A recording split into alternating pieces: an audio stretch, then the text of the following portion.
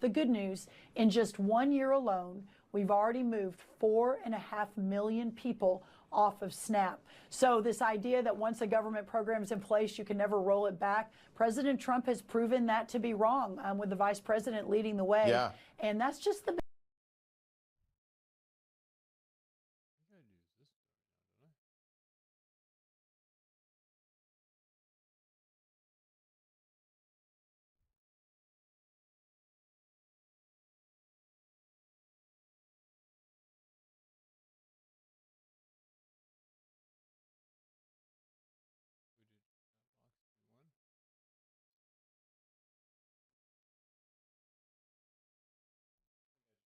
Refresh it. I think I just changed it.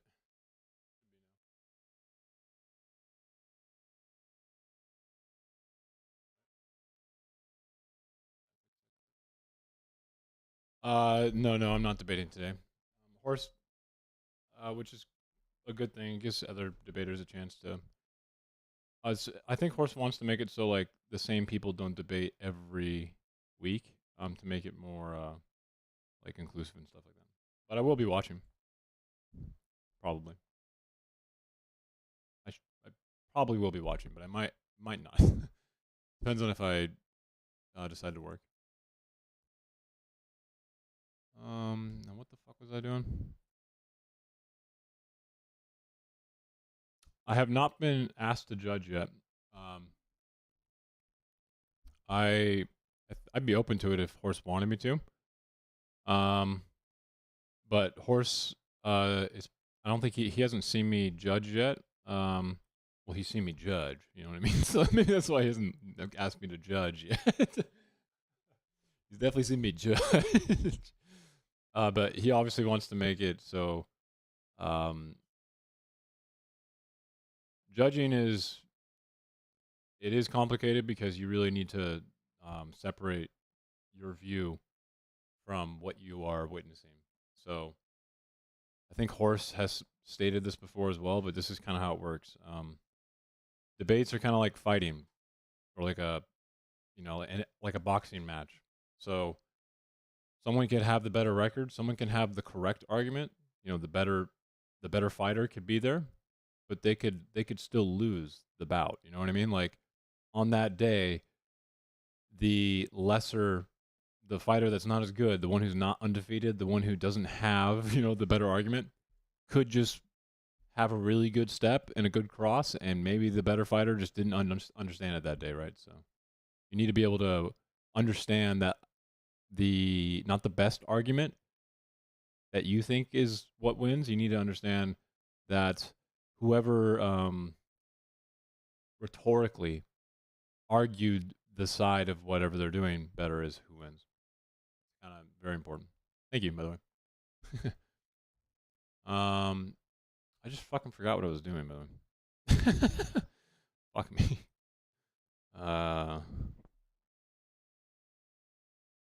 The multi-chat thing from Steam Labs. Multi-chat. This thing has a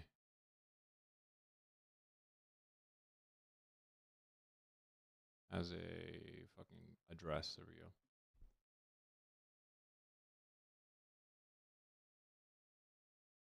Wait, how the fuck do I connect it? Let's see.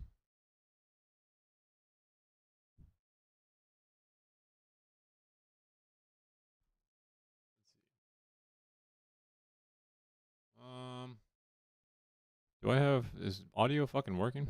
Or I don't have anything playing. Everyone is tracking your face and it's getting worse. Ew. Are they remaking this? No way. They're remaking it? Oh my god, guys. This album is lit. Alright? This album is lit.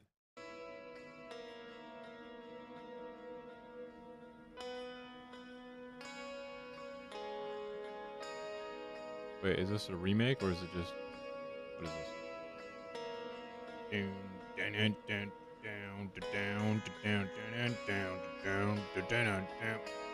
This is Gent. Oh, bro. This is prime gent right here.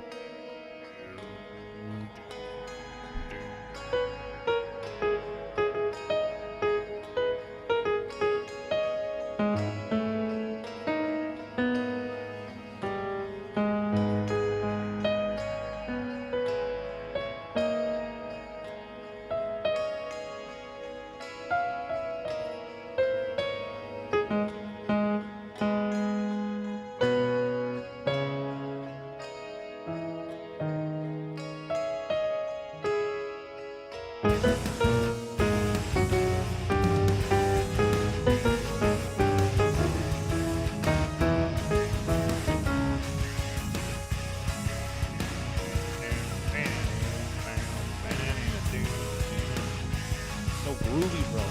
Fuck, okay, I just got distracted. Fucking love that album. It's just like the ultimate groove master. Hidden Crisis of Adult ADHD. I need to do something on here. Why don't we just watch Second Thought? Okay, we need. I like Second Thought, but at the same time, he's also like he does a lot of work into what he does, right? So I do like that part about him. To talk about something. I got 2 words for you. Mobile Fortify. Mobile Fortify. Mobile Fortify. Facial recognition tool called Mobile Fortify. Federal agents using surveillance toolkits during immigration enforcement. Oh yeah. Oh man. It's so good. Tesseract. Actually, if you really want to know, probably one of the best songs, I think, to introduce them with. Oh my god. They're like a gent style metal band, right? But they like an angelic singer a little, but fuck, bro, this fucking song here is amazing. Like, by the way, the drummer, if anyone's musically like a little inclined, he plays everything to a 4/4 click. So under every rhythm you're hearing, he's literally hearing 1, 2, 3, 4, which is to me fucking crazy because I feel like it's really hard to do that with some of the things he's doing. He obviously does actually play 4/4 with, even though it doesn't sound like it, if you like pay attention to his actual his clashes and his like his snare location stuff, but they fuck around with the starting measure a lot. So the guitar in this one, instead of both of them lining up on like 1, 2, 3, 4, right? The drums are starting on that 1, 2, 3, 4, and the guitar is actually skip 1, 2, 3, 4. So it's like lagged. You know, it has some syncopation to it, and it makes this fucking crazy groove feel.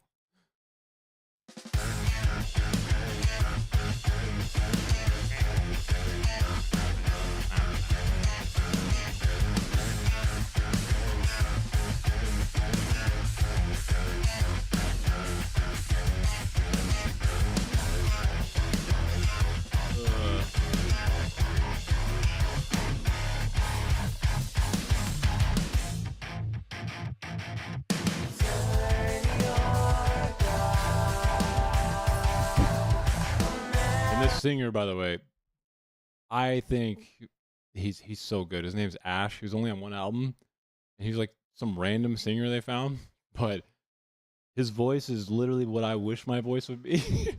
But I'm sadly and unfortunately a baritone, and I'll never be this. All right, while this is playing, I'm gonna do something.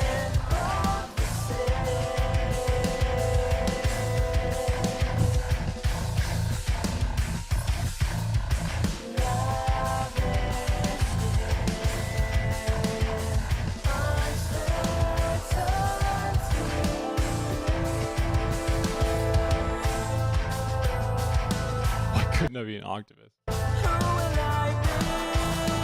have never talked to hamsters now.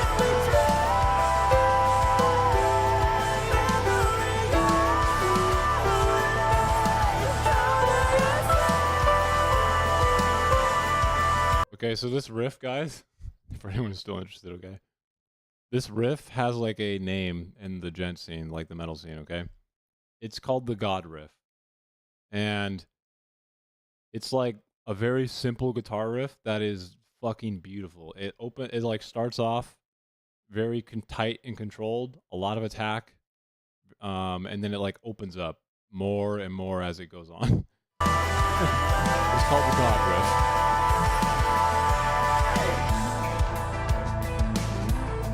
You'll know it when it happens.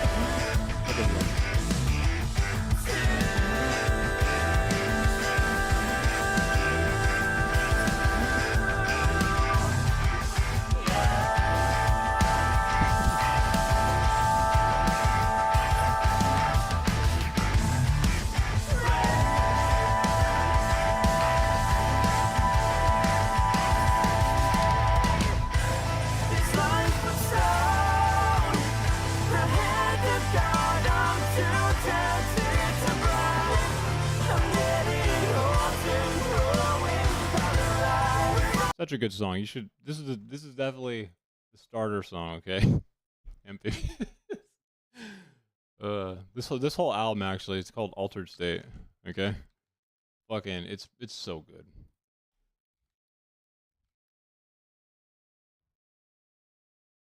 Yeah, this album right here. Why am I zoomed into literally Oblivion right now?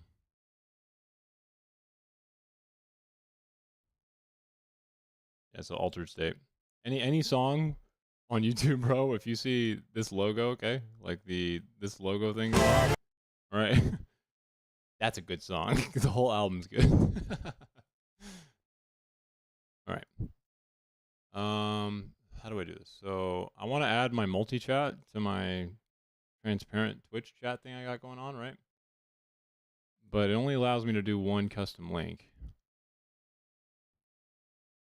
I guess I can just create a second one, but I don't want to fucking do that, bro. It's fucking lame, bro.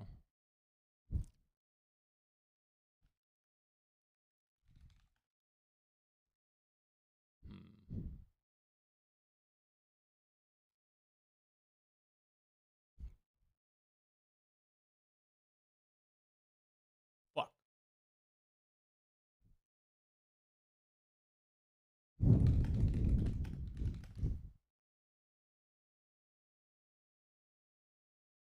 Play the video. Enforcement operation. I'm sure you've already heard about it. These last few months, we've seen ICE agents doing something new, pulling out their phones. Not to play 8 hours of Candy Crush, but to take people's picture without their permission. Using a sort of touchless tap to ID Papers, Please app called Mobile. If he's about to talk about what I think he is, the amount of data now that the DHS is like categorizing and compiling within like their federal databases is shockingly fucking scary, and it's real. Like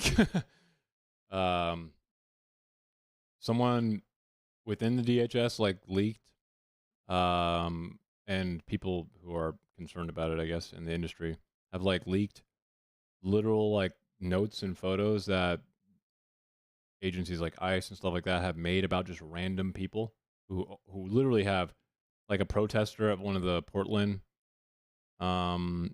sit out things for the ICE center or whatever. She like dropped off food and they put her in the system, her entire name, her fucking like address, her email, phone number, social security number, a photo of her, everything, like her driver's license number, and they wrote down like a little note that was like, and it's a federal database, right? And the note was like, she was complying with like leftist, domestic terrorists or whatever, and she was dropping off food and supplies or like, maybe a masks to like protect yourself or whatever. It's real, and I feel like that's where this is going. Fortify. And after reading about it for this video, frankly, it scares me. When an agent pulls you over and snaps a pic, this app automatically cross-checks it against the DHS's biometric database. Yep, there it is. Yeah, I didn't pre-watch. I promise. I'm just the systematic. Oh fuck! I need to respond to Chase's Containing over 200 million ID'd pictures. If it finds a match using facial recognition, he's probably gonna bring up the sources I just mentioned. By the way, it's fucking gnarly. Like, it's bad. AI, the app can pull up everything from your name. It's also there's like no internal standard operating procedure for this. It seems so agents and people can, like, with their own intuition or their own interpretation, put very extreme notes, right? To your address, to your immigration status, social, and anything about you that might be in an FBI file. ICE agents then choose what they want to do with that information. Meanwhile, the app stores that new picture of you. I'll do the multi-chat thing later. I'm just gonna for 15 years if you're a citizen, and 75 if you're not. It seems like a good comment. You're not allowed to refuse any of this. According to a lawsuit, I mean, you are allowed to refuse it. It's just the pathway to do that is extremely fuzzy right now, right? Like, how exactly? So when it comes to court cases and like the way you can sue anything or like, protect yourself against the government is you have to have standing, correct? So the way in which you would do this is difficult, especially if you have a lot of money, a lawyer will do it, right? But most people don't have that, and it's one of those things where they're not going to make any procedure until there's a problem, or at least there's some reason to not do that, right? I don't really see an easy pathway to like actually do this, but it technically is not legal. Suit filed against the DHS. Over 100,000 people have already had their Face ID'd like this. It's become a standard way for ICE to identify.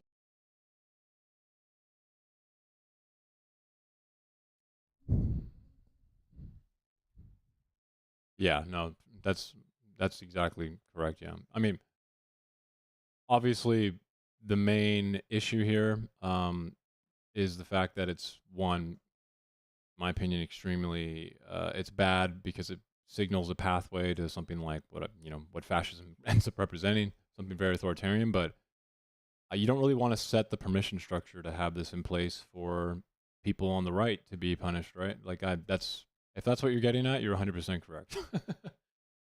Every time you do something like this, it's self-reinforcing, right?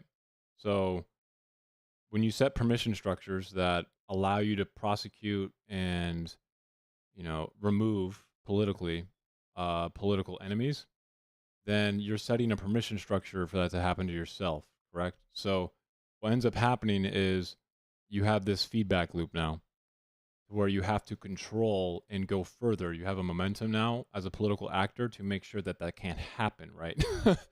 So you end up pushing yourself to be more authoritarian.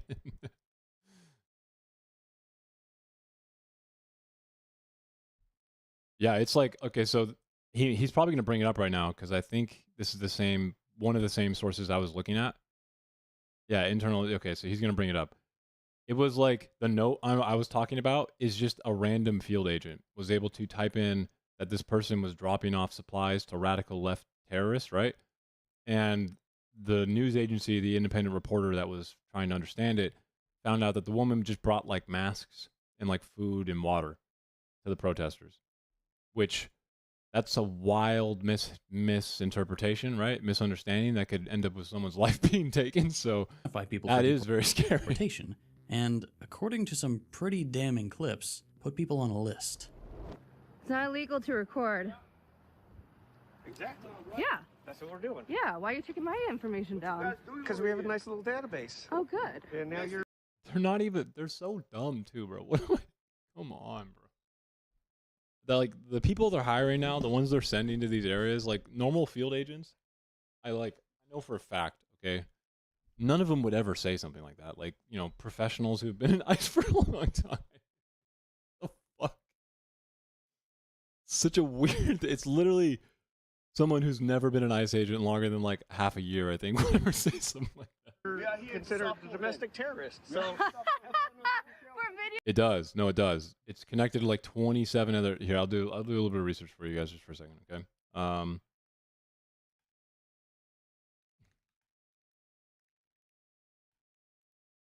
It's pretty gnarly. No, they're connecting it with like 27 of these other.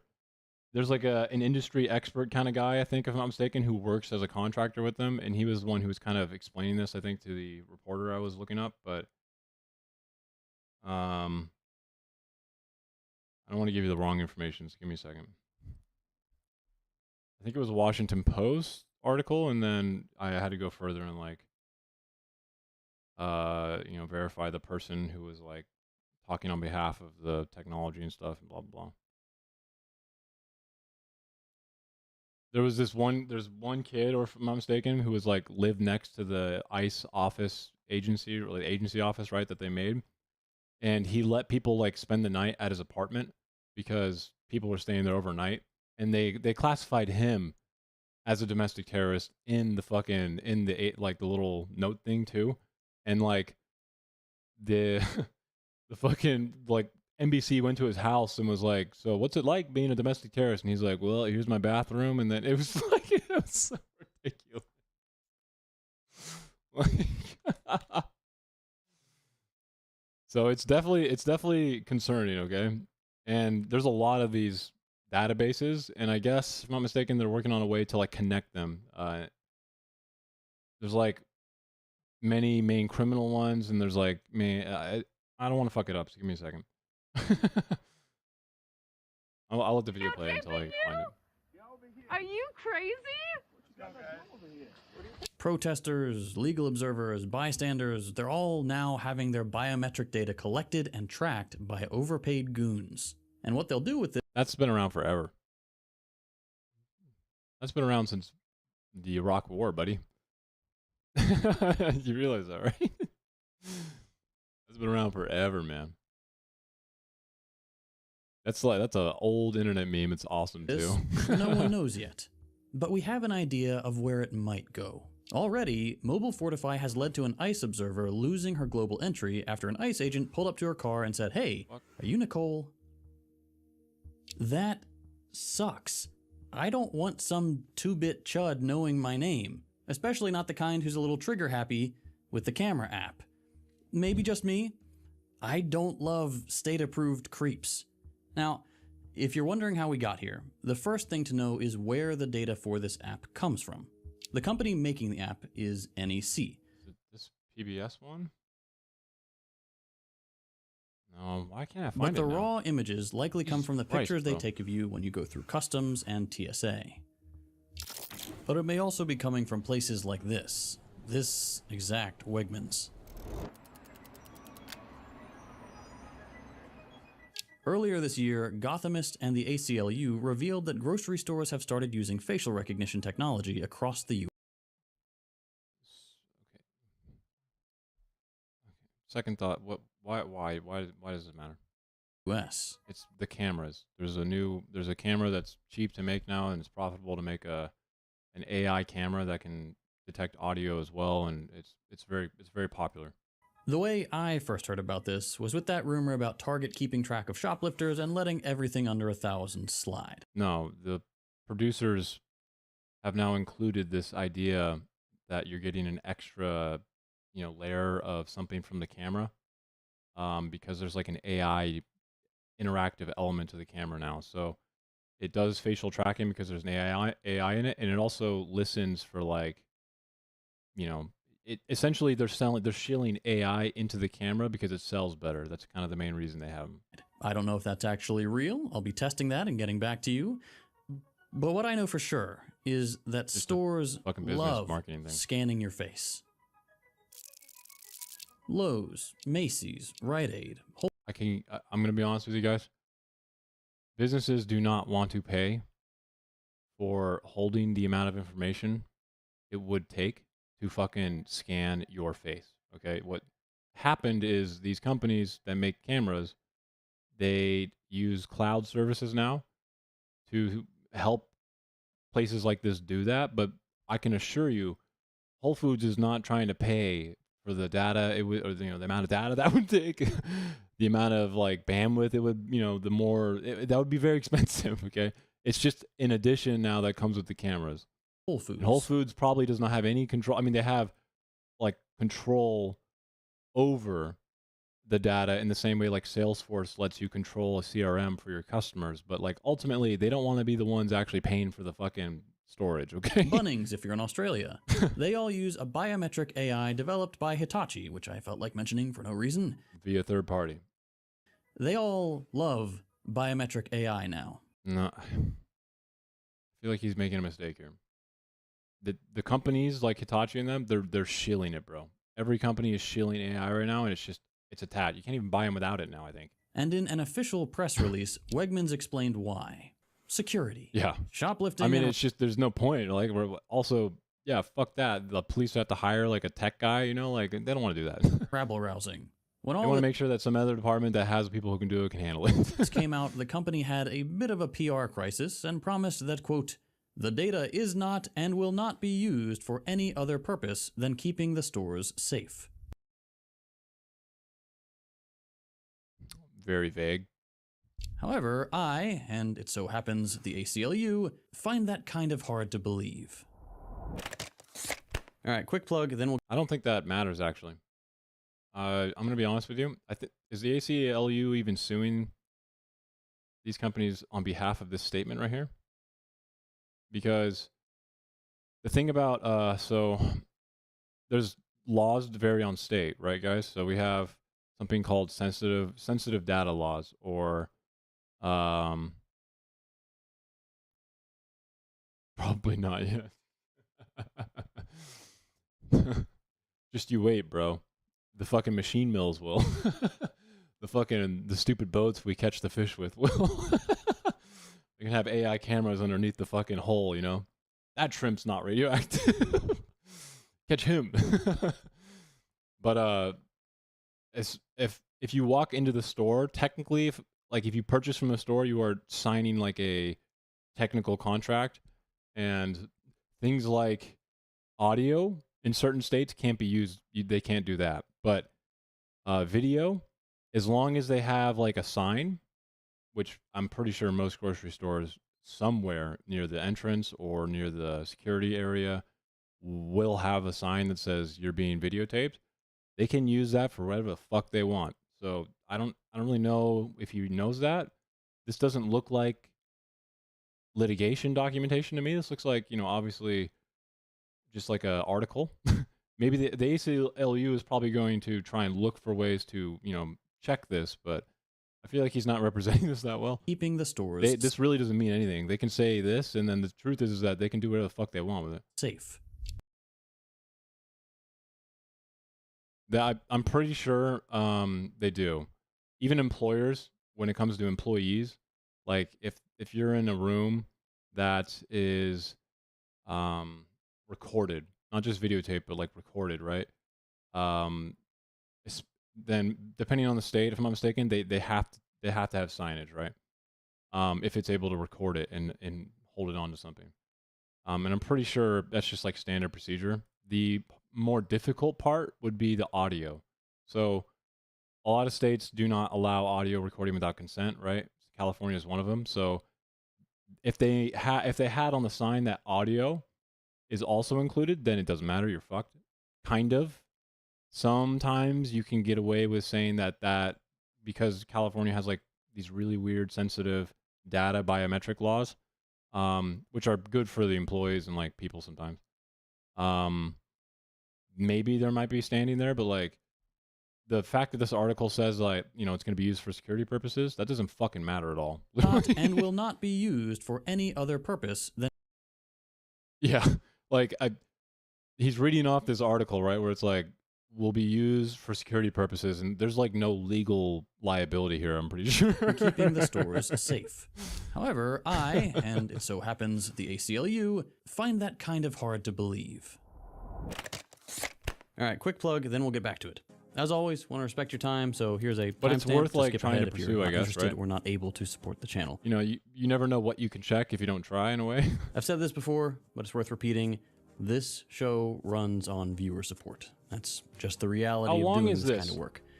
There aren't a lot that exist. It has to just normal people. Thank you for giving me a dot at least. Mean the world to us. All right, that's it. Back to the video. Man, he went with the full. He used to have shorter hair. Now he has the full fucking spaghetti head cut too, bro. What? Why are you doing this to me? Take that shit off your head, bro.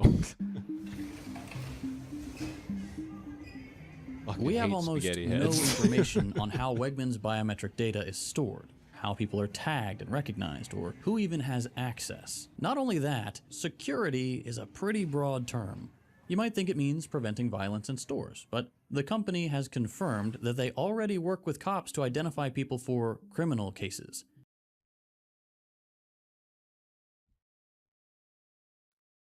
Okay. Is anyone else just kind of, you know, like when you just kind of think to yourself like, duh, like can a FOIL request be used to get operating data for how the AI storage usage works? Ooh, okay. So if you feel like something happened out of negligence, like so a hypothetical scenario. Let's say a grocery store didn't clean an aisle well and you slipped and fell. And you, okay, want to press litigation on them. One of the first things you do, right, is you ask them to preserve records because of on behalf of that. So that means like you have to do it within a certain window too, right? And then because depending on, I'm pretty sure because if you have like actual standing, right? Or actually, I don't even think you need that. I think if you just ask, they're required to at least preserve the records for you if you do it within the time frame of what's regularly applicable to the amount of time that they do before they delete it, because they obviously don't keep years of footage, right?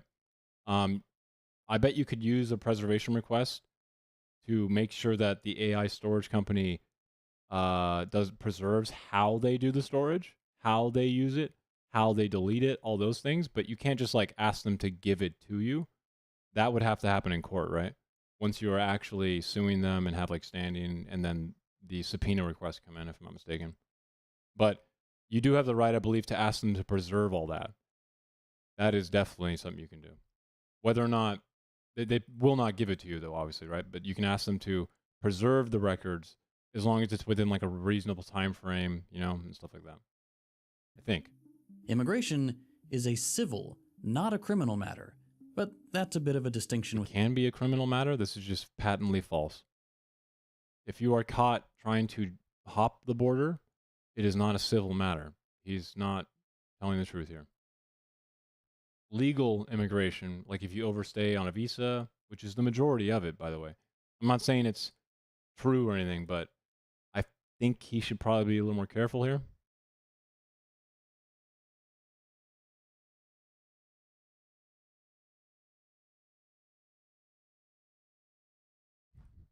Give me a second. I need to.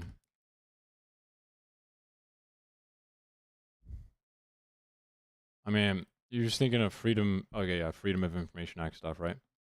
I don't know. This wouldn't really apply to private companies, right? Right? I mean, it would have to. It's like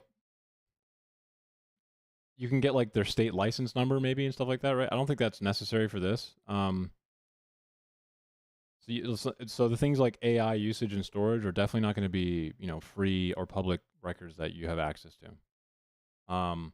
Again, you can access, you can tell them though, you can send a preservation request. Okay, I think that's more or less what you would do in a situation like this. Okay, so preservation request is when you have a formal demand to retain evidence. You're not asking them to give you everything. You're just asking them to retain it, as in like they have to preserve it for you.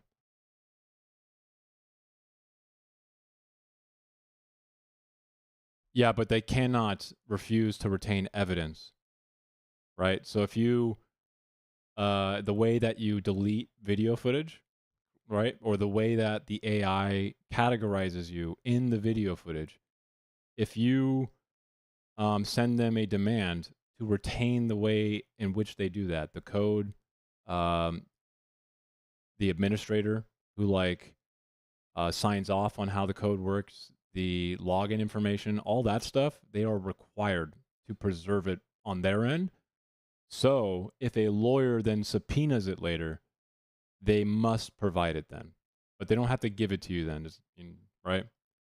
I think that's more relevant than you can use Freedom of Information Act to like get information that's public, but we're talking about like, you know, kind of sensitive information that really shouldn't be public anyway, right? Like the way this AI company probably even does data storage probably is something that may make them a differentiator or make them profitable or more profitable than some other AI companies. So we shouldn't be like making that public without a difference. People like steal from them, you know? Regardless, be a bad idea. Whatever Wegmans does, by working with cops, they create a direct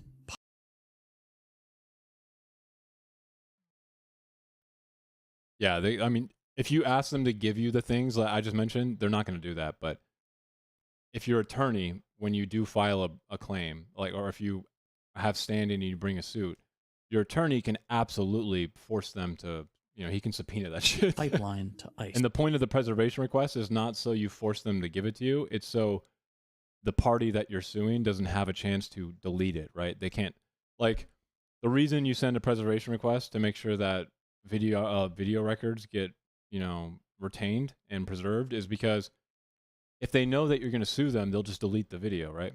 And if you don't have a way in which you can say, hey, you guys hold on to video for like 30 days, it seems, judging by your operating procedure, but you deleted the video I need in 1 day, then you're fucked, right? So that in court, if you sent a preservation request and then later when you sued them, your attorney sent a subpoena, if the company went ahead and deleted the video outside of the scope of what you asked them in the preservation request, that's called spoliation, and that would fuck them. Immediately, the judge will literally just instantly fucking, he will be like, sorry guys, I'm going to side with the defendant here. Like it's very bad to do that for the company. Cops. So the sooner you send a preservation request when you think you have a case is, well, you can, because when you ask for preservation requests, right? Like here, we'll do a preservation request record template, okay? And you'll see what I'm talking about. So when you send this, what's gonna be in the letter is I'm requesting that you preserve, okay, the way in which you delete video footage.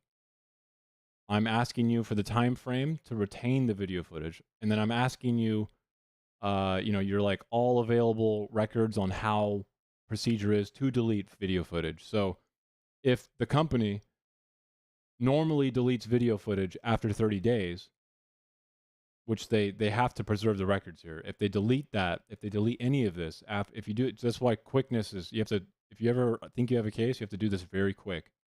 You have to do it before the company or the opposing party you're going to sue thinks you're going to do it. And once you send this, they can't just ignore it.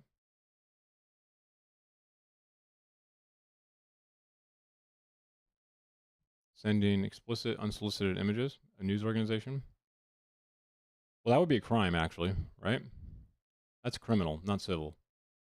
I think you could probably just, you know, submit a police report at that point, and then a prosecutor might even just go to the, like, if it's criminal like this, which, by the way, it could very well be, depending on if it's explicit, like you said, it very well could be criminal, and you don't even have to do anything. If you report that to the police,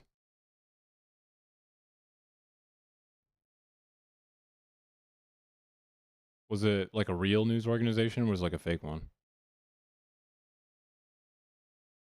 Was it like a phishing scam? Or because if it's like a reputable, tie it back to they sent you an explicit, unsolicited image, or like what kind of explicit are we talking about? Like gore or I'm just curious.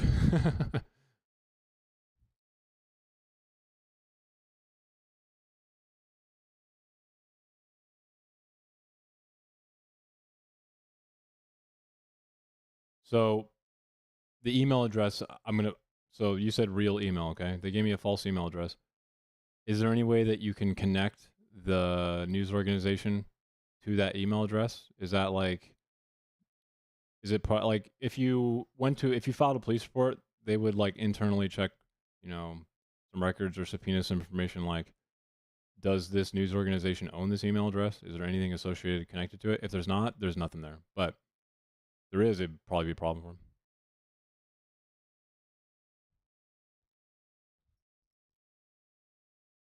It says it came from the organization, but that doesn't prove it did, right?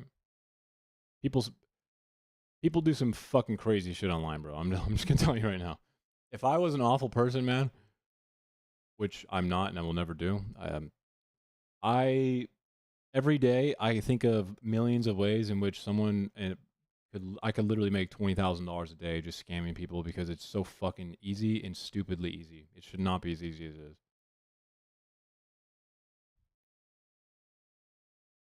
Came from their website. From their website. I mean, so do you want to know? Do you want to know one of the quickest ways to fish someone? Just really for fun. Zach fooled me yesterday. What do you mean? Oh yeah, about the fucking social security number. I mean, I was hoping he did, Grand. I'm just. Did he really fool me or?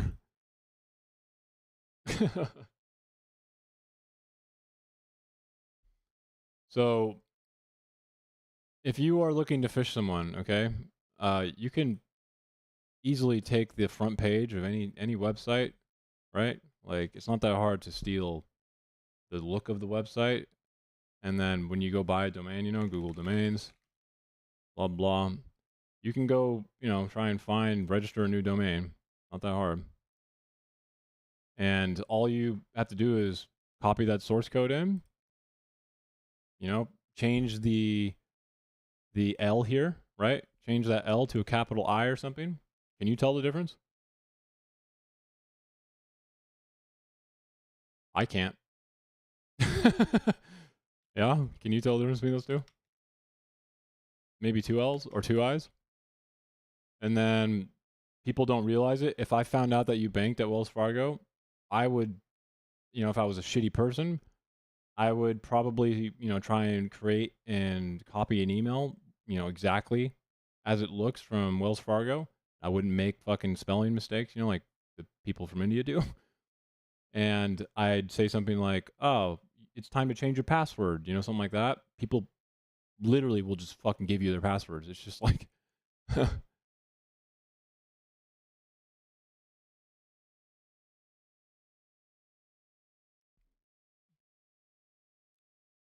I'm not saying you're wrong or like incorrect. I just don't have enough information to actually tell you whether or not it's true. But what you did describe, if it was like a explicit sexual picture, is a criminal case. It's not a civil case like this. So hypothetically, if let's say this was, we can just say it is the local news agency, okay? We know for a fact, hypothetically. You would make a police report and then the local prosecutor would just continue without you doing anything. He would just pursue the case. You wouldn't have to fucking do anything. He would just be like, "Oh, cool, thanks." Now buzz off. I'm gonna go do my job. Like he doesn't need your permission to continue. Secretly, you could sue them civilly after the fact because when they're criminally convicted, right? It opens them up for civil liability explicitly. So.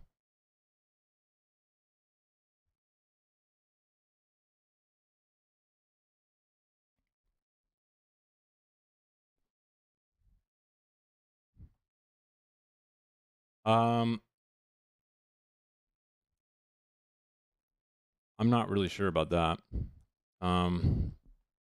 You probably want to file the report, and then the person that you talk to, the investigator, right, the prosecutor, right, or whoever contacts you would be who you would want to listen to.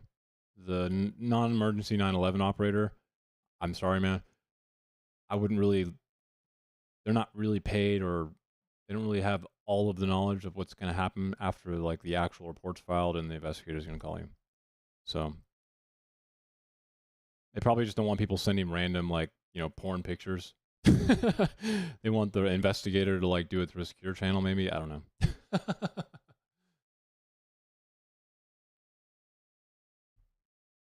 No, you're okay. You're okay. I'm trying my best to. I definitely need to know more information, but something is telling me that your local news agency is not that stupid, and that someone else is trying to act on their behalf because of the legitimacy it might provide, or I don't know. It seems unlikely, but things that are stupid and more crazy have definitely been done. So The work with ICE.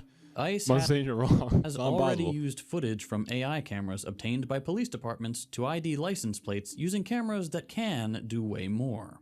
And if all this wasn't enough, we've already known for a while that DHS buys data for its identification systems from third parties and private companies. Okay.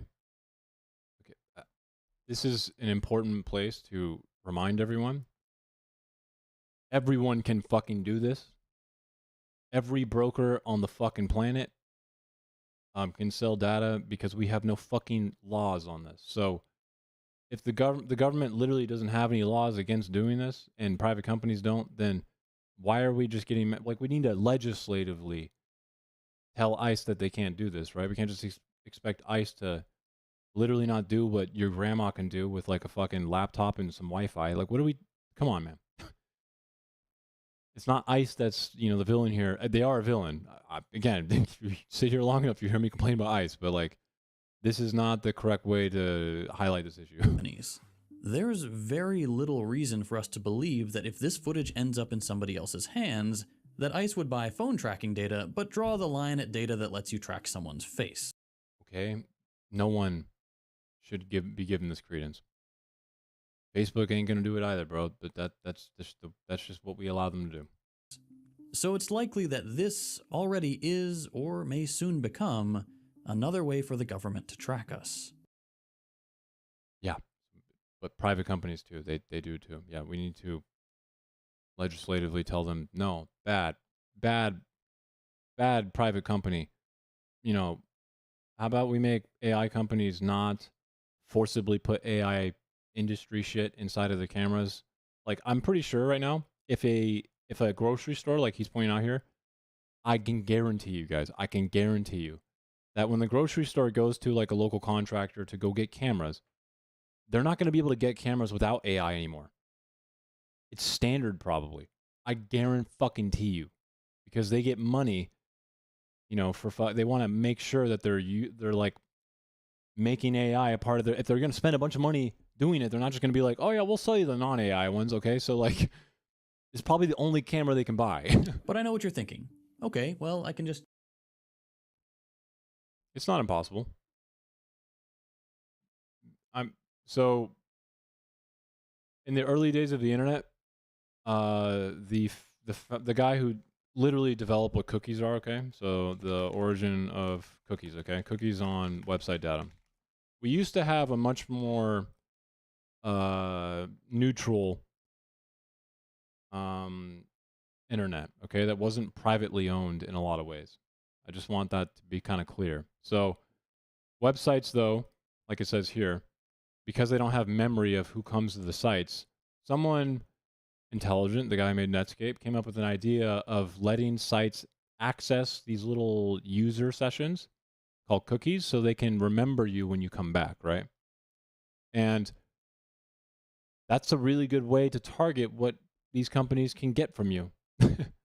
So they can't remember certain things about you. If you put in like a security code, or like, let's say you're required to put in, or on Facebook, right? You put in like, this is my aunt on the family section. We could actually, tell Facebook that, oh, well, you can't actually sell that to people. You shouldn't really remember that in the cookies. You know what I mean?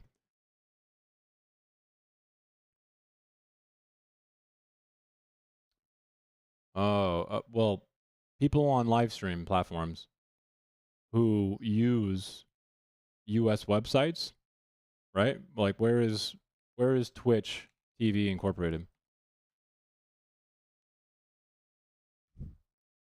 Take a guess.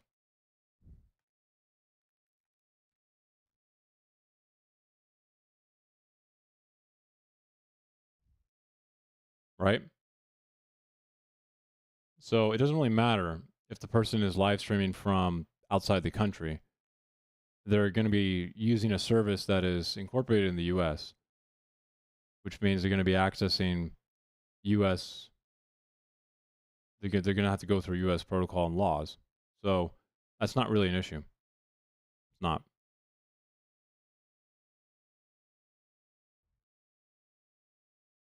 I mean, if you use the internet to go to some outside of the country website, that might be an issue.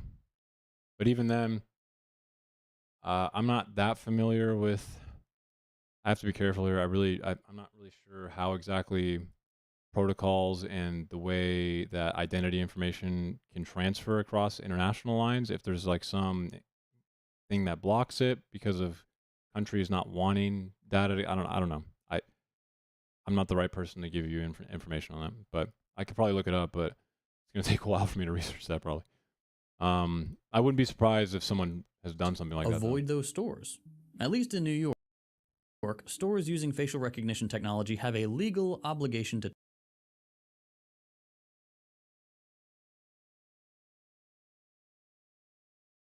So when Twitch tries to run inside a country like France, like let's say someone from Twitch wants to let France like use the website, right?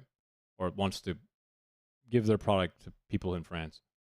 They have to abide by French data laws and safety protocols, right?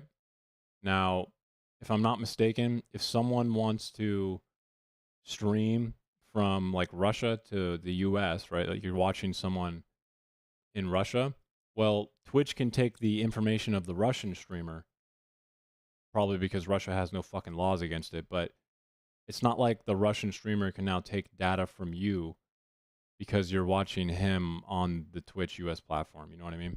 So the data that Twitch can take from you depends on the country of the streamer, but there is no way that a Russian streamer who streams on Twitch is going to be able to like somehow get a unique access to your information.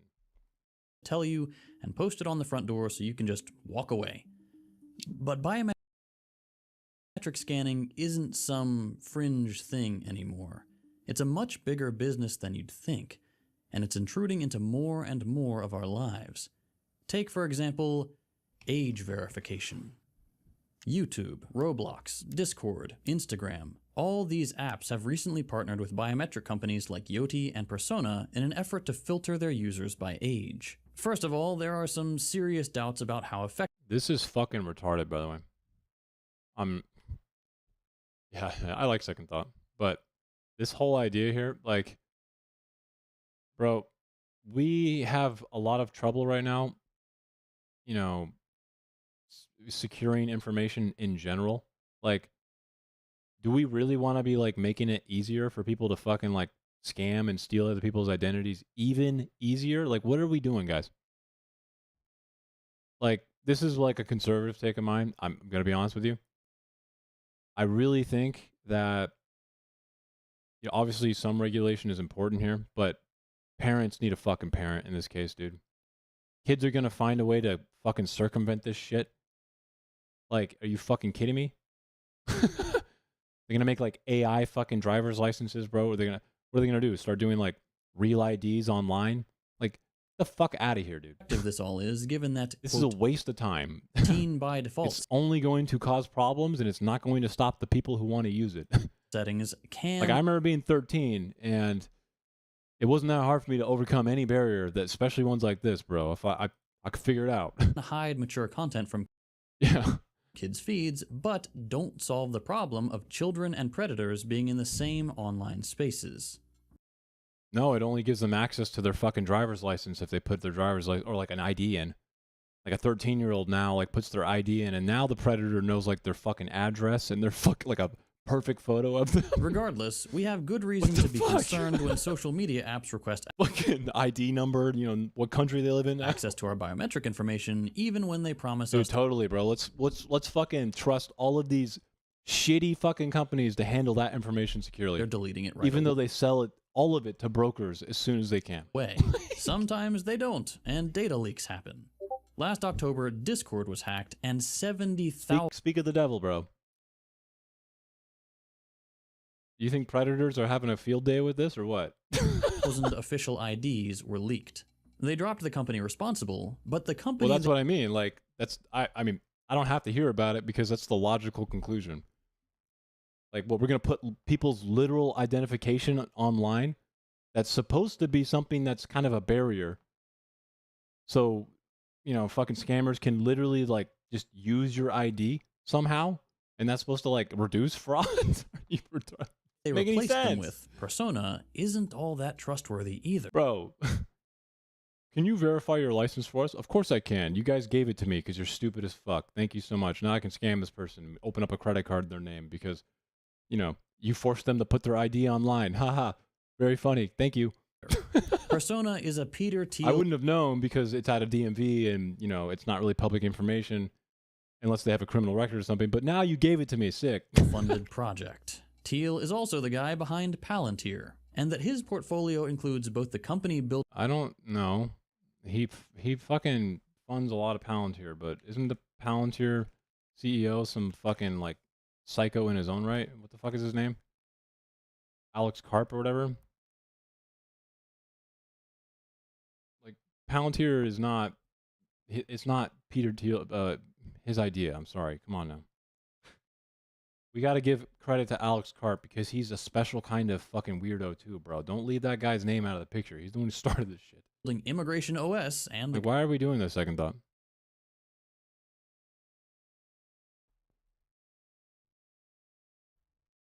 If a police officer ever asks for your social security number, I think I would ask him like, did you pass your did you pass the academy, dude? Why would you need that? Are you stupid? Are you asking me for proof of like citizenship? You fucking moron. Why would I tell you my social security number? Like, I know he's a chairman, but like Karp is the one who came up with the idea and Peter Thiel is just funding it once he got wind of it, yeah. But Karp is uniquely, if you watch videos of him, you kind of just go like, wow. You know, like he's just as creepy as Peter Thiel. Yeah, so yeah, that's definitely something people do. So police, if it's immigration enforcement, by the way, like police aren't supposed to ask this, obviously, right? Police aren't really, it's not really their job, especially in sanctuary cities. They're not allowed to do this. The whole point. They can't like ask you for citizenship stuff. They don't really care. If immigration asks you, it doesn't make any sense. I feel like when they do this, it's funny to me. Like imagine, like I don't carry my fucking social security card on me. I don't carry my birth certificate or anything. I'm like, if I got stopped by immigration, you know, be like, are you a citizen? I'd be like, let me go, you know, check my asshole at home. We want to meet back at like in an hour or so, bud, so we can fucking team up and I can tell you. It's like company collecting data on people's faces. Well, it doesn't make sense to have ICE roaming around anyway. Like it's just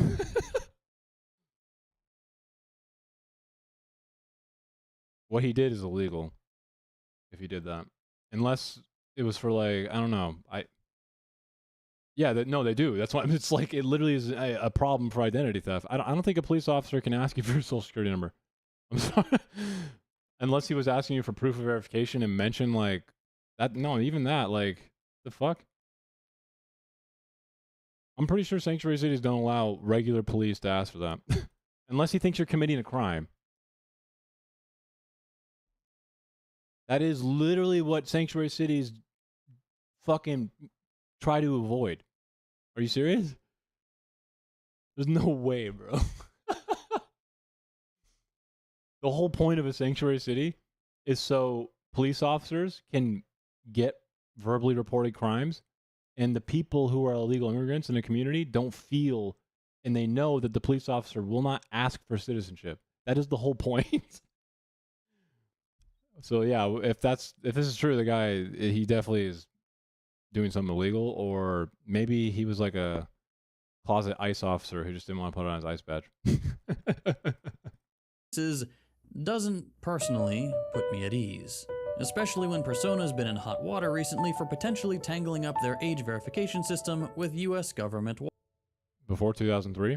If that was the case, did sanctuary cities exist? I think the earliest ones were like early 2000s, so I don't know if that's possible. Maybe in late 1990s?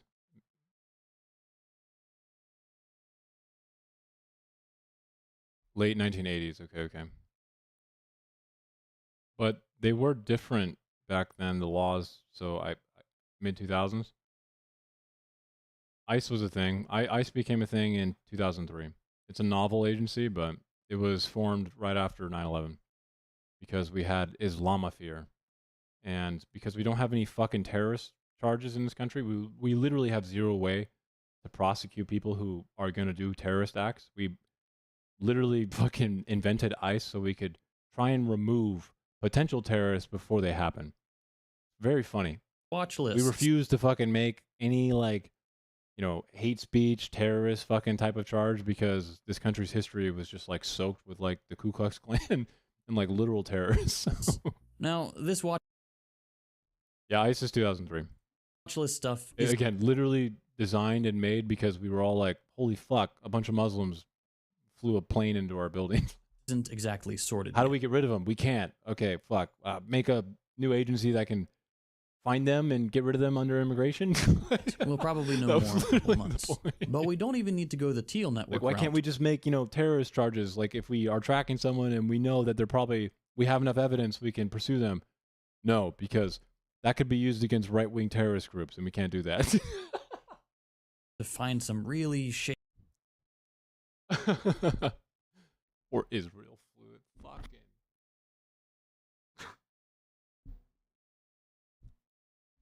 Oh my god, bro. Are you about to hit me with the what about the 6 Israeli men on video dancing in the street on the day of 9/11?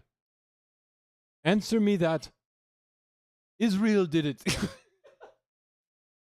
They were dancing to happy music. How could you? How dare you?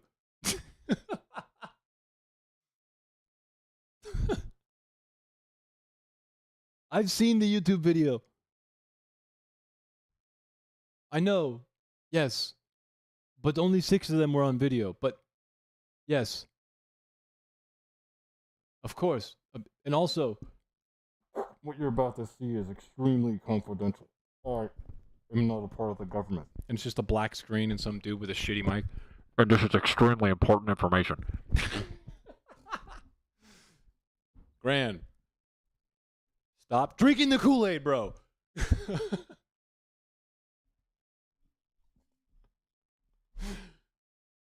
You saw that black, fucking no person video? The guy just like, what I'm about to tell you, it's extremely important and very serious. I have no evidence, but I'm going to make a bunch of fucking conjecture and you're going to fucking believe me because I'm using a shitty microphone with a lot of fucking noise. Bro, skepticism mode, turn on there, bro. Are we sure about this? Should be your first question, bro. shit. Social media companies have FEMA camp videos? openly worked with ICE to ID people who criticize the organization. And again, I know what you're thinking. That's what the videos are like, though. I'm serious, bro. We've all been there, Grant, I know. Trust me. I knew before it happened. I was in tune with the ODGO Messenger app before it was ever even created. I knew you in the womb. I'm Jeremiah, but on terrorism steroids.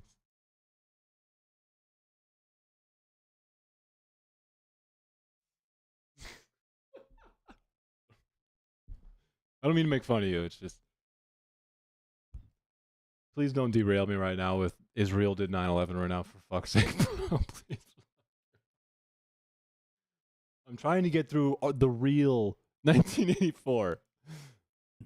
Okay, I know he's rocking the spaghetti haircut, bro. Why? You know what I mean? Like, he looks like he's about to hit me with an opening script of like a 1980s porn video, bro. And after AI scans your body, I'm gonna scan. Just well, I will stop going on Google, Instagram, Reddit, Discord. I won't post anything political. I'll only use the cringe lib apps that no it's happening. one's on. But again, this is a big business. Facial Dude, that's because he lives in an eternal gangster's paradise. tracking isn't limited to grocery.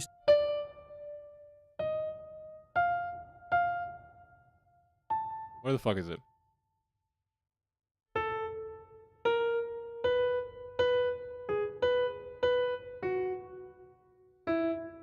Living in a gangster's paradise. Having fun for more.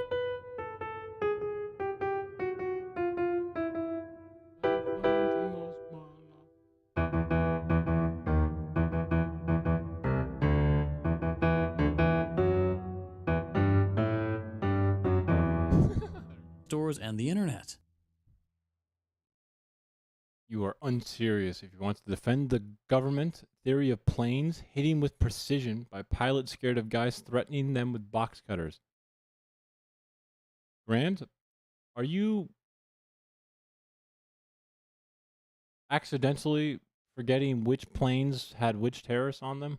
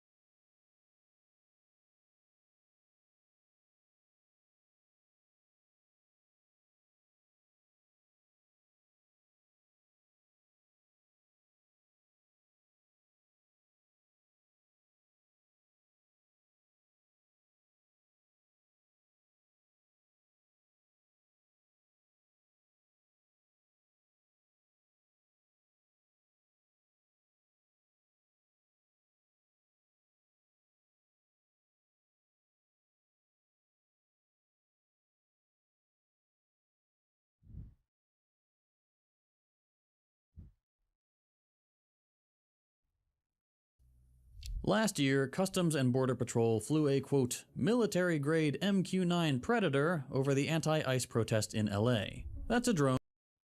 Just want to make sure you understand this, Graham. If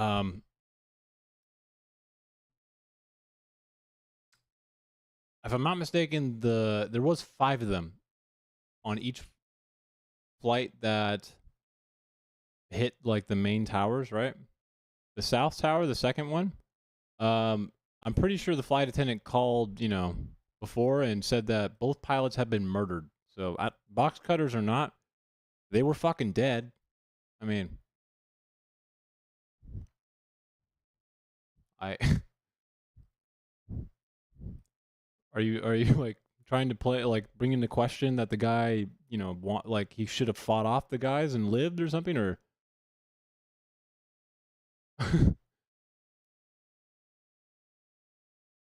there's also 5 of them.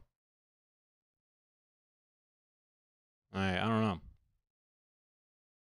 little weird.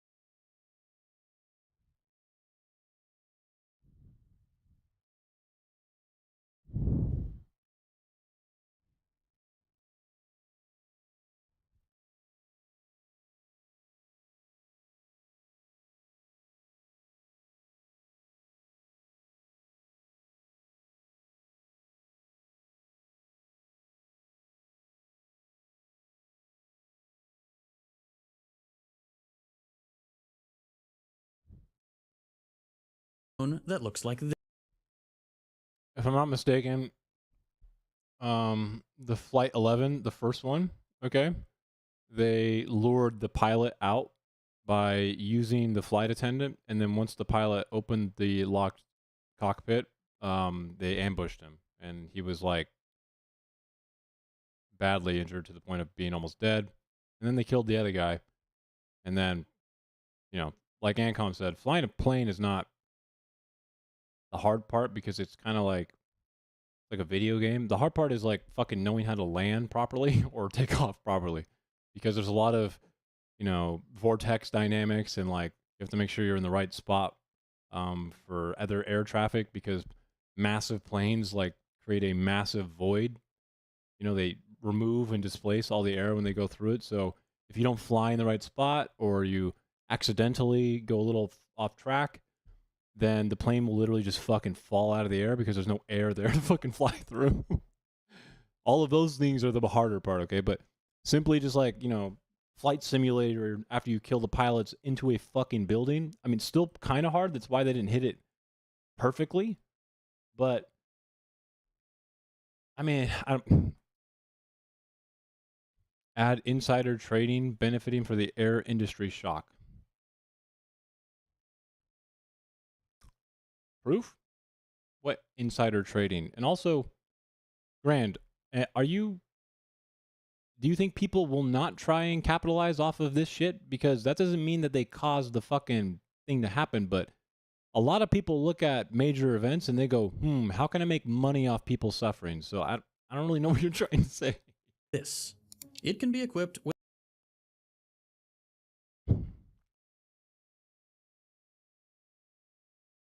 Yeah. with hundreds of I cameras. think they were trained, actually. I actually think the pilots were trained somewhat beforehand, right? Is that correct, Ancom? One sec. I think a few of them were.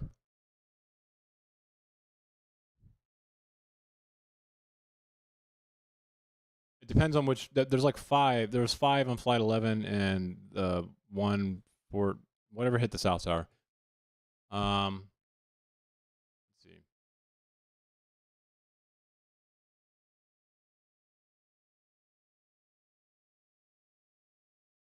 Lead hijacker Mohammed Atta was a Egyptian engineer, architect, and terrorist hijacker. And he knew how to fly. So, yeah.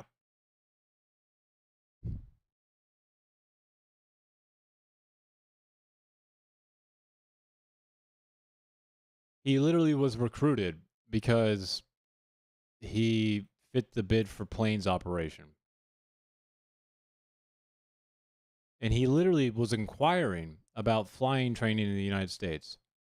And he learned how to fly planes in the United States. And he obtained his instrument rating in November. And he had a commercial pilot's license in December. He knew how to fly. So, like, he had a commercial pilot's license from the U.S. So it was a complete plan. This guy he knew exactly how to fly this plane directly into the fucking building after they killed the pilots.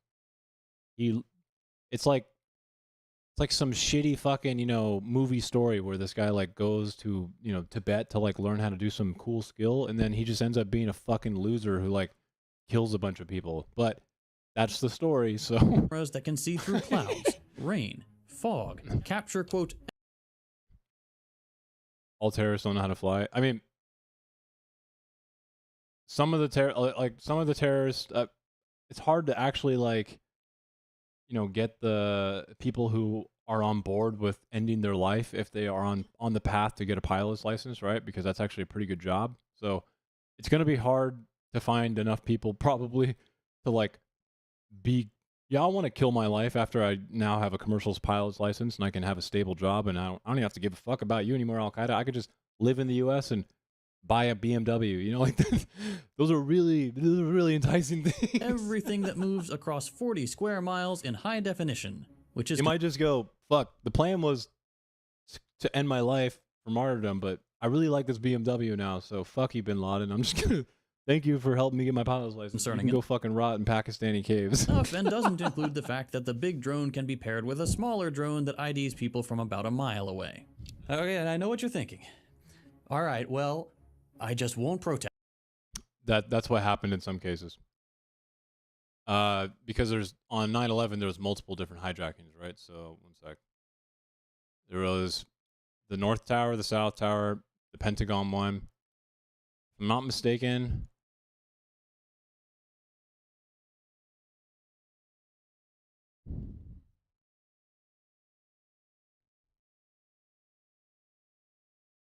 the Pentagon one was the box cutter one, by the way. Brand, just to be clear.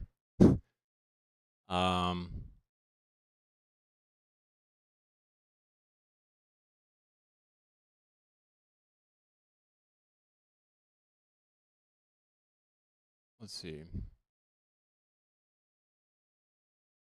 I know one of them was kind of foiled.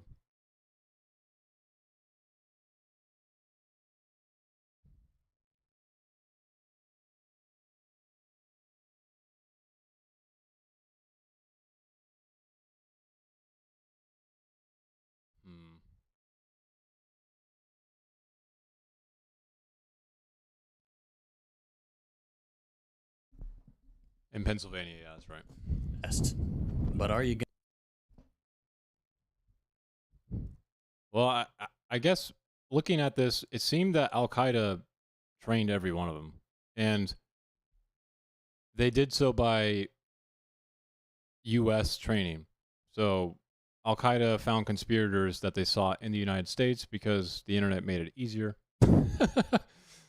That's one of the problems that the internet did, was it allowed a lot of really shitty organizations to go like, whoa, we don't need a charter anymore. We can just like find them everywhere. And then, you find them. And they found enough of them in the US, and they were all trained. At least the lead hijackers, they trained at least one in every single one of these hijacking attempts. That was like a professional pilot trained by US pilot schools. So yeah, pretty convoluted, complex. gonna go actually. outside at all? Because a ton of police departments have flock cameras all over small towns, and they can be set to automatic. To be fair, now that I think about it, it probably would be necessary because pilot cockpits in commercial planes look pretty fucking daunting. And you probably would need to know very quickly how to like turn off the autopilot thing. Know how to fucking, I'm assuming, I don't know all of the fucking mechanics of a plane, but they're pretty complex instruments, right? And they can just, very small mistakes, like if you're dealing with electricity, like, how people say don't fuck with electrical if you don't know what you're doing. Like planes can kind of be that way too, where super small mistakes can just be really fucking bad. So track and I guess zoom Al Qaeda and Bin Laden thought it was necessary. on your face and tag the video using Gen AI completely automatically. Like we said earlier, ICE has already used those cameras on license plate tracking, but the tech gives you the ability to do way more. I know what you're thinking. Okay, well, I won't go anywhere public then. I'll stick to private property only, somehow.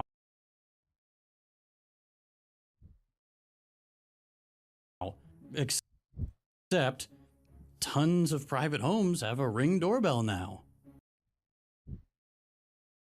Not long ago, police departments were just handing them out. That's because Ring was just giving them information. They were just like fucking totally crazy. I know what he's going to say right now. Ring was just like gleefully going, here you go. And what started as a high-tech convenience soon It literally became like a pathway for the police to just get things that they shouldn't have without some sort of, formal report.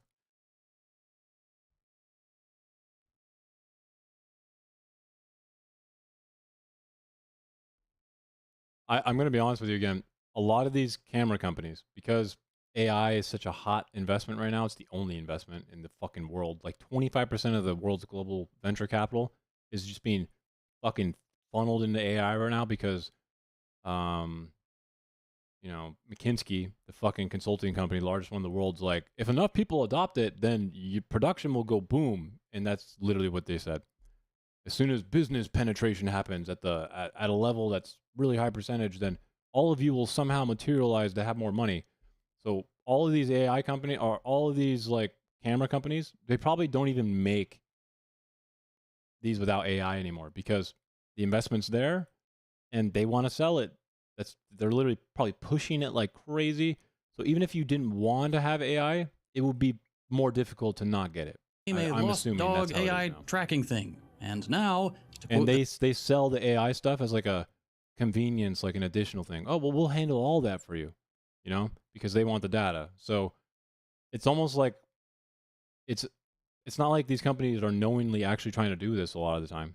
CEO directly in a leaked email, I believe that the foundation we created with Search Party, first for finding dogs, will end up becoming one of the most important pieces of tech. You can now see a future where we are able to zero out crime in neighborhoods. Yeah, because being on camera has always stopped like a dude from beating his wife, of course. the marks of like being that person that clearly are there on the person go away too. If only this is how crime actually worked. You know, when you're doing the crime, you're like, I wonder what the consequences are. I know what you're thinking. Okay, well, I'll stop growing up entirely. You can't arrest a kid, except...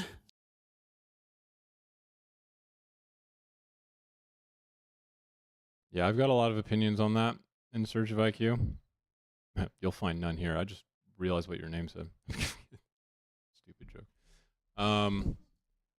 You know, there's a paper that just came out pretty recently from Wharton that was pretty convincing, okay?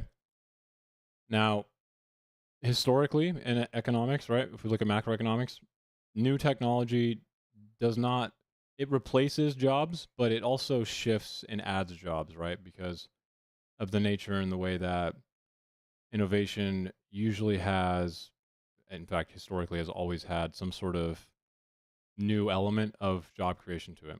But that doesn't mean the job's good, okay? But historically, that's the case. Now, with AI, it's not like you can't really use the historical argument here because it's novel technology. So it's not like history where we can just look back at like the Nazis, you know, and like look at parallels in that way.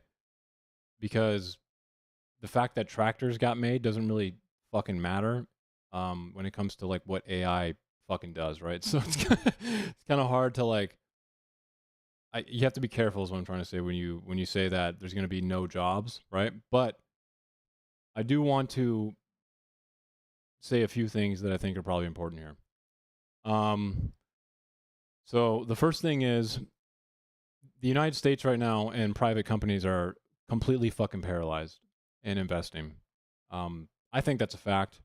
It's not like I'd have to like argue that really well, but if you look at the total amount of money, and I mean the total amount, which includes like internal AI apps, internal AI development, not just, you know, venture capital, you know, sticker price fucking, I mean like how many companies are investing in AI, and every dollar spent that's not invested somewhere else is essentially like an opportunity cost for like actual material circulatory, you know, fucking ideas in the economy.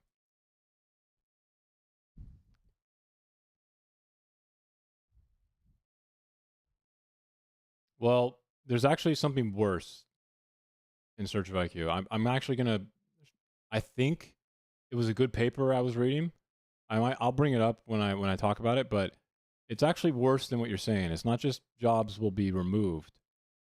The paper claims that there will be because of competitive incentives between businesses, which is absolutely a very strong thing. There's going to be like a downward spiral effect with a self-reinforcing feedback loop for companies that are trying to compete with other companies that use AI to save money and eliminate jobs.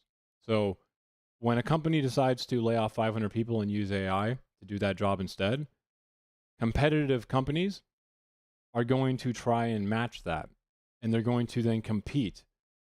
And there's going to be a self-reinforcing problem here, because when you lay off 500 people, what's happening there is now you have 500 less people who are spending money and likely not spending money in your company. So we have now competing incentives here where companies are seeking to lay off people because of the competitive nature of your opponent or your competitor being able to do that or doing it and then saving money, and you can't match that. So you match that. And what happens? Well, now you have 1,000 less people spending money, which in turn lowers the amount of money being spent, which reinforces your need to continue doing it. And the paper to me was pretty fucking convincing. It's kind of gnarly, actually. I'll bring it up after this video if you'd like, so we can go over it a little bit. It uses like a Nobel Prize winning economist's simple model for one of its bases, if I'm not mistaken. And then, I mean, I'm not familiar with the publishers of it, but to me, it seemed to make sense. That would be bad. That's not just AI removing jobs. That is AI like reinforcing the companies to then eliminate more and more out of need for competition. So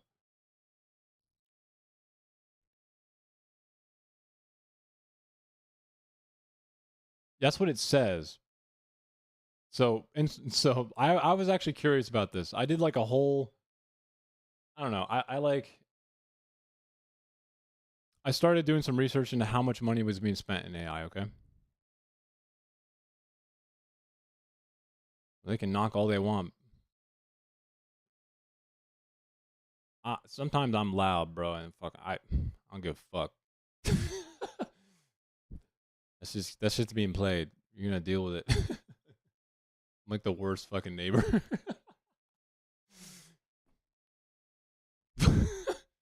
You open that door, bro, I'm gonna have a Guar costume on. Just fuck. Anyways, so my initial statement, though, right? So I think the U.S. is paralyzed right now, and I think it's simple to understand why. The only industry right now that has a green light from the Trump administration to be invested in is AI. Okay, and why do I say this? Well, I want everyone to imagine themselves as like a wealthy venture capitalist right now, okay? You are a wealthy business owner.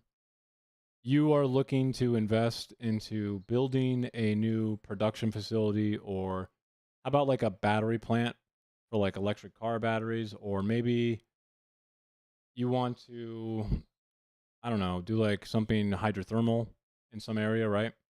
Right? Okay, just imagine that you are looking to put this capital somewhere so you can maybe get a return on your investment, which is a normal process in a capitalist system, right?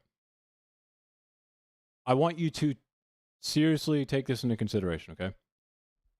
Are you going to invest billions of dollars, potentially, maybe hundreds of millions, tens of millions, into any of that if all of that money could become insolvent on the whim of a fucking tweet by some deranged fucking retard? And I'm saying some loaded language there, but like, think about that for a second. You are like, I really want to like do something with steel, and we have this dude literally going like it's a saturation slider in Photoshop with the cost of what's gonna be for steel or precursors or whatever the fuck we want to say, and ask yourself, yeah, I'm gonna go ahead and just start that right now. I'm gonna invest right now, even though next week it could literally become insolvent because this guy is fucking retarded. Like, what do you think that would do to the economy, guys? You know, he changing the tariff rate like he was doing, which, by the way, no one even knows what the actual tariff rate is still. I want everyone to understand that. Like, the system that we have at the port of entries and stuff like that was not designed to fucking have the president, you know, treat port of entry excise taxes like it's a fucking saturation slider in Photoshop. There's no like way to communicate his tweets properly into the systems in the same way that we think of, you know, on a social media post. Okay, so a lot of the times the ports didn't even know what to charge certain items because he'd like release a new executive order, like changing the timber rate, you know.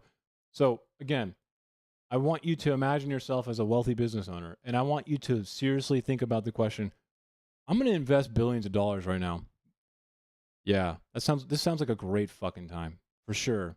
I have no idea if wood is going to be like so expensive because this guy is fucking retarded, but I'm going to go ahead and invest billions of dollars. So like that's kind of why the paralyzation of the United States economy is not building any production.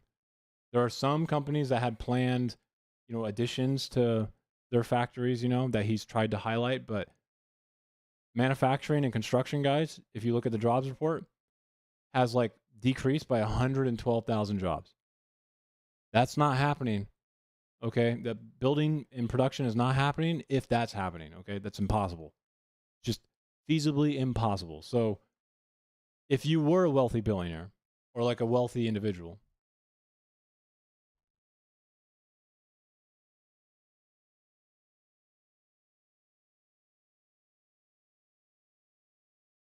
okay, so be careful here.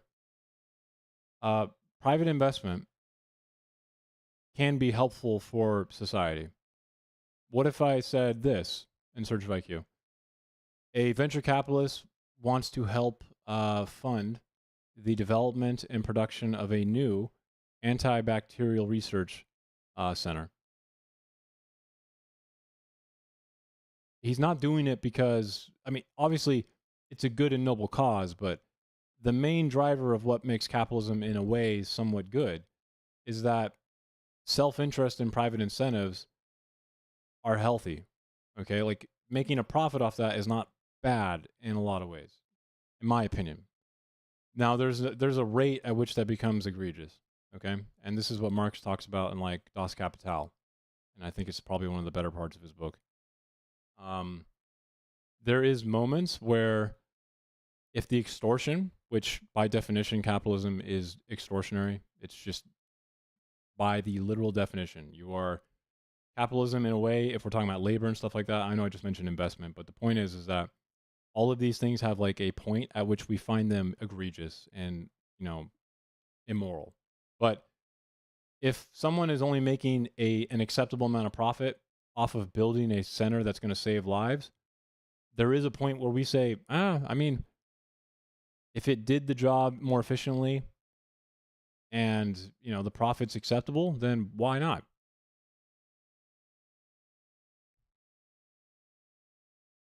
Sometimes for-profit institutions are better at enacting results. I can give you an example of both government, and it mainly comes down to incentives, but I can easily give you examples of many things that you purchase that would not work with government sponsorship or state-owned enterprise, or in Ancom's world, sorry, Ancom, the investment vehicle gets ruined if we do like full fucking co-op things, in my opinion. See, for Joe Burrow, government state-owned enterprise is probably the best way because the Bengals seem to not be doing it. That's for sure.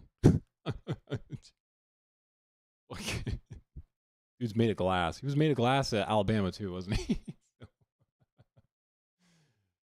But this mainly comes down to incentives. So, like, I know I just went on a tangent again, Jesus Christ, but this is fun for me to talk about. This necklace I'm wearing, okay? This is actually, incentive doesn't necessarily incubate knowledge. Incentives are about the self-interest of the actor. So they can incubate knowledge, yeah, but I don't think it's really relevant to say that in general, governments can also do this. Incubation of knowledge is somewhat necessary sometimes, right? I mean, you wouldn't want China to know how we make F-35 steel, you know, that goes in the best planes we have, because then they would be able to see them easier. I mean, incubating knowledge is not necessarily a bad thing.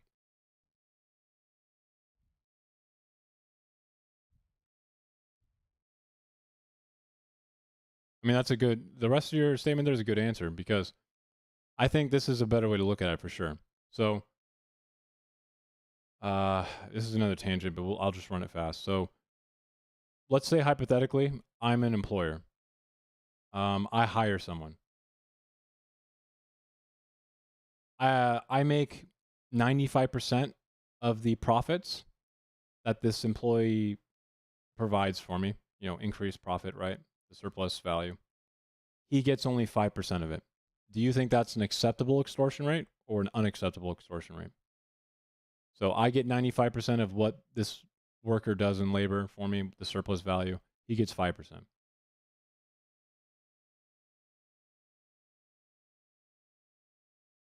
Acceptable or not acceptable?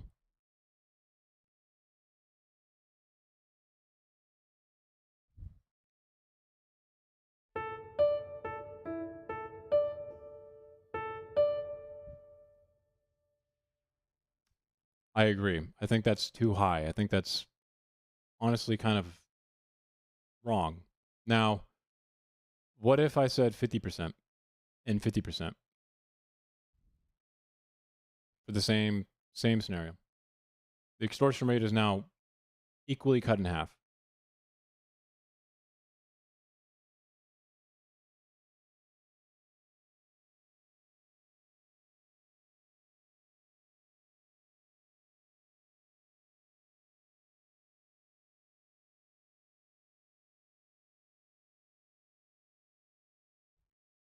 This one's probably a no for me as well, but I want you guys to understand it does depend on what the surplus value is being accrued from now, in a way. But to keep it simple, we're talking about like a service job, right? So I would say no to. Now, what if we like come here now, said come here now beach? The names are stupid. Okay. What if we flipped it? What if, as the employer, I get 5% and the employee gets 95%? Which, by the way, definitionally, I'm still extorting the employee, but extortion rate doesn't, in Das Kapital and Marx's writing, right? He doesn't actually ascribe or prescribe a qualitative good or bad to his definition here. It is strictly an analytical measurement. Do you think no?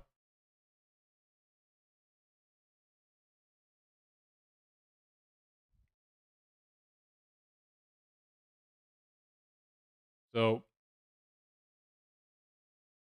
the problem here now is that the surplus value that the employer is now getting is going to probably limit the company from growing. In fact, it would be and probably make it not profitable anymore. You understand that, right? So what would the employer do? Would he continue offering the job? Would he not put the job up anymore? Do you think he would remain unprofitable, or what do you think would happen?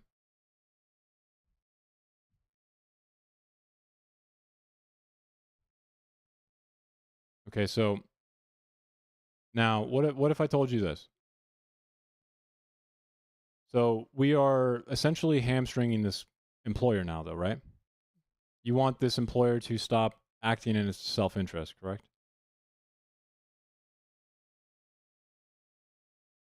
Yeah. You want it to focus on something other than the incentive that the employer has for his own self-interest.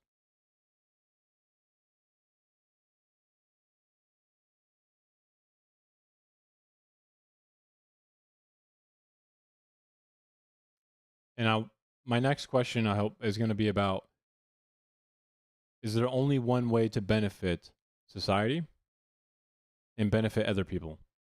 And is simply diverting income and profits to benefits to society the only way to do that?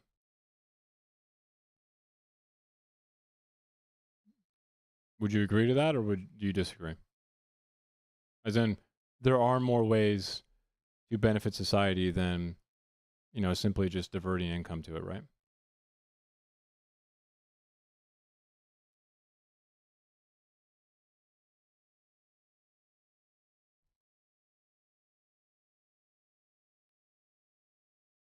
So your comment there is that you would stop the incentive for the employer and then divert the excess profit to benefit society in some way in pretty noble causes.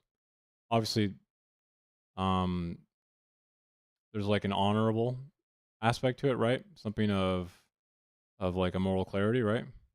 But my question now is is there more than one way to benefit society?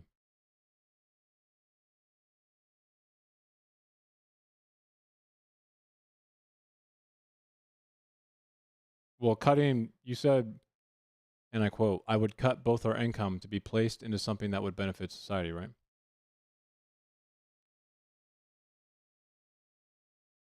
So I'm going to give you another scenario here, okay? Let's say, because I actually think the extortion rate of the employee and the employer, if the employer gets 5%, you're doing more harm than you are good. And you're actually harming the employee, if you think about it. And here's why. If you don't allow the employer to go on to invest in new ways to get more employees or grow, and we try to hamstring them by this idea that no extortion is necessary or possible, at least in the capitalist system, then the company actually won't grow. And what we could actually be stopping is the employee could be getting paid more if, in totality, which would be more than the 95% rate he was getting based on the surplus value, but the employer can't grow the company now. So if we made it more like 20-80, the employer could then work on behalf of the company to grow the company and hire more people and also invest in more things, move their capital around, innovate other things, maybe invest in, maybe get government grants to do something else. There's many ways to finance stuff. And now the employee makes 4 times as much money because the employer was allowed to grow the company. And now 5 more people or 10 more are employed. Which scenario is going to benefit society more?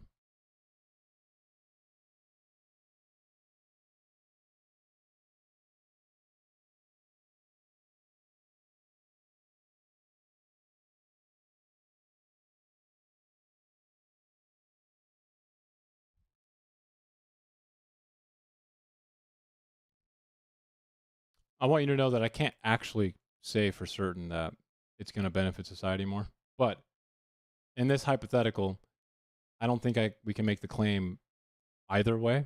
I think the thought experiment is more or less to show that there is a measurable effect on employers being, if they're not able to make profit, which is the primary point of capitalism. It's not perfect. If you want a better system, so do I. But,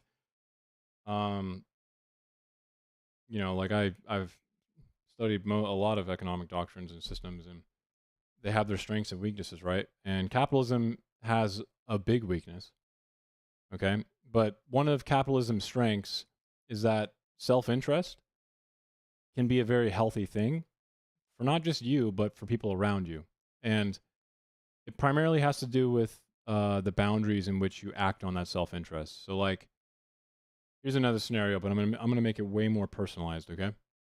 If you are a father and I ask you a question, okay? You have a family, you have children, you're a father, you have a loving wife, a marriage. Do you think self-interest is not important for that father to be a good father in his home environment? There needs to be some sort of healthy amount of self-interest, right? Or else I think it's logically impossible for him to extend and be the father he needs to be, right? You would agree to that?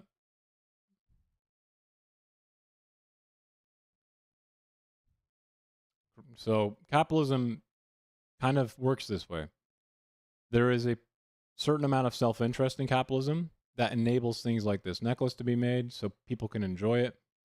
And then there's the consequences of capitalism, which are the fact that accumulation of capital can have extreme consequences with no action done to redistribute the wealth because obviously there are ways in which people can try to manipulate the extortion rates and the things that we just talked about. So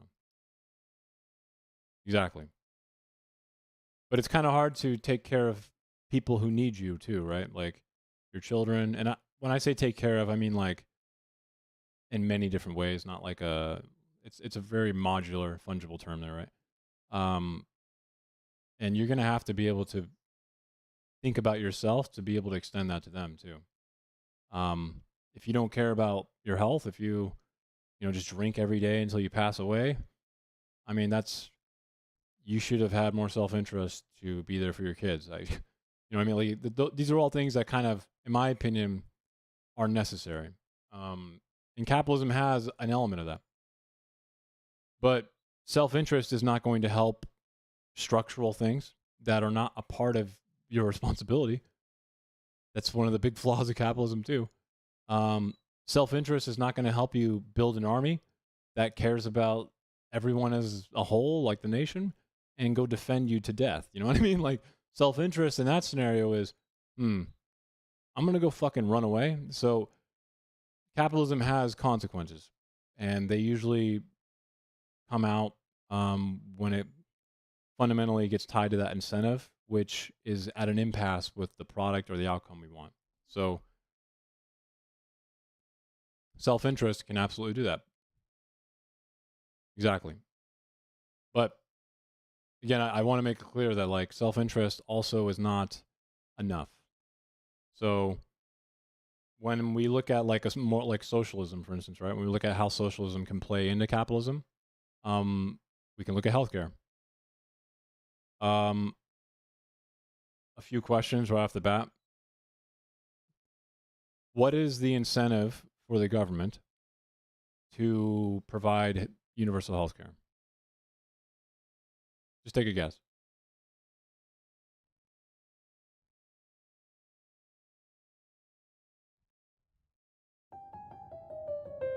Like I just stopped the video too, but I like this conversation more.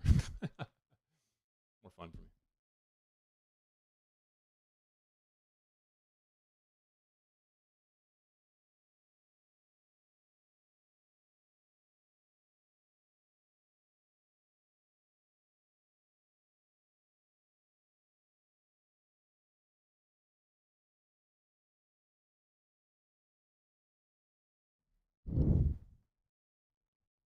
Well, we're talking about the incentive.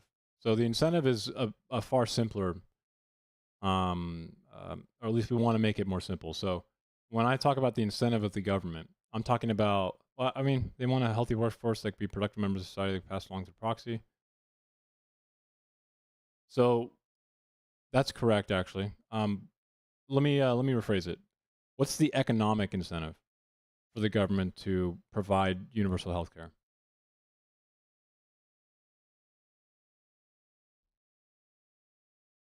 Yeah, no, actually, when I reread it, I needed to rephrase. What is the economic incentive?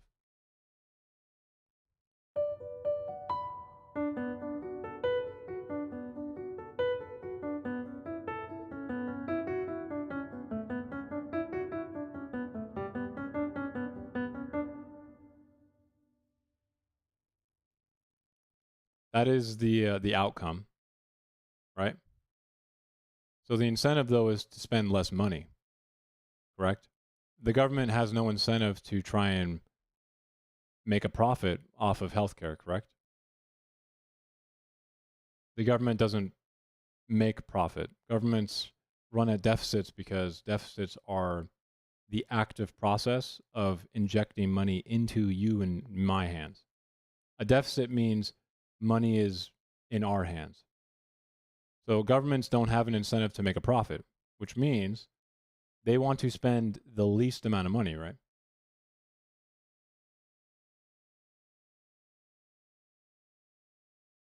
When it comes to healthcare, in this case. You would agree to that, right? And then the outcome you're talking about there, that's absolutely something that we want from it. That's the desired outcome.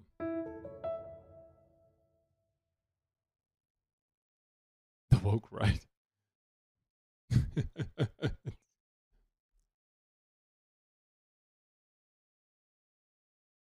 So healthcare through a government doesn't have a profit incentive, right? So the incentive for the government is to try and provide healthcare without spending a lot of money, because the more money it spends, especially if it's volatile, right? It wants to try and control the stability of it.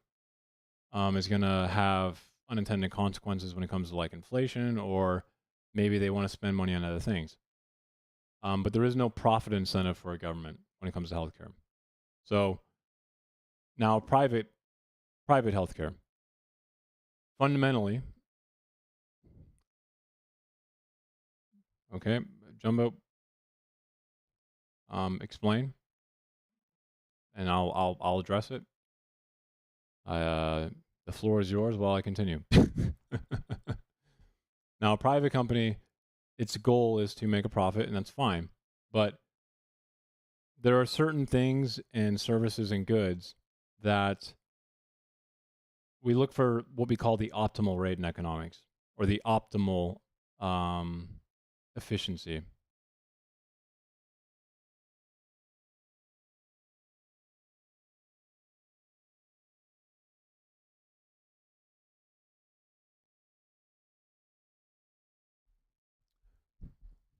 Well,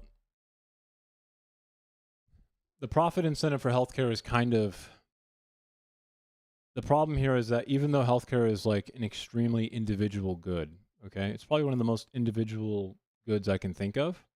It's like your life, right? But when we look at where governments can provide something more optimally than the private market, it's going to come down to this really annoying four-square idea in macroeconomics, where you have general goods, private goods, club goods, you know.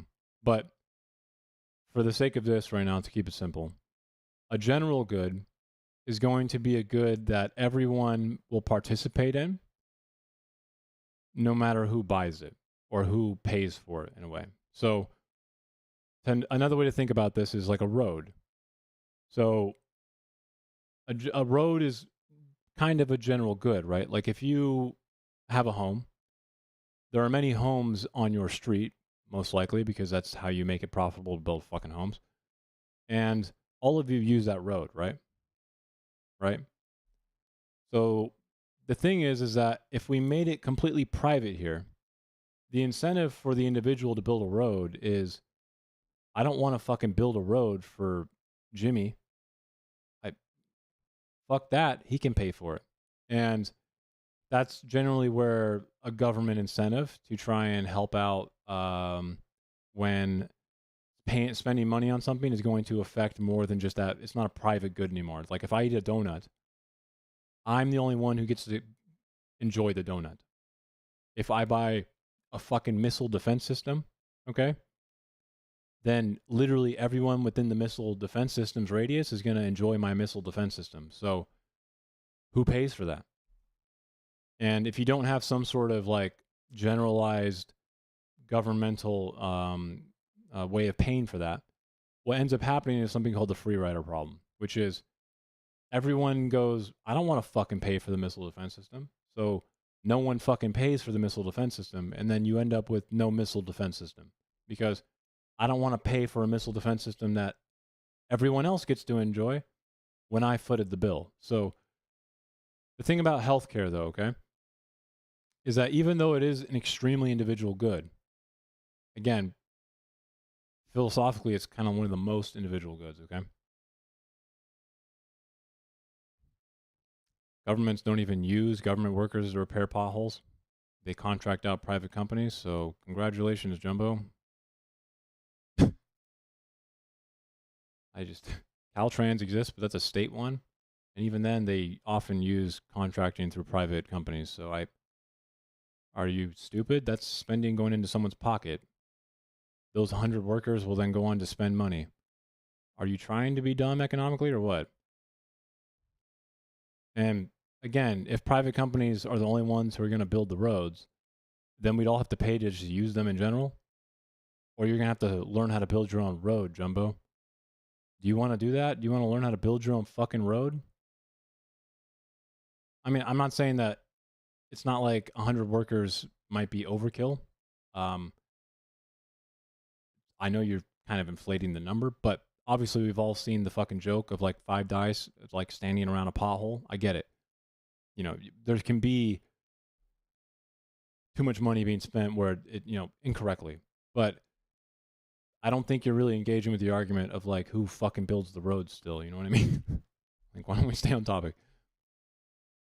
There's a joke because there's truth to the fact that government wasteful spending exists. But that's where the buck stops, my friend. Because I don't see you looking to build your own fucking road to your home or building your own fucking freeway. And I bet you don't really like toll roads. So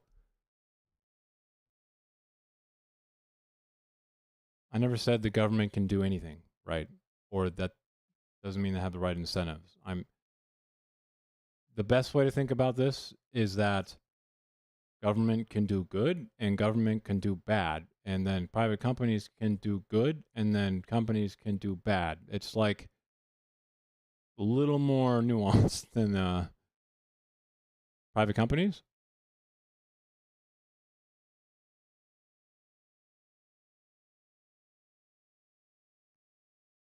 Are you asking me what private companies are not capable of doing?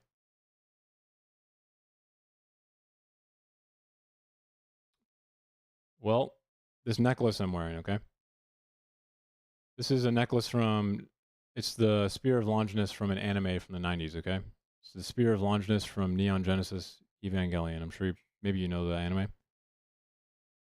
This is a very specific item that is bought primarily because I like the show. And I want to pose the question now. Do you think the government is going to reliably and effectively create anything like this? You think anyone's going to agree on spending money to build this fucking necklace like I want it? You think that'd be fucking possible at all? How about this keyboard? You know what I mean? Or the piano behind me. Do you think the government's going to be better and more optimal at building a fucking niche piano? Oh, well, I care about what's optimal. Sure, we can USSR it, right? We can USSR this shit and like everyone can wear the same bland color of like gray. But I don't fucking want that. That would suck ass. So whenever private goods come into play, okay? So that means like t-shirts or, you know, items that have a lot of individual expression. Governments aren't really optimal at doing that. Governments are not really optimal at telling donut makers how to make good donuts because it's an individual good.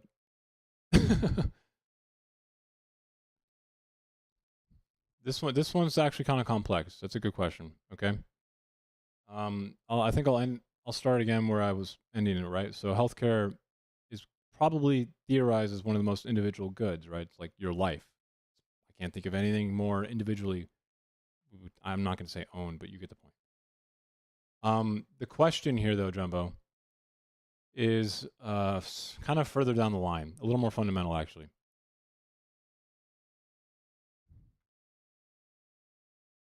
I don't know why you're chronologically putting them before healthcare. What we care about right now is what is the most optimal way to do it. Yeah, but what we care about is what is the most optimal way to give people food or housing or water, right? Or healthcare, not which one's more necessary to survive, right? Because if you only care about which one's more important, like it's a fucking, you know, number scale, then you're going to like try and force a square into a circle, right? So let's think about this a little more deeply. I mean, public housing is good in some areas, but like, I don't know if you can say that just because housing is really important, because rain sucks when you don't have a home. And trust me, I know. I don't know if that means we're going to reliably give houses to people because we just value housing really high. Okay. But back to the point. So I think the main question I ask people when it comes to this is, when you think of healthcare, and let's say the lack of healthcare, like let's say you die, are you the only person that is affected? And this is the fundamental crux of why I think healthcare becomes a generalized good. No, correct. In fact, the actual like the stochastic consequences of someone dying very young, or because of preventative causes, or it's a lot of the deaths that we have in the United States as it relates to healthcare are very preventable. It's a fact.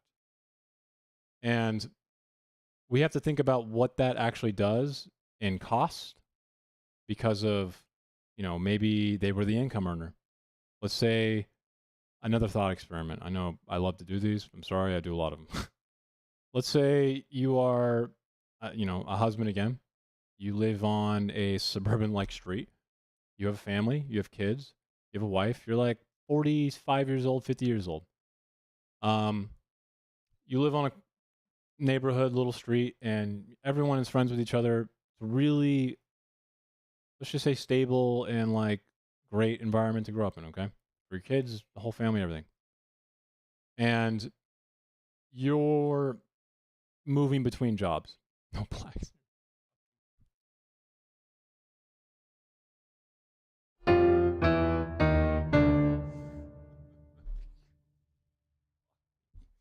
Anyways, so you have the picture in your head, right? Let's say you have to, move to a new job. You're doing like a lateral move because you're going to make more money. But because insurance is tied to your employer in the US, you're going to have a period of like 6 months where you don't have insurance because you haven't really figured out how to properly get what you needed, because insurance companies here don't like to talk to each other. They make it hard on purpose so you don't leave jobs. And within that 6 months, you decide, it's a little expensive to fucking go to the doctor, obviously, without insurance, or at least do checks that you need to do as a 45-year-old man. It really is, depending on where you live. And it's not, it's not like you'll be fine. 6 months, doesn't matter. Well, let's just say that in that 6 months, you actually develop something. Okay? And it's a problem. But you're still in between insurance. Well, the insurance companies do not retroactively, when you start your new job and then you, get your new insurance through your new job, they're not going to be like, oh, you have cancer now? Sick, dude. Here's the insurance at the same price. They probably won't even give it to you. And then now you're bankrupt. 66% of bankruptcies in the US are literally directly related to medical debt. I mean, it's a fucking problem in this country. But the worst outcome here, guys, is not that financially they might be ruined. The worst outcome is, what if the guy dies from a completely preventable fucking problem? Because he actually caught it early, but no one would fucking give him treatment, and he waited too long because of the stress. And now the house is going to foreclose. The kids have to move. They lose all their friends. The entire fucking structure of your entire family is fucking ruined now. And I don't fucking want that to happen. I feel like what's going to happen now, and this is me being speculative. I can't prove any of this. These are stochastic consequences, ones that we cannot just pin down and measure. That's what stochastic means, right? It's unpredictable.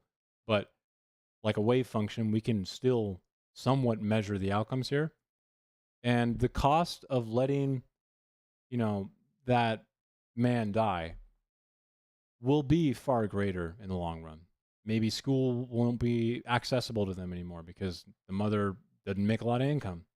Kids don't do well in school because the father fucking died. There is so many goddamn ways that I can think of, because humans suck and our brains are really good at destroying ourselves, that like not providing healthcare when it was completely, not that difficult, preventable, necessary, can impact and cost us far greater in the long run. So I think that the private enterprises do not, and we can see this in the U.S. right now. We've had plenty of time to understand that it's not working, and it's just not optimal. It literally isn't good. I'm going to appeal to Kenneth Arrow here.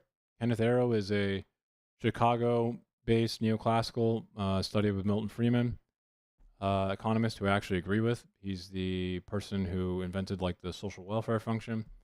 He has a neoclassical take on government optimal welfare.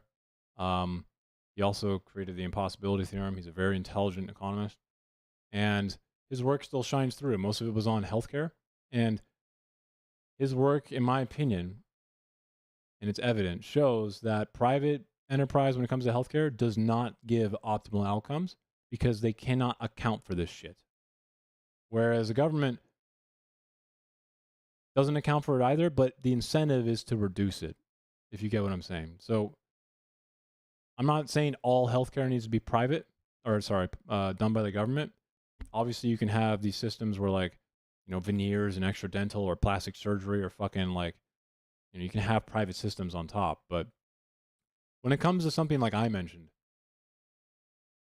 it's not fucking working in the US. And all the evidence that I know and the economic literature that I've studied and so far in my fucking life that I've done the research on seems to show that healthcare functions more and more optimally through government subsidization. So that's the argument. Correct. Government, and this is funny because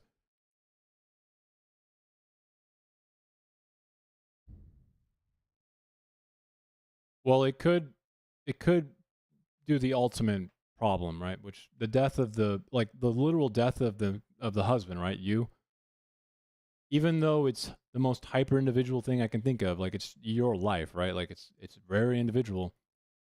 Unfortunately, the social effects, which are really difficult to model, man. That's why you never hear about it, because I can try and do a stochastic, you know, economic model or econometric model here right now. It'll be impossible. There are people much better at math than me who have bounded this stochastic function to show the potential cost, but ultimately, I'm using my intuition here. And I feel like the evidence in support of that points to that optimization is better done through some more level through the government. And we see that in other countries, but cross-country comparison analysis is not a very strong argument in economics, just to make that clear off the bat. But we don't have just single countries. We have like comparable countries now, you know, with similar populations, and when we try and isolate them and create our models. But ultimately, what I do know is that what we have in the US is not fucking working whatsoever. And I just wish people would realize, and they do kind of, they just don't want to admit that it needs to fucking change. They think that like somehow making it more private will like fix this, but I just smash your fucking head against the wall more or something. It's not working, right? Like you don't need 70 more years and thousands and tens of thousands more people to die for no reason that are completely preventable to like know that this is not working. It's just like, and again, I'm like a pluralist as an economist, right? Or at least I'm not an economist, but I didn't finish my degree. But as an economist, when I think of myself as one, I'm a pluralist. So I think that like every economy needs to play different ideologies that work within their country, you know? I kind of did, and it's because insurance companies and healthcare that are private, they don't have an incentive to care about that, man. Their incentive is profit, so that's unfortunate because health insurance, when you have it, is really expensive now. But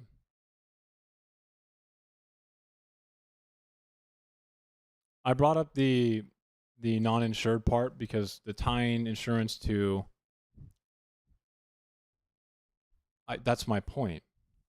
And this is where capitalism isn't optimally well suited to fix this issue. Because sometimes in this regard, the good here, even though it's your healthcare, is generalized. In fact, if all of that happens and the husband dies, right? That means we lose spending. We lose his spending. We lose potential. We lose so many things that we could reliably point to in a stochastic way, but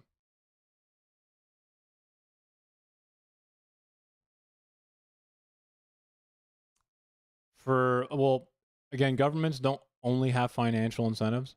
Companies, private companies, I'm sorry, they're top priority. And that should be what it is. Honestly, private companies only need to do one thing for us, and that is try and make money. And that's fine. It's not a bad thing. In fact, it's a very healthy thing. But when we find ways in which that's not producing a good outcome, people need to get the fuck over it and like figure out that, you know, economics can provide other answers for these things. And they need to stop ideologically like reading one dude's book and then thinking it's the fucking literal Bible of economics, because that's usually what I come across.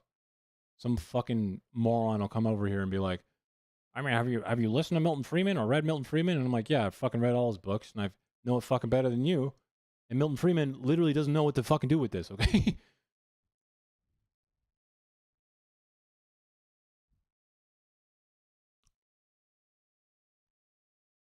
You would think that. You would, I mean, the hospital itself, by the way, Jumbo, you do realize that hospitals can be private, but governments can still subsidize a lot of the funding, right? In order to make sure that people don't just die unnecessarily. Because healthcare is a complicated thing, right? Like you mentioned hospitals. Kind of. What you're saying is not true in pragmatic terms, by the way. I want you to understand that. Hospitals across the country have increasingly become more private, and the outcomes are getting worse. And what you are describing is not happening, and that's because it's not a simple commodity. Okay, it's more complex than that. But if I was to just accept what you were saying, the insurance industry and the way it functions around healthcare and access to it is irrelevant to whether or not a hospital can provide a better service or a nicer looking lobby, dude.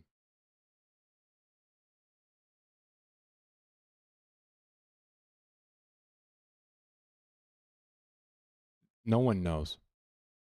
Do you understand that? No one does. Are you?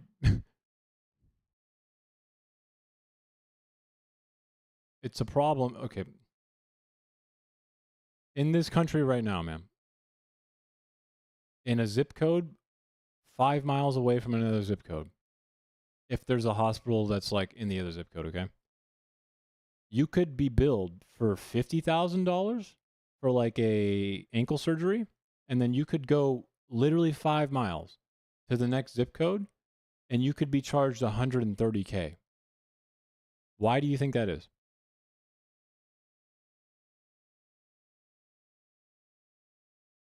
Well, Jumbo, okay, so what you just, I want you to stop right here. The last thing you just said, this is an extremely important part of Kenneth Arrow's healthcare, social welfare function. When you go to the store, do you know what you're buying? Yes or no? You have, when you go to the store and buy a good, you have all of the information, correct? You know what you're buying, right? Now, when you buy healthcare, do you have the information, all of the information? Do you know what you're buying? Does the consumer have any clue what the fuck is happening when you buy healthcare? You know exactly what you're buying, like you're buying an apple.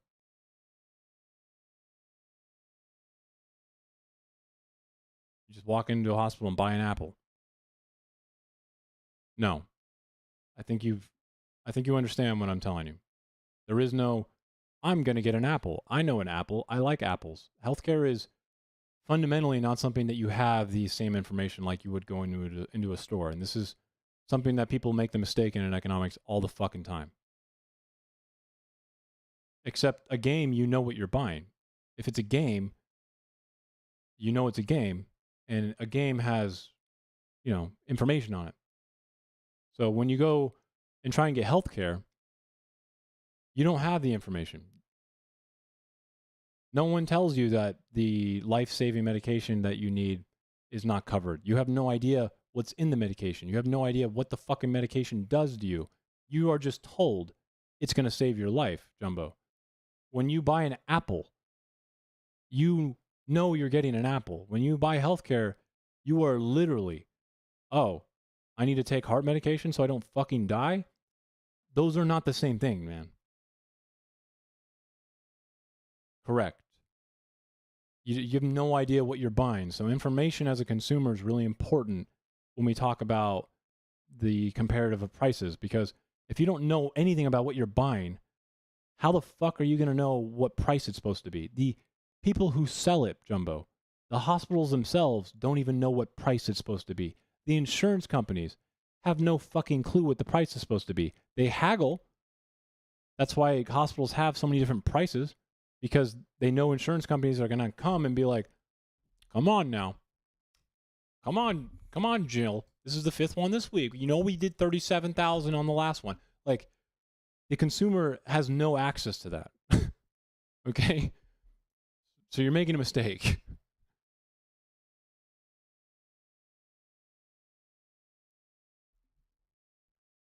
Using AI does not give the consumer any confidence in the information either.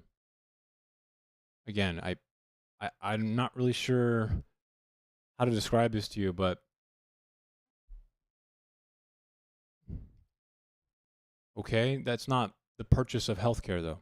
That's you being a hypochondriac.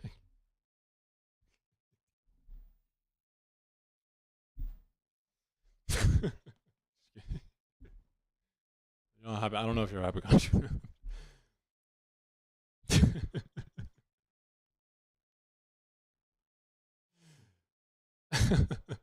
Even doctors, okay, they have no idea how to give you your health care. Remember? What do you think pre-authorizations are, dude? The doctor literally goes, hey, man, this guy needs this to live. Like, can I give it to him? And then the fucking insurance company goes, no, bro. And he goes, bro, but he needs it to live. And then the insurance company goes, sorry. Looks like you'll have to find some other fucking medication. How exactly does the consumer analogize that to buying a fucking apple at the store, dude? What are we doing? Come on. So, like, you're correct. When people know what they're buying, they're more equipped to make sure that they can actually access a different competitor, like you mentioned earlier, right? So if you go to a store and you're like, what the fuck? This apple's $5? Fucking, that store got it for $3. You literally walk right over to that store and buy it, right? With healthcare, you go to a doctor and he goes, you need to take this medication or die. Are you going to be like, the fuck, bro? They're selling it right over there for $5, bro. I'm going to walk to that guy. Come on, bro. You're going to take the medication and pay for it because you want to live. And hope your insurance goes, we'll let you live. Like, that's how it works. That's retarded, okay? He would direct you to purchase the medication through him, yeah. No, he signs a prescription for you to get the medication, man. Do you think you can just walk up to CVS and buy it? What the hell are you talking about? What? What?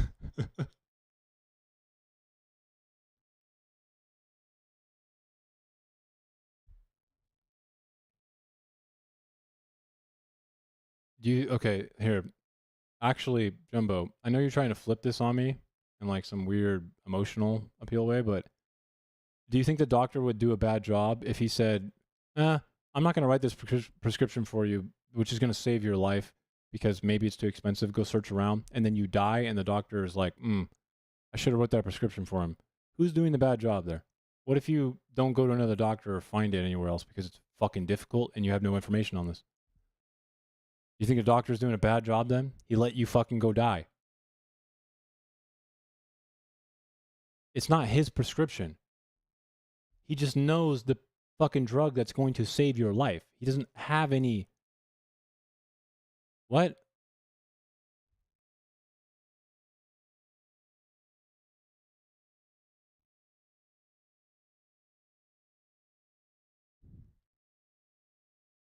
How many shops do you think sell life-saving heart medication?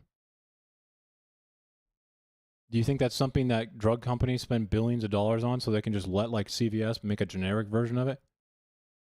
Huh? The fuck? What the fuck is going on, bro? Come on now. Yes. Yes. The doctor is he's not gonna let you walk away and potentially die. I mean, obviously you have every right to, but that's what a bad doctor does. Pharmacists do not have any idea about the pharmacology and the bioactivity of the drugs that they often give you. Okay? I know they know interactions and they have some knowledge, but I'm sorry, when we're talking about like, let's say lithium for someone with, PTSD or severe mental illness or someone who needs a very specific type of fucking heart medication, a pharmacist is not who you want to fucking talk to. Absolutely fucking not. You want to talk to, like a fucking specialized doctor who's going to tell you exactly how this heart medication is going to fucking work for you, okay? You need a specialist.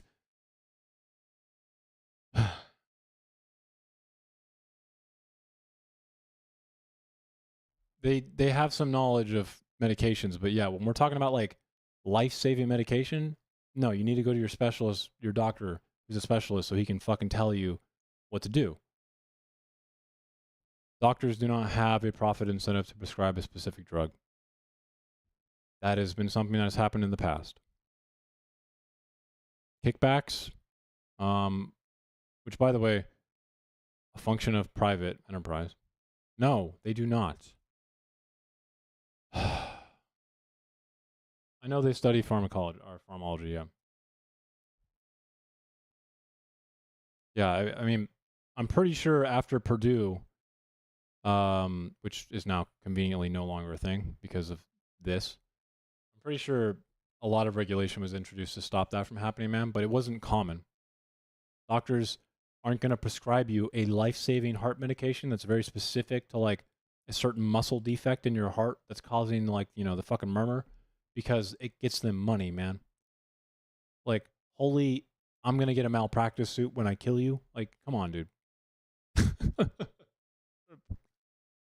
Sorry, I don't mean to be an asshole, but like...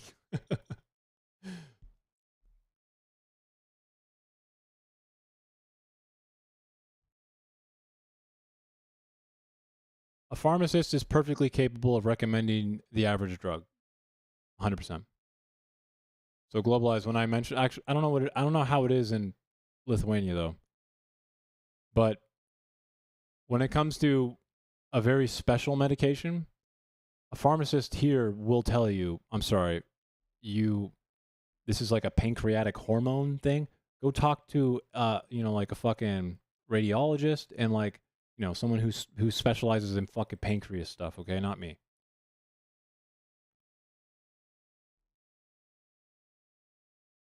Okay, Globalize.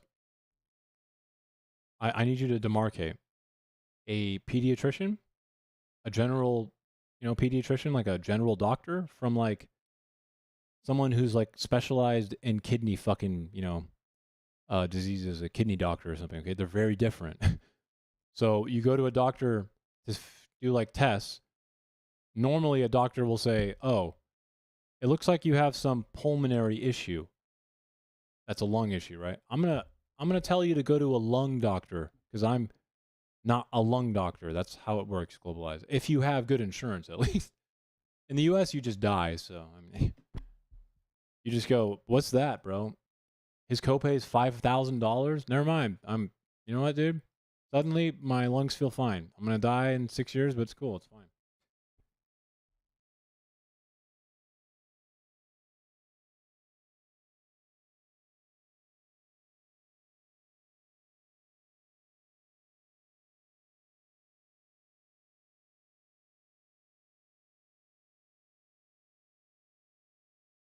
Damn it, what the heck? What's going on here? My phone's not working. I mean, yeah, because insurance fundamentally works off of a pool, right? So if you want to subsidize healthcare, then you need to make sure that everyone pays into it, or else it's meaningless. You can't let certain people opt out, or else, I mean, who gets to opt out? Like, what the fuck? Well, we don't care, by the way, if you have to pay for insurance, Jumbo. The goal is, are you getting a better outcome with a lower price?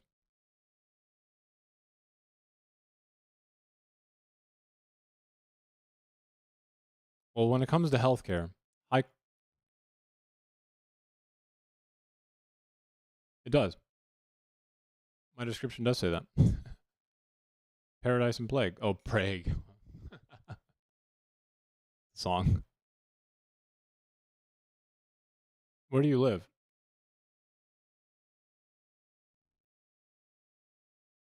Jumbo, where do you live?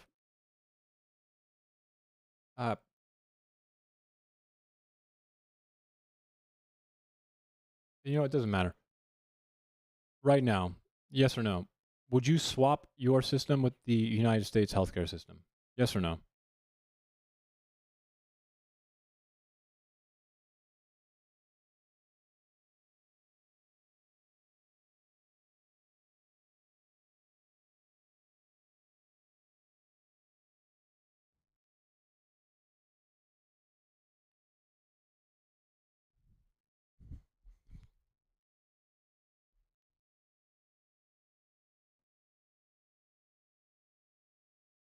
I didn't ask you whether or not you think it might be worse or not. I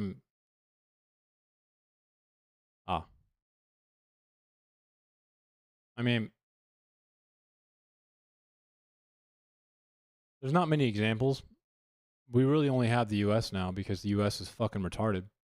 Plenty of examples in the other direction, but I will admit the sample size is kind of small. Okay? But with the sample size of 1, would you swap your healthcare system with the US healthcare system?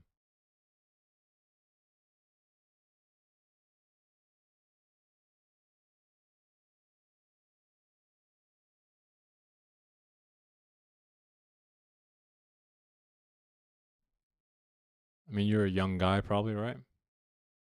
Why do you need to be insured? Fucking made of invincible Superman material, dude. Krypto fucking night or something, aren't you?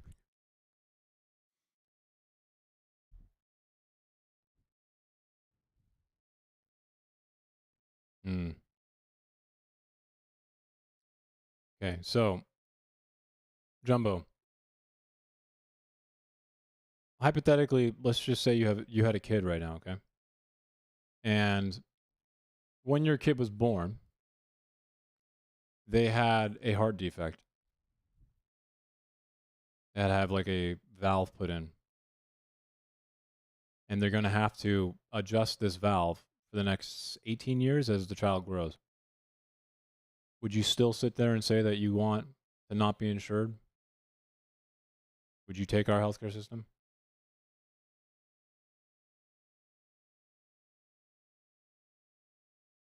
I mean, you don't have a child, but just think about it a little bit. It's a thought experiment.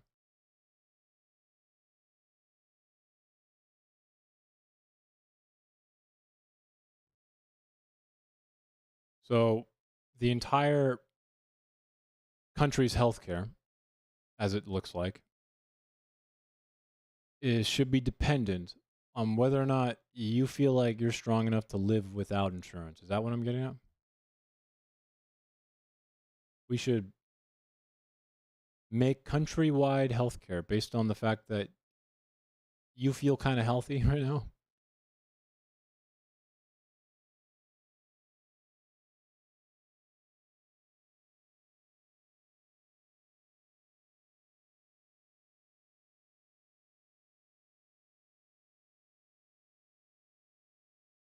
You don't care that there is someone in your country that actually does live the real experiment, hypothetical that I just gave you. You don't care at all for that person? Why would you not want someone else's little girl or boy to not fucking die because they can't get a valve.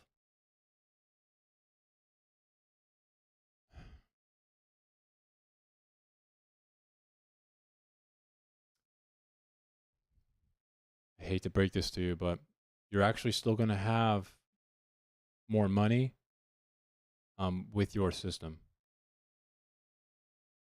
I don't know if you know that, but no. Do you think somehow the price of everything related to anything healthcare is not going to affect you in any way?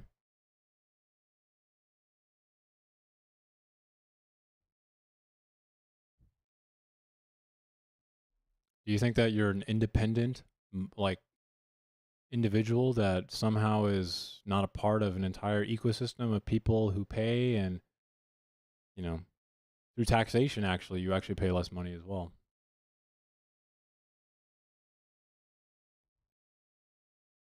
Yep. That's what I was getting at, that income. Thank you. Not just when you need it. The inflation and the inflationary effect of healthcare costs in the United States is already outweighing whatever the fuck he's talking about.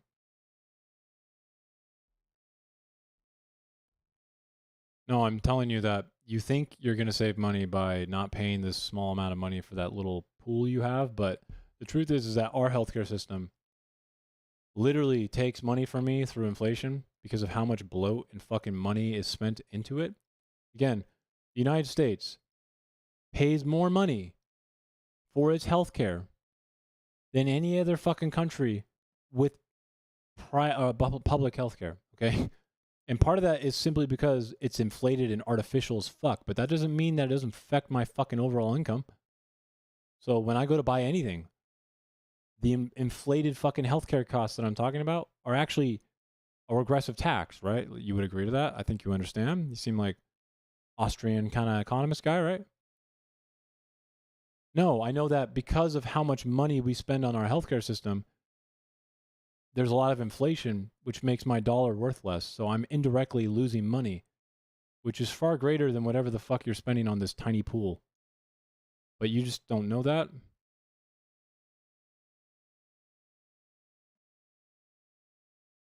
Do you have any idea how much money the United States spends governmentally? You know how much of the debt that we have is literally tied to healthcare? Do you have any idea? Do you think that does nothing to the dollar's value? You're like, I'm not paying for directly health insurance, but my friend, economics is not, something that you can just isolate like pieces of cake and then cut them off and put them on their own plates, dude.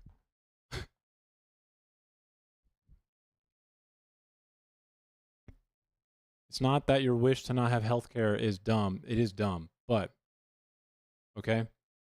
My point is, you think you'll have more money by not paying, correct? That's not true. The U.S., by virtue of the amount of inflation we have from healthcare costs, is going to fucking eclipse the amount that you're talking about.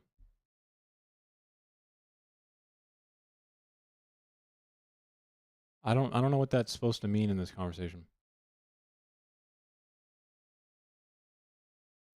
I want to say yes, but I don't really understand the question here.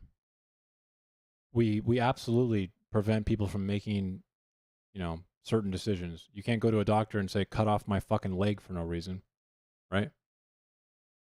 You think you can do that? Like, no, you can't do it in front of the state either. If you try and cut off your leg in front of an officer, he's dutifully required to fucking stop you, right? So, yeah, we kind of do this already. I don't really know what you're saying. No, you can't. An officer will absolutely fucking 5150 you, no matter how old you are. You literally cannot do that in front of an officer and expect him just to watch you. And, you might even get charged. He might literally charge you if you try to do that. I'm not kidding. No, not in the long run. Not in the long run. You're not going to have more money by switching to our healthcare system the moment you switch. Not in the long run. because the total amount of healthcare spending that we have to do to fucking give healthcare is a massive regressive tax against your dollar value. Okay? That's instant. If we did, the swap, like the experiment is. No, you couldn't. The psychologist wouldn't. There's no medical benefit to that. If you, in Search of IQ, if you are transgender, okay, sexual identity, and you want to feel and look physically and from what is it? Phenotypically like the opposite sex, there's a medical benefit there. Cutting off a leg, unless you have like gangrene or an infection, there's literally no medical benefit and you will never get it. So no. My solution for insurance? I mean, insurance exists within universal healthcare systems, grand, just through the government. So I don't know a better thing than how we kind of do insurance, because it covers, when we need it, right? I'm sure if I thought about it for like a day and came back to you, I probably could come up with something, but I don't know off the top of my head. It's not debatable. People who study the mental health of individuals, psychologists, and medical professionals don't give a fuck what the hot topic is. And I want to make this really clear. Trans people did not just get any of this very easily. Throughout history, like you're saying, kind of debatable. Trans people were notoriously, over time, doctors would look at them and go, I'm not giving you drugs.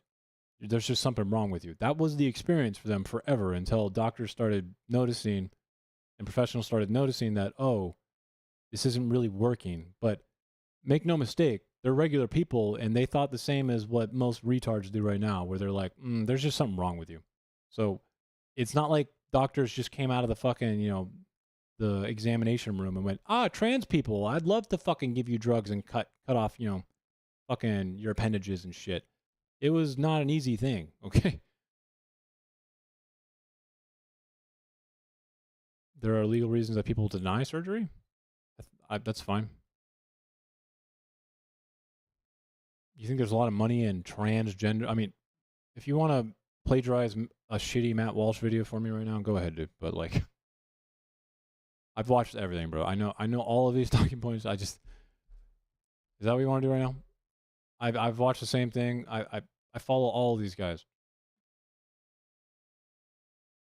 I don't know. It got shut down at Vanderbilt, didn't it?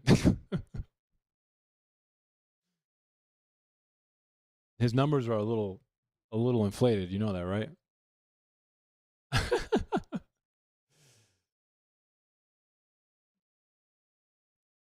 Is there a problem with the government funding healthcare for trans people? Why is that a problem?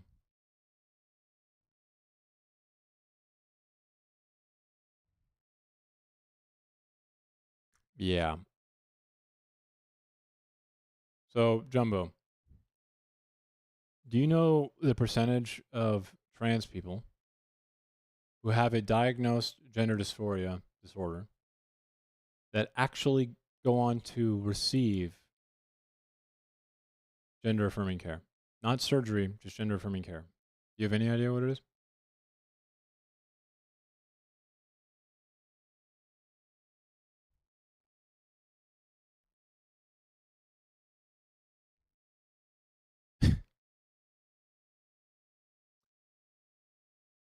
Just take a guess. So, the percentage of transgender people who have a diagnosed gender dysphoria disorder, okay, that actually go on to get gender affirming care, as in like therapy, visits, maybe medication, in the very extreme case, surgery.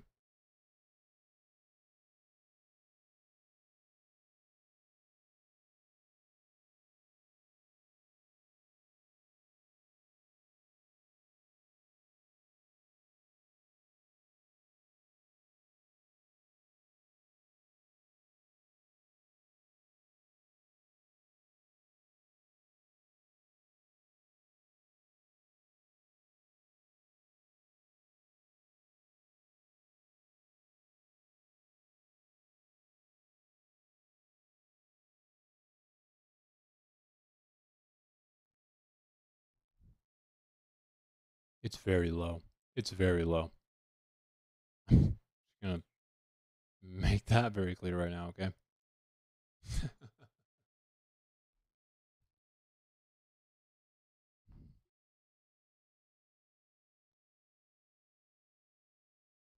Yeah, I mean, what, of surgeries? Is that from the New York Post? Yeah? Mastectomies included in that, correct? Pretty sure I know what that's from.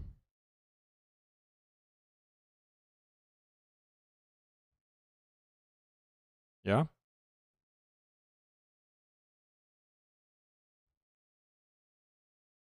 Yeah, I know. Yeah, surgery. Where's the source for this? Is this the New York Post citation, or at least the origin of it's from that, to point to mastectomies of adolescents?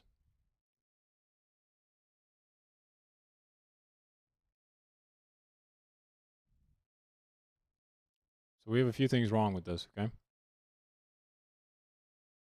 Gender affirming hormone therapy is used for things that aren't gender affirming care. Are you not aware of this?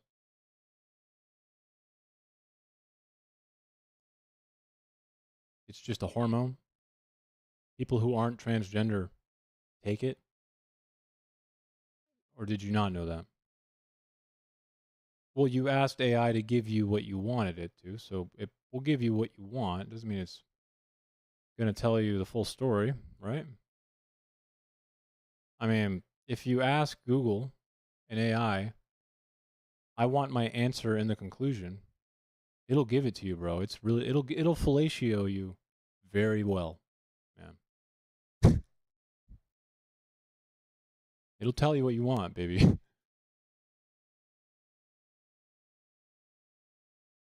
Actually, in the estimate you are talking about, the 500% metric, yes, that 500% includes young women who are not transgender who got mastectomies.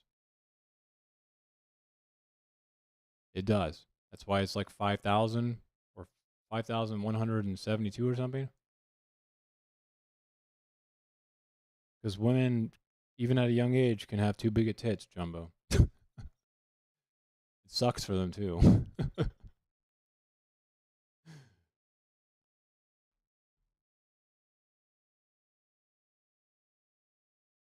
It doesn't matter. The information you're giving me right now doesn't care to demarcate that. You think that's a good thing to do? It seems like you don't think that's a good thing to do. So why are you giving me information that includes that?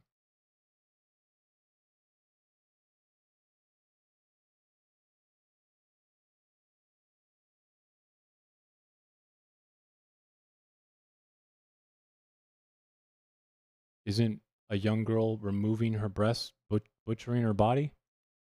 I'm confused. You mean the umbrella of literally chopping off parts of your body? Are you against young girls who get breast reduction because their boobs literally are gonna like fucking make them want to kill themselves? Some women have like honkers, bro. I don't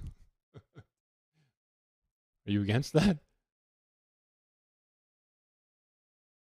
Gender affirming care does not mean surgery. We're talking about surgery right now.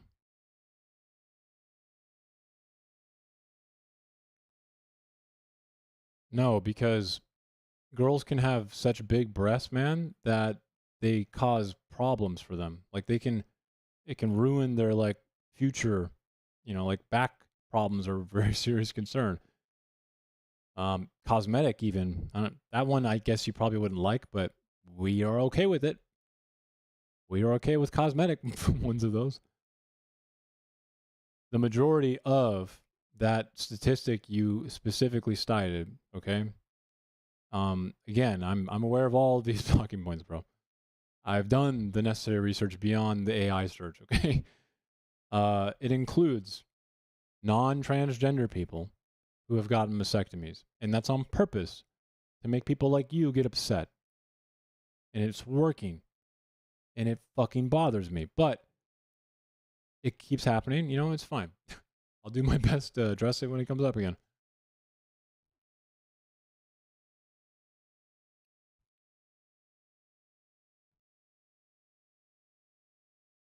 I want you to understand that in the 90s, it was more common to do drug therapy and gender affirming care for trans people and actually surgeries for minors. But there was a very famous Swedish meta-analysis thing or maybe it was like a 30-year-long study, or it was a meta-analysis of multiple different studies that essentially flipped the entire psychiatrist model, medical professionals model on its head. It turned out that it wasn't actually helping, and we stopped doing that. So, but young women particularly, because they develop faster, by the way, they're way more likely to be on puberty blockers or hormone therapy, because a 16-year-old woman is developmentally kind of an 18-year-old man on average.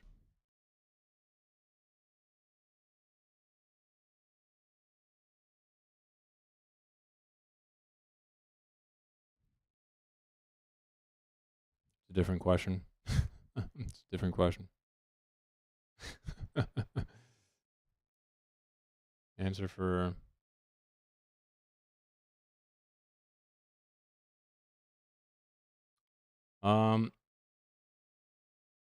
I actually don't know. I don't think I'm qualified. I honestly, my instinct, Jumbo, says, I don't know, cosmetics weird, right? But I'm also not arrogant enough to just think I fucking know everything. So, truth be told, I don't think it hurts anyone. No doctor's gonna do it off just literally out of nowhere either. And I know that they would have to come to some qualified conclusion after a long process. So no girl can literally walk in and get a boob reduction because she wants to in a day. It's not how it works. Doctors are not the first people that would know. If it's cosmetic, I also, individuals here acting in, moral ways is not a problem, but I think you're going to try and fixate this on trans people, right? But trans surgeries are not cosmetic. And if you think they are, you're just being stupid. They have a medical benefit that is measurable. So if you're trying to go that route, man, I just stop now.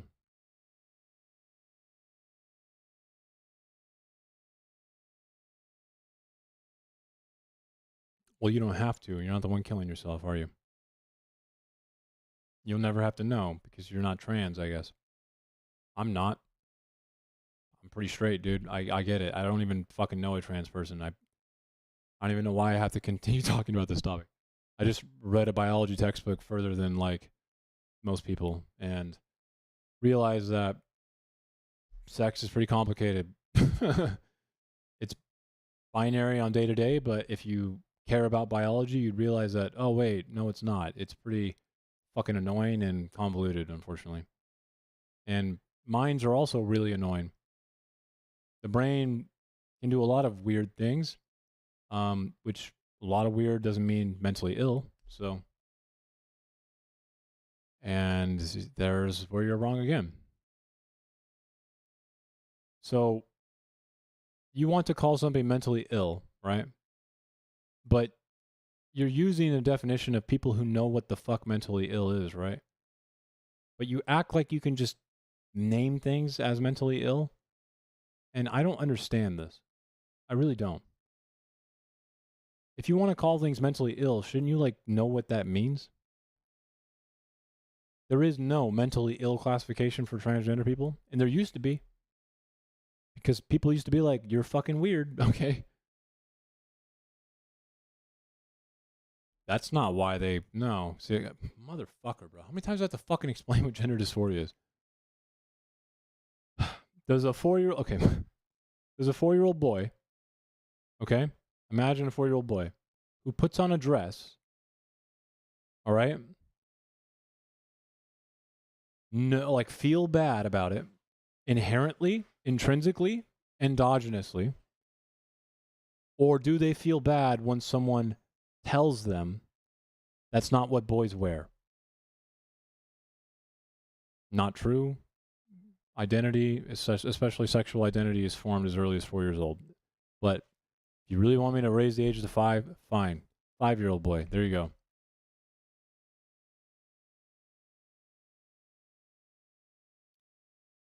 And primarily because a 4-year-old is...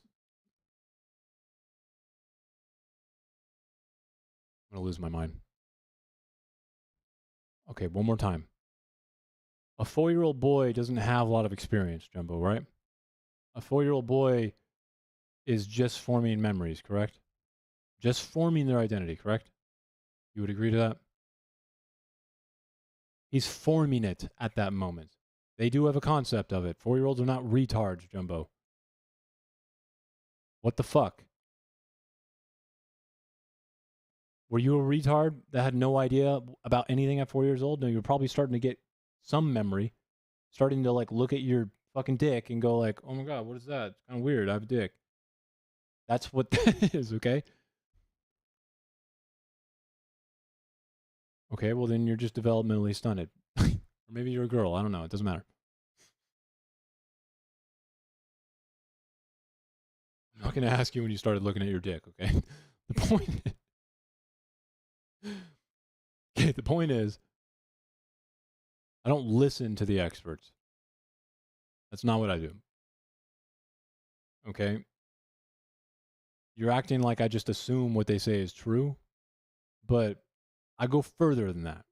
Okay? I don't give a fuck if people say that they're an expert, okay?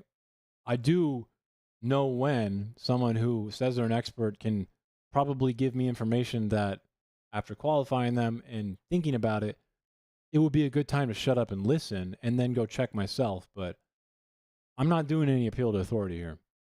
There is no expert I'm appealing to that's giving you this thought experiment. This is me. These are all my own interpretations of how to tell you what the expert definition is of gender dysphoria is, okay?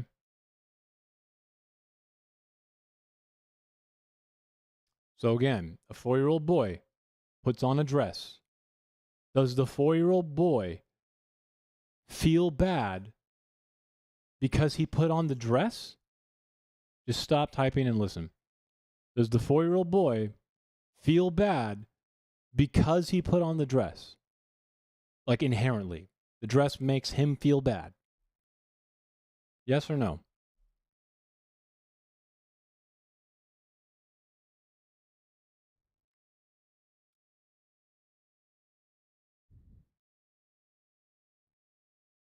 Probably not inherently. Probably not, wouldn't he? Funny enough, that's actually the same answer to my question. Because a dress is just a piece of fabric, right? So, does the 4-year-old boy have any inherent feeling that they're wrong?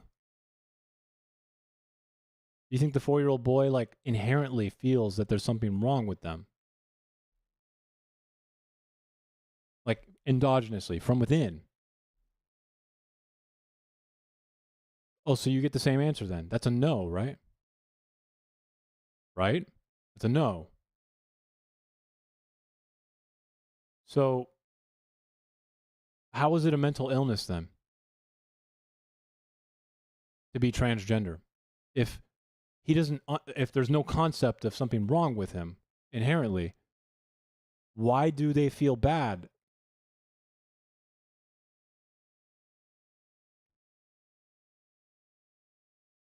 Explain that. You need to use logic now because you're kind of trapped. I hope you know that. If you just told me there's no inherent way for that boy who's trans to know that there's something wrong with them because that's how he feels, then how exactly does mental illness and gender dysphoria come about? How?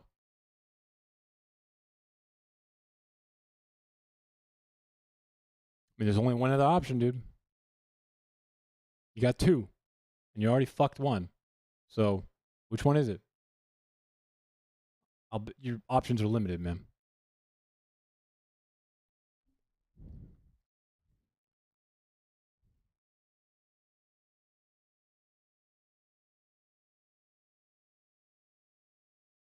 You think it's a mental illness to just feel like a guy? Do you think you have a mental illness for just feeling like a dude who likes women and thinks you're a dude? Is that a mental illness? Jumbo, is that a mental illness? What is the illness there?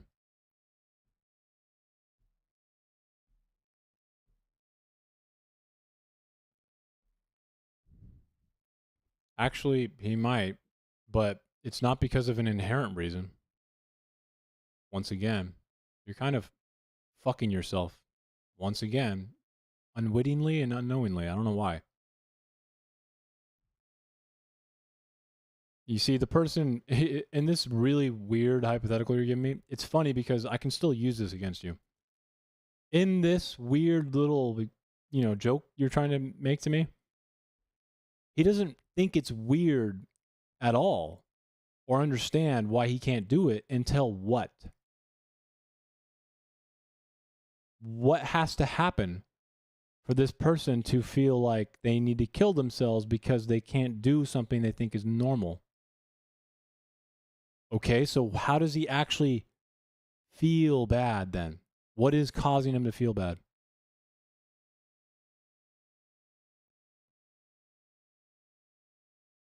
If it's not him, what is it?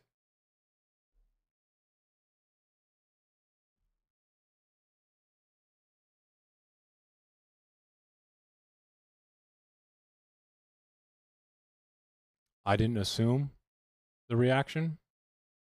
If you listen to what I said, why does he feel bad? I didn't say, why did he kill himself on purpose? So keep up. Come on, keep up. If he doesn't know why, and there's no reason he should feel bad at all, what is the reason that he feels bad for?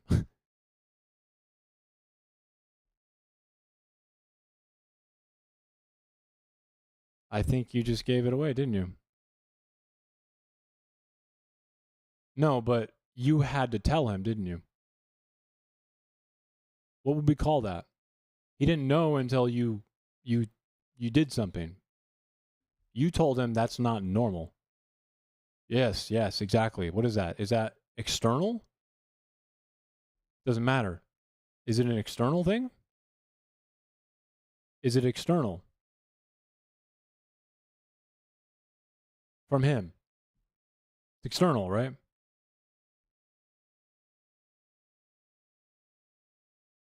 So, in the case of the transgender boy, gender dysphoria is not that the boy inherently feels like he's in the wrong body. It's when people like you tell him he's in the wrong body and exert restriction and pressure on him, and they can't fucking handle it because they think they're normal, because they are. And I have to sit here and explain this to every fucking retard that comes in here thinking that somehow trans people inherently just feel mentally ill, when it's very ironically annoying that the very thing that makes most people mentally ill who are trans are the fucking people they have to interact with because they're fucking stupid.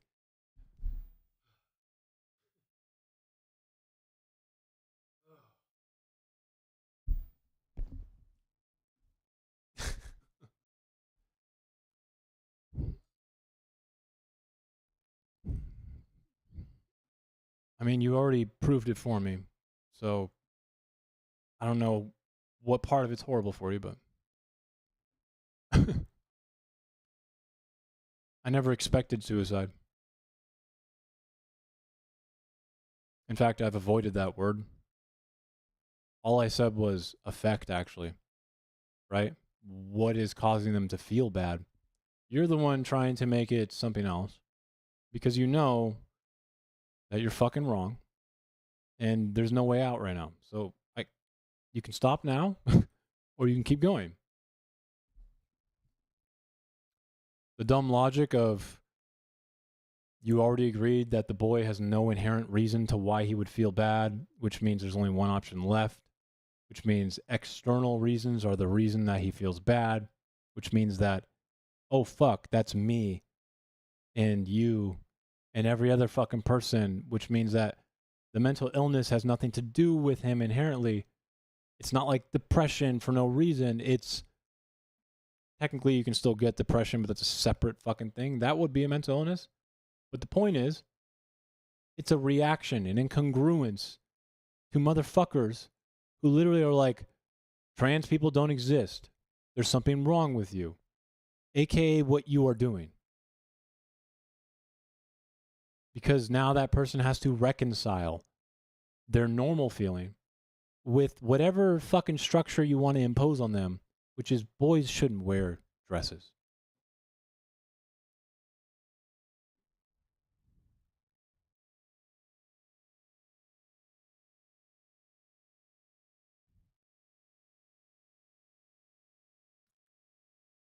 I'm going to ignore the fact that, you can have depression and not kill yourself. And I think you would clearly understand that that still makes it wrong and exists. But the other part of this I want to point out is like, Jumbo, there's something wrong with you. If based on this fact, you think that's okay and you're fine with it. That's a you problem, bro. You have the ability to fix it. That's the not normal thing happening here. It's not normal to, in the face of evidence and facts and, delude yourself into thinking that you know what is normal for someone else in their own head. Sorry. Like, brains are weird, dude. And it's not a mental illness because you woke up and you had your first memories and you have always felt this way, and trans people are the same way. Literally. That's how it is for them. It's just, that's it. But, because we like to compartmentalize what we think is normative, we look at, I'm straight. I only know what fucking straight is, but I see a lot of the straight people. I see what they think is being straight like, right? And then we fucking impose that on people who don't fit it. That's why we like to sit here and talk about who's more feminine and fucking masculine all the time. I'm pretty fucking masculine, bro. I'm pretty fucking dominating. I'm going to be honest with you. I don't know. I have zero fucking clue about any of this shit outside of what I have read and done my research on. I don't know a single trans person. I don't fucking care.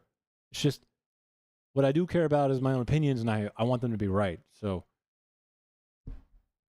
an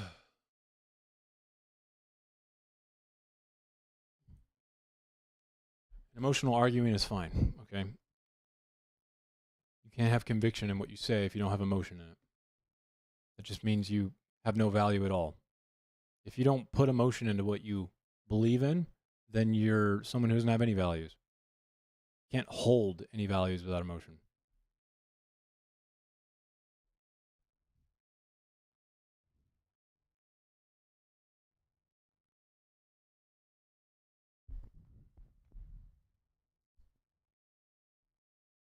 Well, I think now is the time to tell you that being transgender is not the same as taking a shit in the middle of the street. Is it now? Right?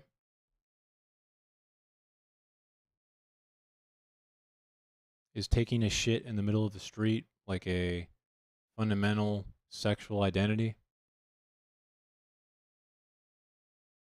Yeah? Is that part of yourself? Is taking a shit in the middle of the street part of the self?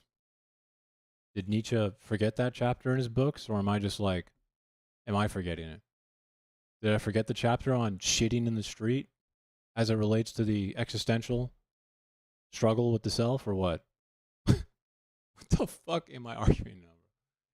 Come on, Jumbo.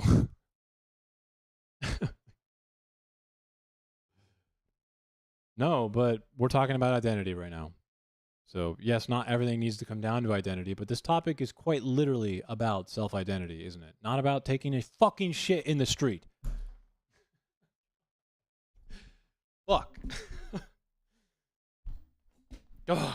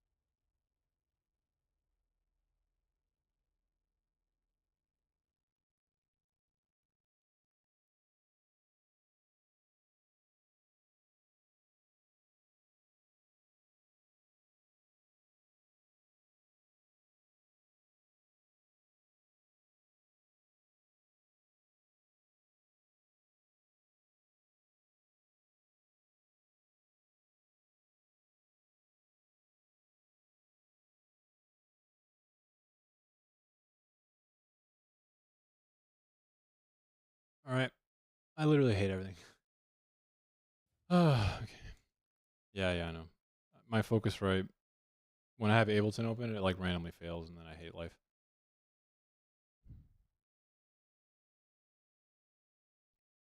Okay, the mental capacity of Jumbo to not understand what is socially acceptable, right? In this case, as it relates to shitting in the street, is probably a signal of not actually shitting in the street is a problem. It would probably be a signal of some other problem, right? But I need you to tell me how this is somehow analogous to the idea of being transgender. What mental illness is being signaled there?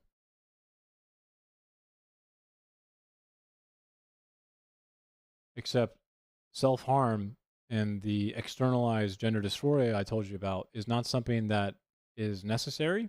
Not all transgender people fucking have it. So, if not all transgender people have gender fucking dysphoria, why would the self-harm need to be necessary?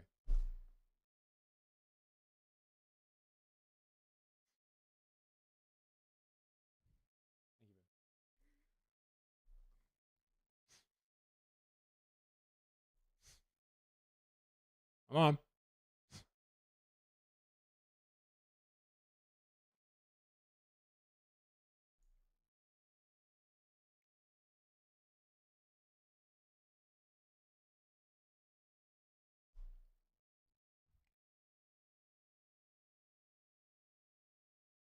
Except you already agreed, which you can't go back on now, that there's no inherent reason someone would feel bad.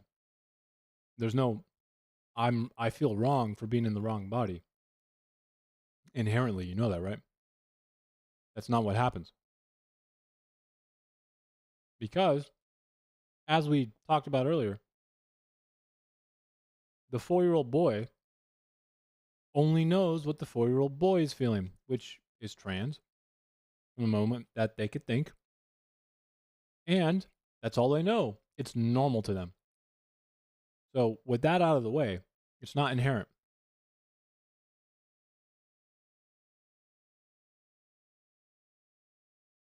Did you really just think you could fucking fit the word inherently and then tell me something that's not inherent and is completely exogenous and think that you could get away with it? Do you really fucking think that you could do that? You literally are like, it's endogenous because of exogenous reasons. Are you fucking kidding me? Are you fucking kidding me right now?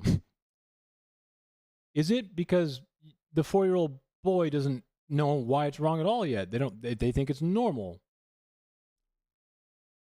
Right? 4-year-old boy puts on a dress. They put on a dress. That's normal. They feel trans. That's normal to them. So how is it inherent?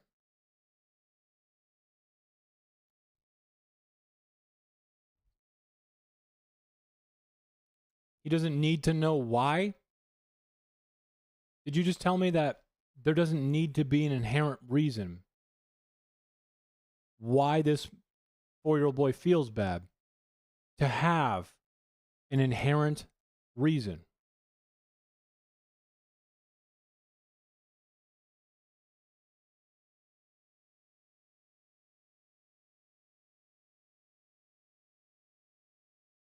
I've literally never even said the phrase self-harm once. You understand that, right? I've never even said it once. You keep saying it, but... And I still haven't said it at all. I said external pressure or why it feels bad or wrong. Are those synonymous with literally kill yourself? What? Why do you keep bringing up self-harm unless you think it's really advantageous to what you're trying to say? Which it still doesn't change it, but it's not necessary for what we're talking about.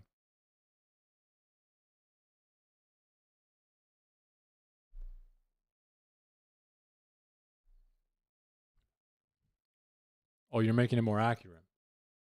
Got it. Yeah, you just know how people think. You know what it feels like to want to kill yourself, especially when it comes to other people, right? Is that what you're telling me? You have this special insight into this, or what?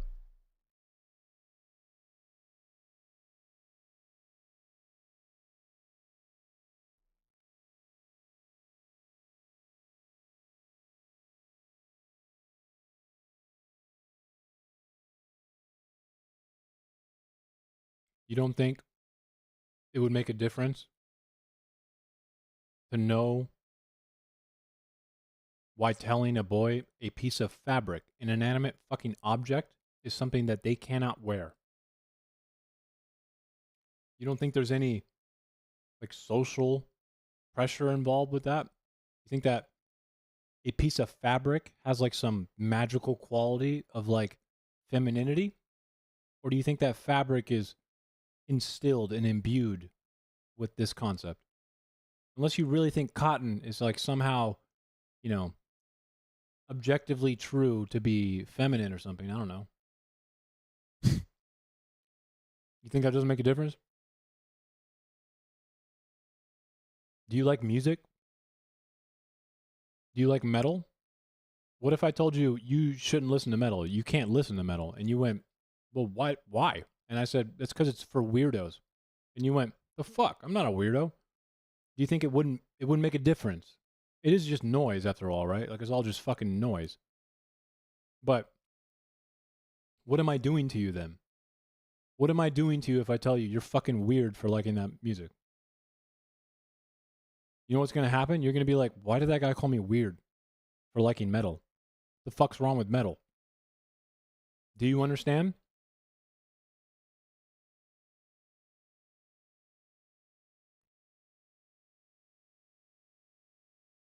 A 4-year-old's probably not going to be thinking about which band shirt they're going to be wearing, but a 4-year-old is when you start thinking about your identity. That's true. Which is the topic of this fucking conversation, I thought, but it's fine. Fine. Okay, well, it's pretty backed up by a lot of evidence. It's not static. It changes. Changes with development of the child, so.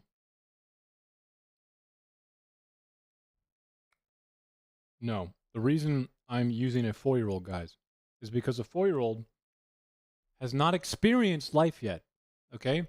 Which means they're a control in this hypothetical. The reason I'm bringing up a 4-year-old is because we know a 4-year-old has not experienced any life yet, so there's nothing to, cause pressure yet, right? So the reason I'm using a 4-year-old here is because a 4-year-old doesn't understand any external pressure yet, really.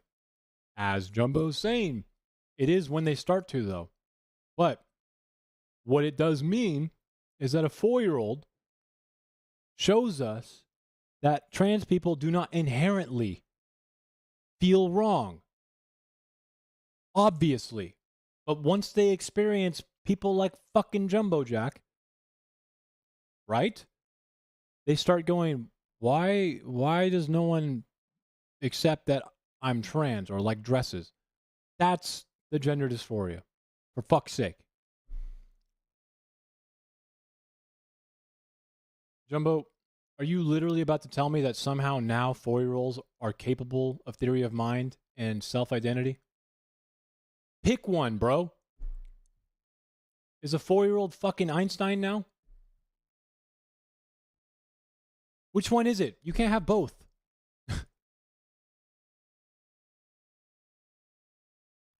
I mean, hypotheticals are good, but he doesn't even understand them when he's asking them. I never said they understand gender. I said sexual identity. That's when you start to form your own sexual identity.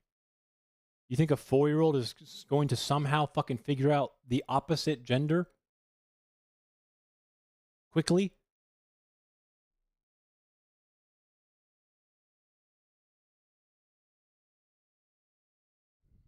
Because a 4-year-old is starting to realize the world around him. He sees his dad wear shorts. He sees his dad wear a suit. He sees his mom not wear a suit. His mom wears the dress. Before that, he put on the dress. Didn't understand anything. Over time, notices, wait, dad doesn't wear the dress. Why not? People tell him, boys don't wear dresses. Now he's confused. I mean, I don't know. Why does it matter? Repeat over time. There you go.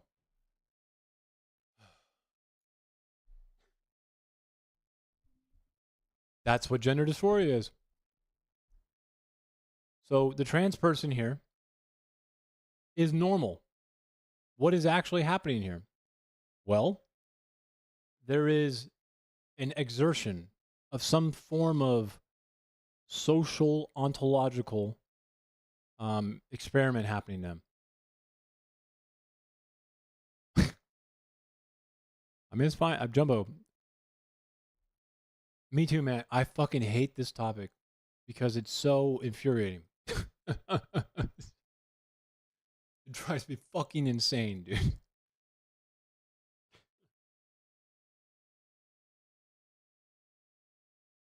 Ugh.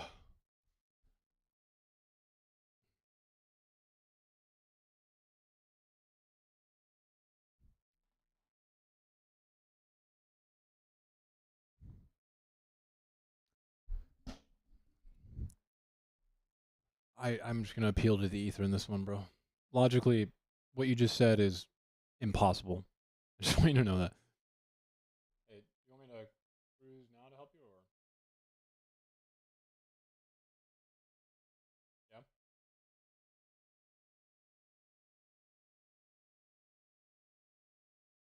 Okay. So, you want me to just share my address with you again?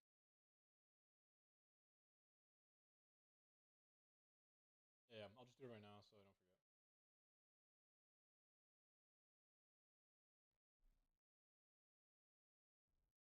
That's fine. I don't work today.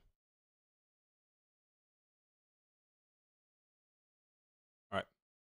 All right.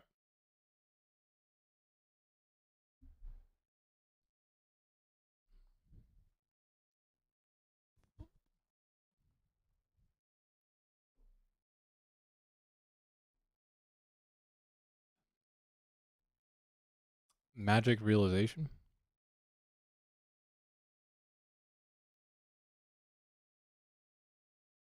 You keep jumping to suicide, and I'm not really sure why. It seems to me that you don't understand anything about it.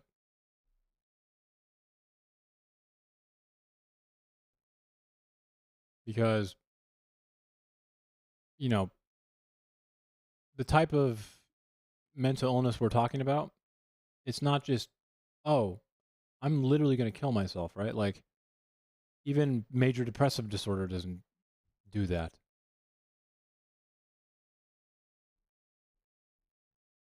Oh.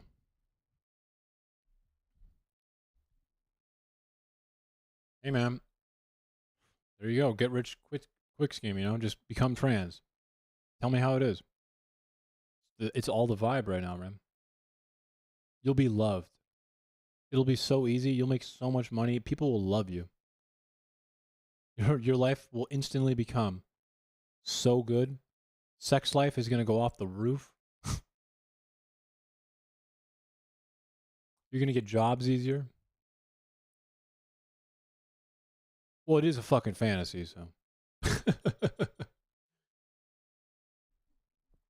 Because you and I both know, okay?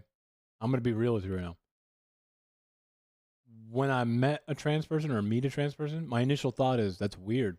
You know that, right? Like, but you know what's really important is your second thought. And then your first action, Jumbo. Because you can choose to be whatever the fuck you're doing right now, or you can choose to be someone who doesn't, proliferate and participate in making someone else's life worse because you just don't understand it.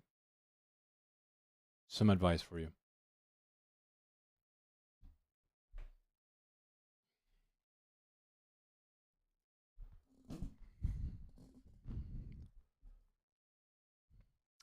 I never said you were, but if you, it seems like you came to the conclusion.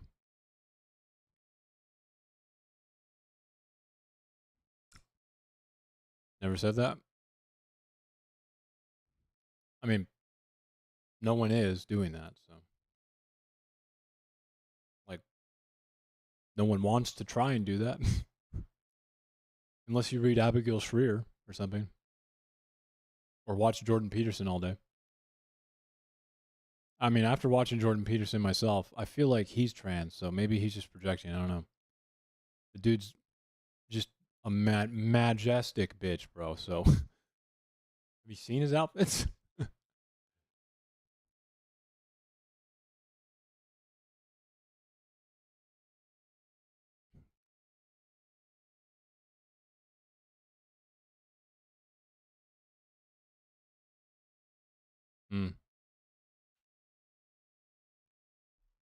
The assumptive nature here.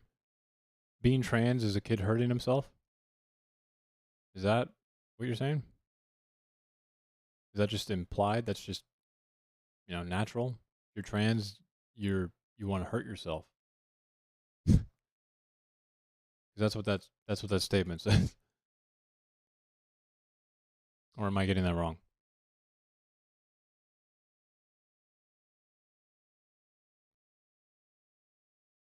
I mean, you didn't really put anything else in that sentence, so only one way to read it, buddy.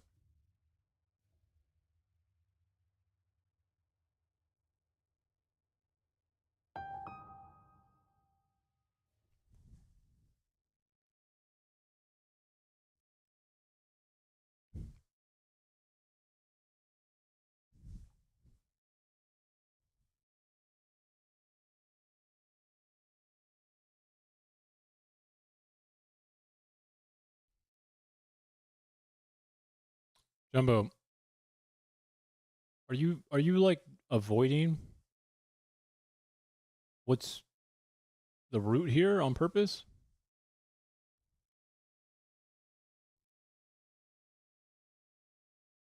Like, obviously, the logical question here is, but why is the kid hurting himself? No, it's not. Because, once again, Jumbo, you fucking idiot. You can literally be mentally ill and not cut yourself. You can be trans and not cut yourself. And you can have gender dysphoria and not cut yourself. But you can. So, if your root is somehow like the 30th floor of a building and you're calling that floor 1, I guess but that would just make you a fucking retard again. So why don't we just look for floor 1 or maybe the basement? I don't know. Why are you stuck on floor 30? Do you feel like you're in the wrong body inherently or not? Jumbo, you just said it right there. Feel like you're in the wrong body. Is that something trans people feel inherently? Do they wake up feeling like that? Yes or no? I'm an independent. Although right now, I probably look like I'm a progressive because I'm, once again, defending basic biology, but it's fine. I know you're on the right, man. Yep, I can tell. People can't hide their politics from me. It's very, very obvious when someone is like projecting this fucking magical fucking image of what they need themselves to be. It's very obvious. No, it's all right.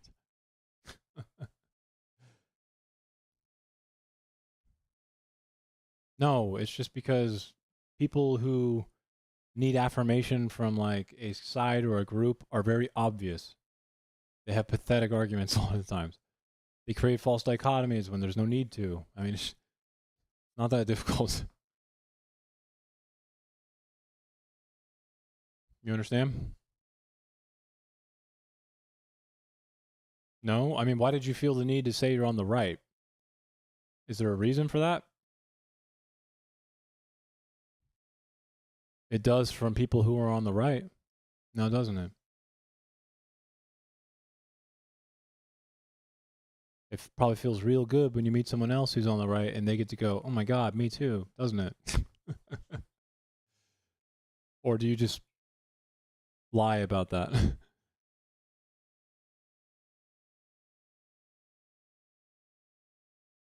Do you think that you qualify yourself as being on the right because it's just the correct position, or doesn't matter? It's still a social identity signal. Personally, I'm not really sure how to label myself that confidently.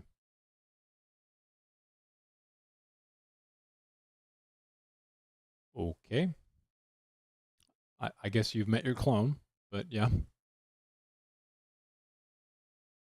People on the left can absolutely do this as well. I think the left is less organized in the US though, but yeah, they can.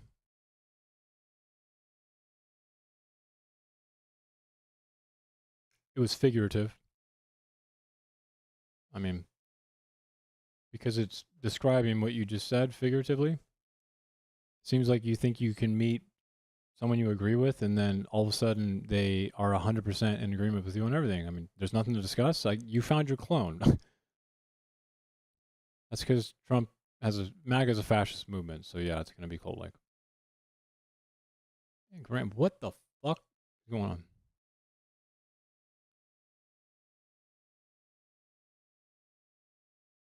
Why would I consider that? Why would I just, like, assume that you're being some malicious actor? Huh? What?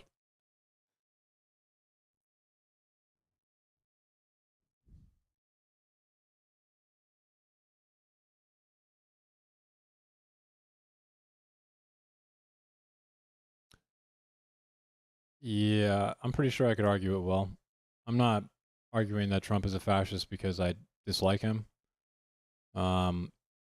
He just fits every diagnostic criteria of a range of scholars, from early fascist Emilio Gentili to Florence to Griffin to Paxton to Staley to Payne. I mean, I could argue it really well, my friend. And Trump's movement is fascist, whether you like it or not. He has absolutely mobilized a certain core, authentic group within this country to believe it has some sort of destiny. In order to do that, they have to, imbue this, venerate it within a leader, a chieftain, as Paxton would put it. And they think of the real nation as some pure organism. So Well, Mussolini's not the only fascist, and if you want to take Mussolini's words, which you should, Mussolini himself is a propagandist, so it doesn't really matter if you like the look of Mussolini. Mussolini was a specific form of fascism, yeah. But if you think that the underlying generic minimum here is different, I have news for you. They're not. Just because Trump doesn't have a nice suit or something doesn't mean that he can't be leading a fascist movement. So.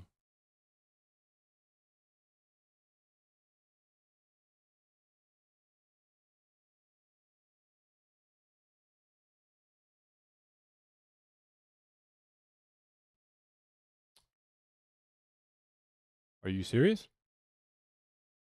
Militarism in what way?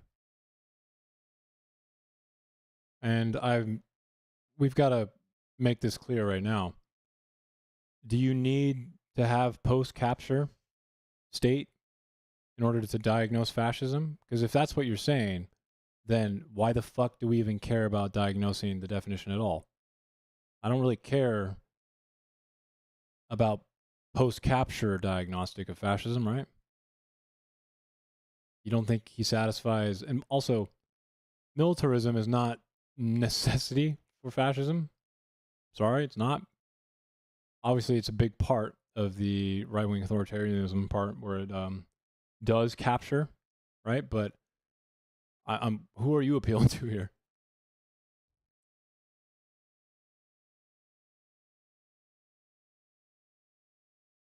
Are you insane?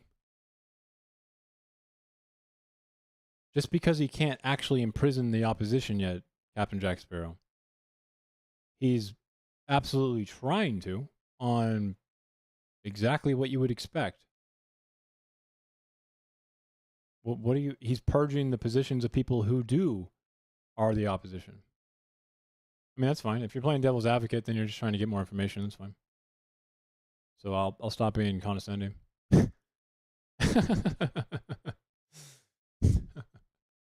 Fine. Yeah, that's not true.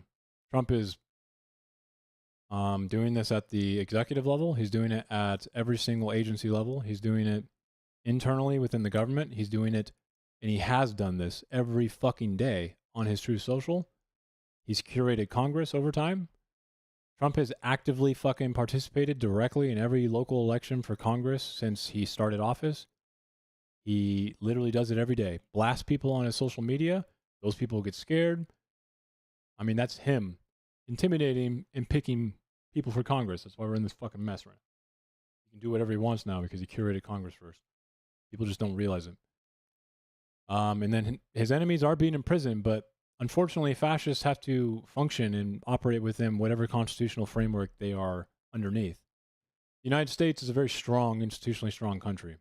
It's not going to be easy, but, you know, Trump has told us that he's trying and he's going to. So I don't need to wait for him to, like, finish. You know what I mean? That would be dumb.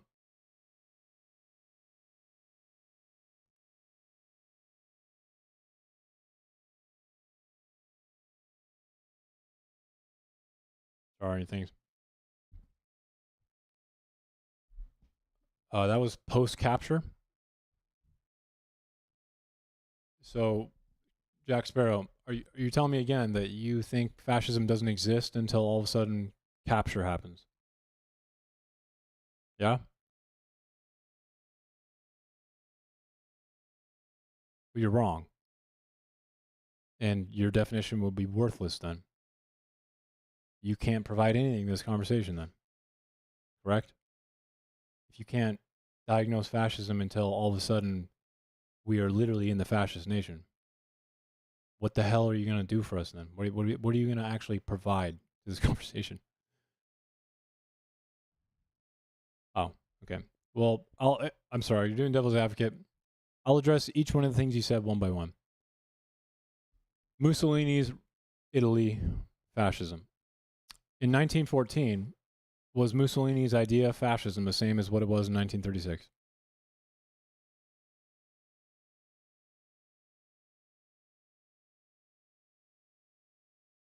So what brand of Mussolini's Italian fascism are you using?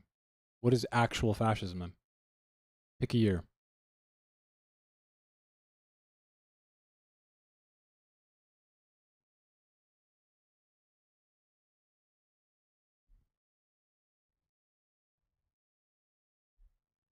So late 1930s, after the 22 was finally established. So 1922 to 34 was not fascist.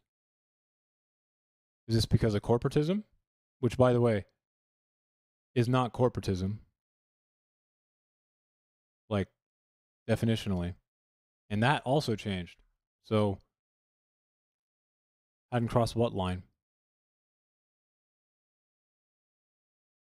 What's the line? Mussolini himself called himself a fascist before the years you are describing, by the way. That matters. He called himself a fascist pretty early on, before he marched on Rome, actually. Remember what fascist means? Bundle of sticks tied together, solidarity, gives stability and strength, right?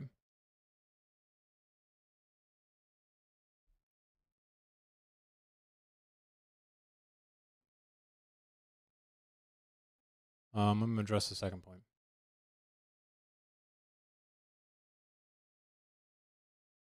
It's not. Communism doesn't care about some group or identity that thinks of themselves as like the true nation, you know, the real Italians who become mobilized and then imbue destiny into a leader in order to achieve this mythical idea in a rebirth. Communism gives zero fucks about the past in any way or any mythical idea of it. Communism is literally like, the new nation is great. Nothing like the old. We're future. No, capitalism, bad. Communism is the new utopia. Are you fucking serious?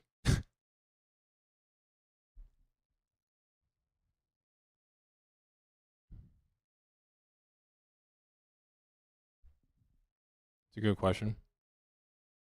I don't know what enforcing fascism means. Fascism is an ideological populist movement.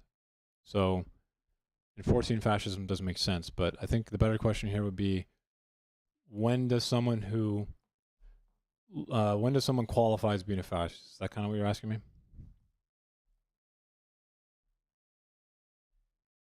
Okay. This one's not so simple, man. So this question I like. Fascism is notoriously really hard to pin down, and this is evident because it took 60 years of historical nonsense and taxonomy by people to try and make a definition of fascism, right? And to this day, it's still pretty contested on a lot of the historical taxonomy, as we can clearly see. But most scholars would agree with Griffin's fascist minimum to the extent that it provides the framework for the myth. Okay?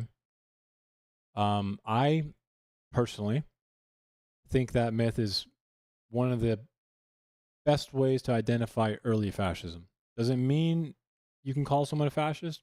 No. But I think every fascist movement personally must have it.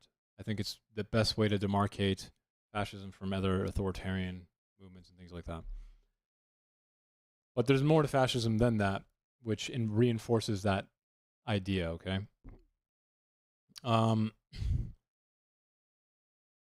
You're going to have, I'll give you like a framework, okay? And then I'll try to apply it to a real life figure. How about that? So it's going to start, right, with a popular form of ultranationalistic palingenesis. I'm sure you've heard that word before. I say ultra, it's hyper-nationalist. Doesn't really matter. The point is, all of those words are, they're not separable, okay? So people like to think of ultranationalism on its own, palingenesis on its own, and then, isolate them. That's wrong.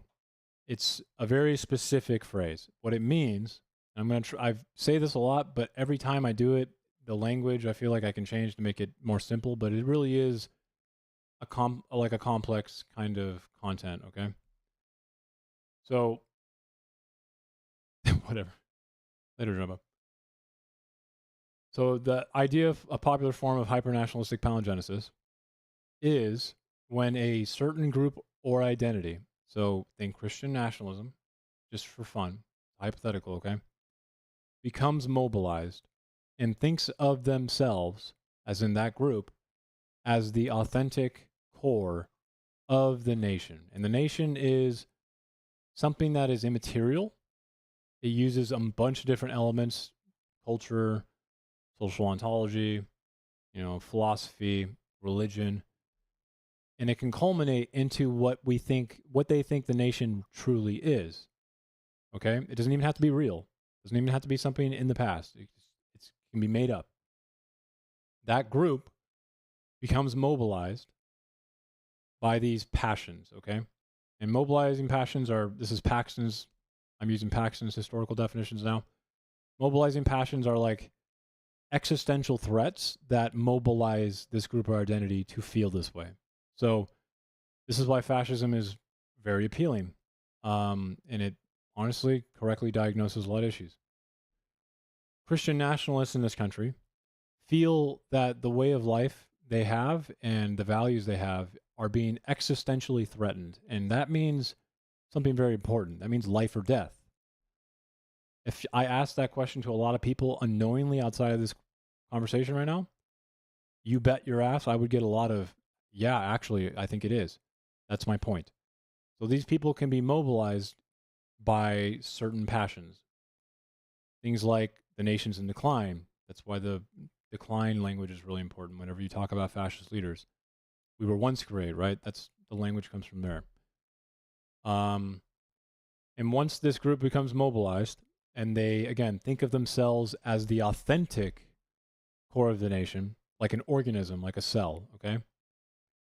They now take that mythical idea and they imbue it into a leader in order to achieve it and to get it done, to achieve the rebirth. Because they can't do it without someone to executively do it, right? You need to imbue it, venerate it, embody that entire idea into someone. That person then, sometimes they believe it.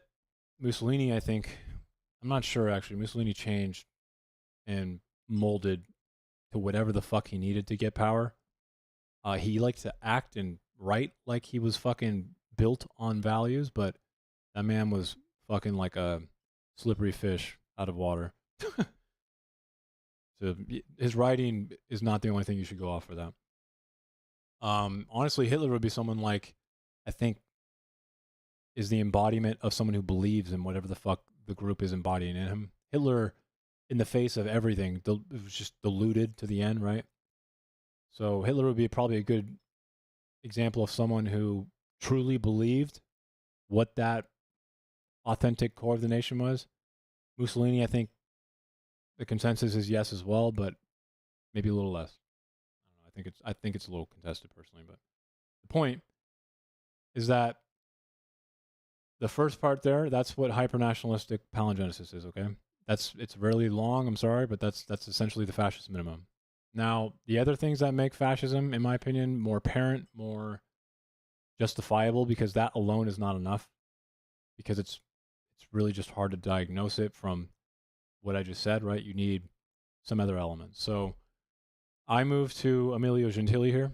Emilio Gentili is not Giovanni Gentili. He is a early Italian fascist historian who worked under De Floris, if I'm saying his name correctly, another Italian historian, taxonomy guy.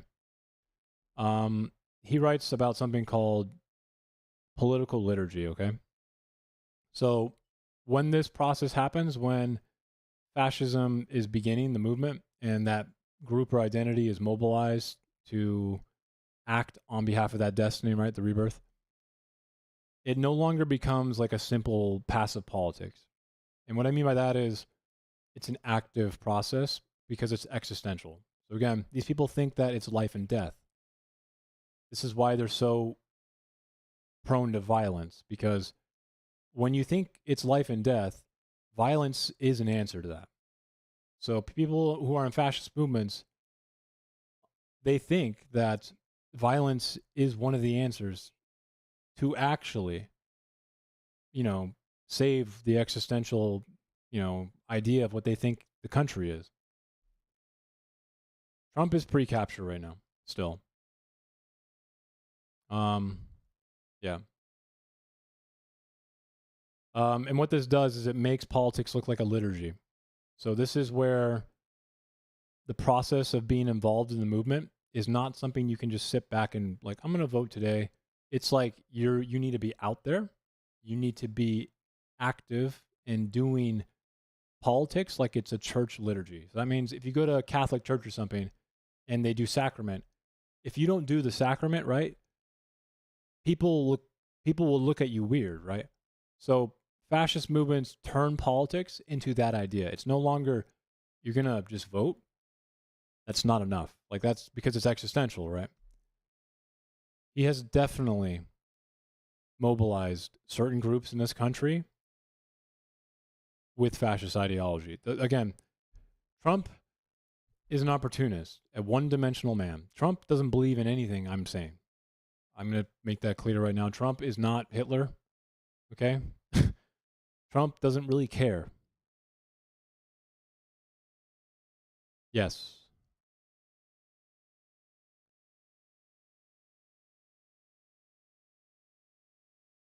Wait, so when you say when you think life, does that mean literally when you think or when it is an inevitability?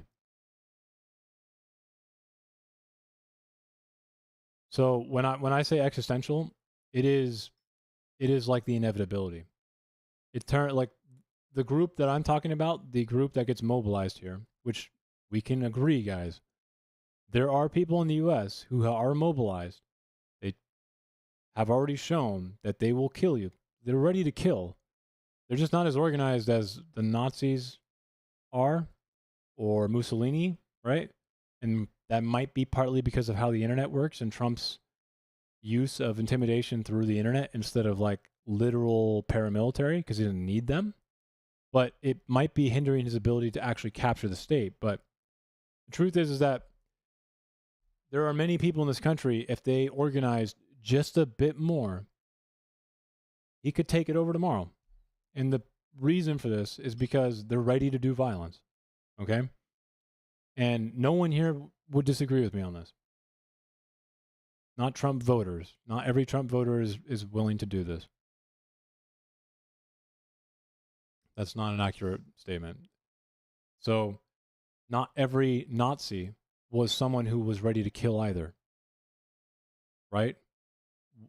Do you know how many Nazis it took to surround the parliament, to suspend the Constitution when he did the Enabling Act? It wasn't that many. And it wasn't the Nazis. It was the SA, right? Not even a part of the government. So people who are, all you need is a small majority, minority. No. No. What was the vote in 1933? What was the vote in 1933 when Hitler won his election? The percentages for every party. Do you know?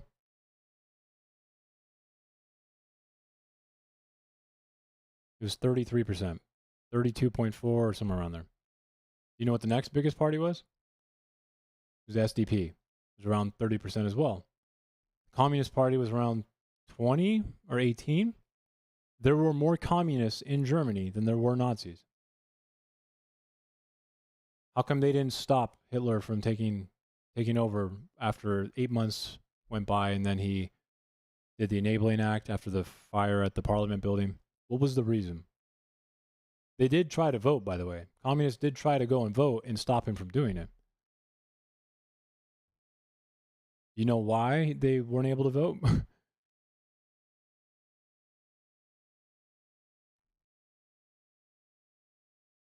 Because the SA surrounded the new Parliament building and arrested the communists because Hitler blamed the communists for the fire. So when the communists went into the new parliament building, a very small amount of people with guns arrested them. And there was no memo. It's not like the entirety of Germany knew when this was going to happen, but it did. And then when that happens, you and I, even if we disagree with that, I really don't want to kill people, man. I really don't. And this is the juxtaposition. This is why fascist movements don't need the majority. Because I don't have an existential crisis. I don't think that my life is in danger or my way of life. I don't have that fear. But a fascist movement, they do. And they are ready to kill you. And that means they have an advantage, unfortunately. So if I don't, I'm not even going to get the memo, right? Like no one knew when to show up when Hitler suspended the Constitution, which, by the way, is modeled after ours. It has the same clause. We can suspend our Constitution with 2/3 majority vote. Trump could technically do the same thing, but I don't think he has the same organized force. If January 6th, if everyone was a Proud Boy, we probably would already be in post-capture, but no, Trump is not. I'm only using a simple example of how Hitler took power using a fascist movement. Hitler and Mussolini, for instance, are not even the same. This is a little bit of a tangent, but people want fascism to be the Nazis and 80 million dead, and then they also want to gatekeep it behind like Mussolini's Italian fascism, right? Which is a mistake, because the fundamentals are still the same. The violence, the purification. The reason that the diagnosis of fascism is correct, but the problem with fascism really comes down to what they think is the fix. So like, fascists describe a problem in liberal democracies correctly, but what they advocate for to fix it is flawed. Okay? And the reason is because when you think of yourself, like your group, if you think of yourself as the real, authentic nation, like an organism, like a cell, everyone within your group is like a cell, okay? That means everyone who's not a part of it is contamination. And that's the problem. Yeah, you can have a fascist movement. Fascist, again, depending on which movement you look at. I mean, fascist France with Vichy. I mean, that France was probably one of the closest, next largest fascist countries that we can think of, and it barely lost in 1936. They were very close to taking over France as well. He didn't win, and he had elections, but he was a fascist. Yeah. You're trying to collapse what the post-capture fascists with the myth and the movement. So what we're doing here, ma'am, is it's really easy to look back in history and apply an analytical definition of fascism to movements that have already happened, right? Correct? But we don't call Mussolini not fascist leading up to the capture stage. But it is much easier to go, oh yeah, that's definitely fascist once the capture stage happens. But we're doing a diagnostic definition right now. We're in the present. And if what I'm telling you right now sounds wrong, I mean, you can tell me, but I don't think it is. And whether or not Trump gains capture stage or not, the diagnostic criteria to me is fundamentally there. The other framework I didn't mention would be after political liturgy. It would be the permission structure, enemy construction, the use of purification, I am your retribution, the adoption of the veneration of the immobilized party. We'd have a corporatist steering in a modern sense. Trump is absolutely doing corporatist steering. He is fundamentally boxing corporations to be submissive to the Trump administration through executive policy that he has no control over, but he's doing it anyway.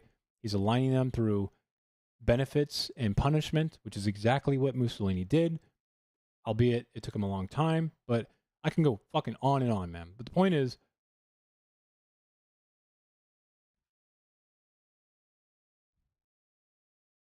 why do you say unlikely? That part, see, this part is something I struggle with. Well, he tried to, and in January 6th, verifiably. I mean, I didn't think so when the January 6th happened, but I mean, after the investigation from the Senate and the House bipartisan one, and then obviously Jack Smith's indictments. I mean, how can it's just he tried to. So he failed, but what does that mean? That doesn't mean that he didn't just try to do it the first time. Like he did. He tried to, he just failed. I'm sorry. Are we debating whether he tried to literally steal the election or whether or not he did it properly, man?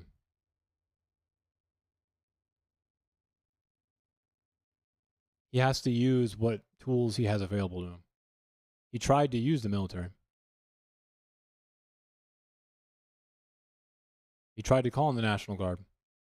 It was refused. So what happened there is not Trump is not a fascist. What happened there is the United States is a historically strong institutional country. But institutions won't save you. Okay? Can't rely on them like we're doing right now. That's a bad fucking thing to do. That's how you end up with the Nazis or institutions won't save you. They're just as good as what people want them to be. And personally, I think Trump, I don't really see an outcome now without some serious violence, man. I really don't. So Trump doesn't have control over the military in the same way that you think he does. Plus, fascist movements don't use the military. Military coups are common in non-democratic countries. Okay? Military coups do not happen in fascist movements. Military coups are a big, powerful day. Fascist movements are slow. They're subtle. They're step by step until the moment you realize, like, what the fuck is happening. That's what a fascist movement's like. 12 years have gone by, and you've heard, you know, that Mexicans are rapists and murderers for a long time. And, you know, when we start rounding them up to do mass immigration like he wants to do, if he had his way, man, okay, he's doing all the same things. And when you put 14 million people in camps, he's going to realize real fast that that's expensive. And these are the problems, okay? Just because he's being inhibited by things that we think are strong is not really necessary to him trying to do it, right? Never even mentioned border control, right? If he was simply saying border control is necessary, he wouldn't have to say things like they're rapists and murderers, or bring out individual cases of rapists who happen to be illegal immigrants happening, because he is playing on the fear of people he is trying to mobilize. He knows exactly what he's doing. He's an abuser, man. That's why Trump is really dangerous, because Trump will hold up a gay pride flag if he knows it'll help him. He doesn't give a fuck. He doesn't care about anything. So what Trump does is he notices when people are mobilizing under him. He leans into it. He doesn't actually have any opinions of his own. He essentially watches the fucking news, right? Like Fox News reinforces what he thinks people want him to do, and he goes and does it, or at least tries to. I know people say Taco Trump, but like, if he really had full control right now, man, there's plenty of information. You can go back. You can go see Miles Taylor, his old DHS fucking secretary. Plenty of people in his old administration have come out and shown exactly what Trump is like behind closed doors. He literally, in his first term, wanted to fucking paint the entire fucking like border wall black so it would melt the skin off people if they ever tried to touch it. He, like, in vivid detail, would say the gnarliest things. Why don't you just shoot them? That'll show them. Well, just shoot them in the leg. Okay? he has no values, and that's why he's really dangerous, because he knows how to abuse people. What do I think is stopping him?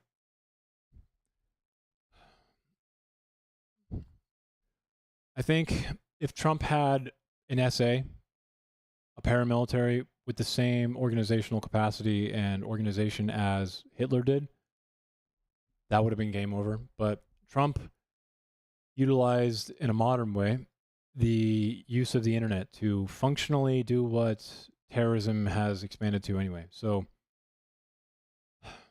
back in the day, terrorism used to have charter groups, right, guys? Before the internet, you used to sign up on like a Ku Klux Klan or like a fucking Nazi charter group because you're a fucking loser, right? And that was kind of centralized, was organized. Once the internet happened, a lot of this authoritarianism or like extreme,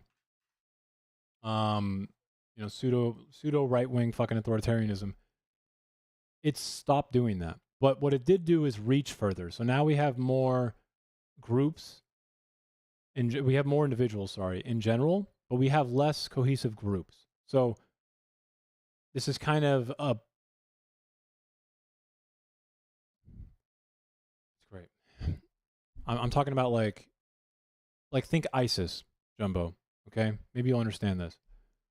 There's not really many, mujahideen anymore. There's not really fucking Al-Qaeda anymore in the same way that we're used to, okay? Taliban, I know they took over Afghanistan, but in reality, that type of terrorist movement is not, there's not like I'm signing up for the terrorist movement, right? ISIS-K and ISIS is a very good way to show what this is. So ISIS realized that it doesn't need these show up to this place at this time, we'll train type thing.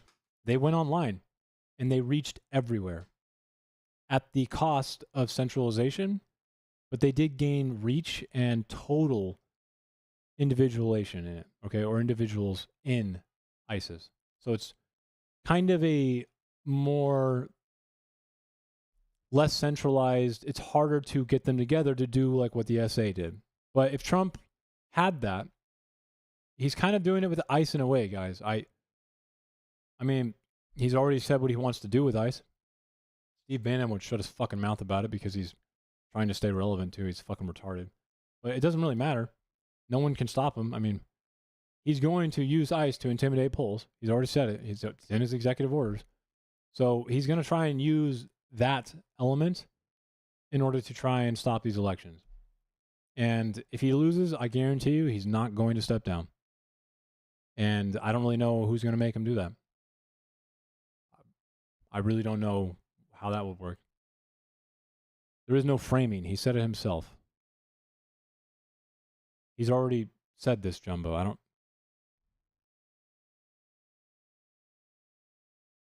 Captain, Trump has never done that in his entire life. I don't think he's going to do that at the moment when he avoids any consequences for trying to steal the election last time. All of his felony accounts, avoiding the Jack Smith thing. Like, what makes you think this man's going to have a change of heart all of a sudden now? Because who's the naive one now, man? Don't deny history, okay? Like, he wakes up every day, he tells you who he is, he tells you what he's going to do. And Trump is really good at this. He sets the narrative early. Trump is not going to step down. He's already told us, no, I'm just going to run again. No, it was a fake election. It didn't actually, there's too many illegals. Yeah. Don't lie to yourself. Unless he dies or something of natural causes, there's literally no way out, dude. And if he doesn't step down,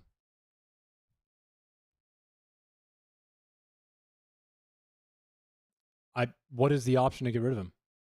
Congress won't impeach him. And even if they did, do you know what happens? Well, a warrant goes out for his arrest from the marshals, right? And what marshal is going to try and arrest Trump? What U.S. marshal is going to do that? That guy's family, if he has one, fucked. Entire family. Probably be killed. I I mean, there's a real risk at least, which is going to stop him. So, I mean, what do you do? Hegseth is...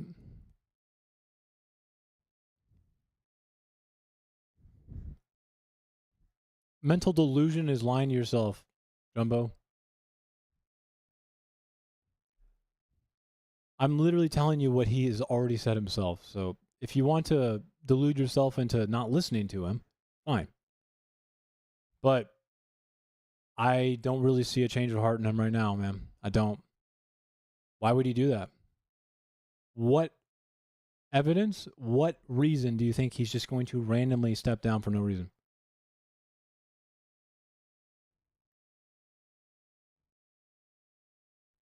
Okay. Has he taken accountability for anything ever? And has he ever willingly stepped down for any reason? Why? I don't know how people can just assume that he's just going to, oh, you know what? I'm done. After he gets away with literally everything. Like, he just got emboldened. He has immunity. All of these things are in his favor. Why would he stop now? Why would he transfer power back to the Democrats? He couldn't get away with it that time.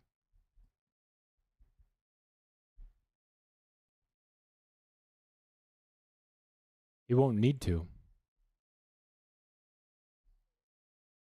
You know, there's a really famous quote, okay? I'll let you go find who it's from.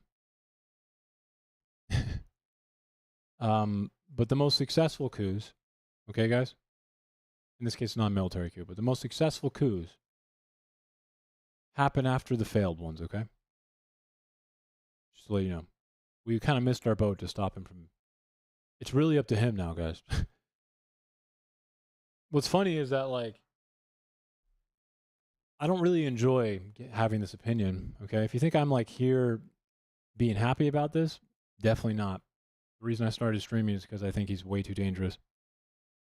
So, if anyone wants this to be not true more than anyone, it's me.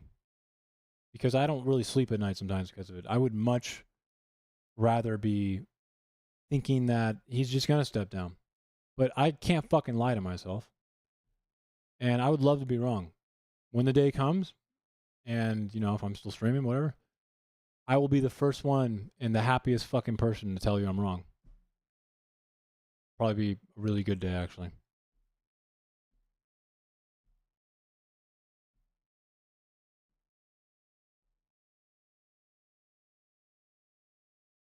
He didn't step down last time he lost, so I'm not really sure why you need to go to the 5th and the 6th, but JD is not going to be able to lead the movement. He's not. You remember fascist movements, the leader becomes more than a leader.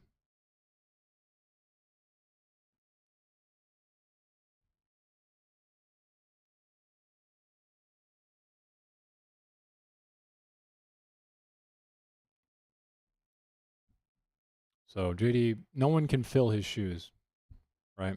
A fascist leader is unique. This is one of the reasons fascism kind of dies quick too. Because the truth is that when people put so much destiny inside one person, it is a lie, right? Like it's essentially a leap of faith that will never work. One person cannot bring the destiny that we're talking about back. Okay, it is a fucking lie. But people make really dumb decisions when they're existentially threatened. So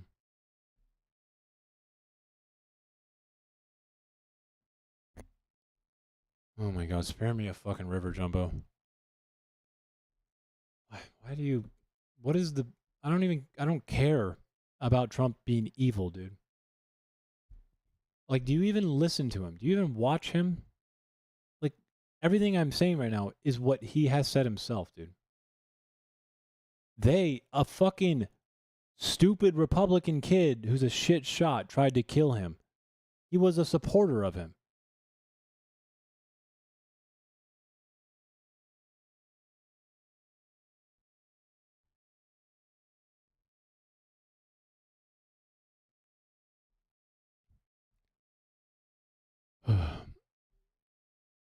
I do. And it seems that Charlie Kirk's murderer also is not just conveniently some random leftist, or else Kash Patel's FBI would have released that, don't you think? He releases everything else. Why wouldn't he have released how leftist these people are, Jumbo? What's going on there, man? You think he suddenly has like some... Oh, wow. What the FBI has like real transparency, sanctity. Why do you think he's not releasing any information about these murders, dude? Because what you're looking for, because you're blinded by false dichotomy, doesn't fucking exist. There's no point to lie to yourself. What does that have to do with the murderer? And also, I don't know what that means. A few people on TikTok are not the left. That's not organization. That's just weirdos. It was a fucked up thing. Apparently, it's just enough for you to, dichotomize some monolithic fucking left, dude. Because he has an obsession with making an opposition diametrically opposed to his one. Because he can't fucking function without it.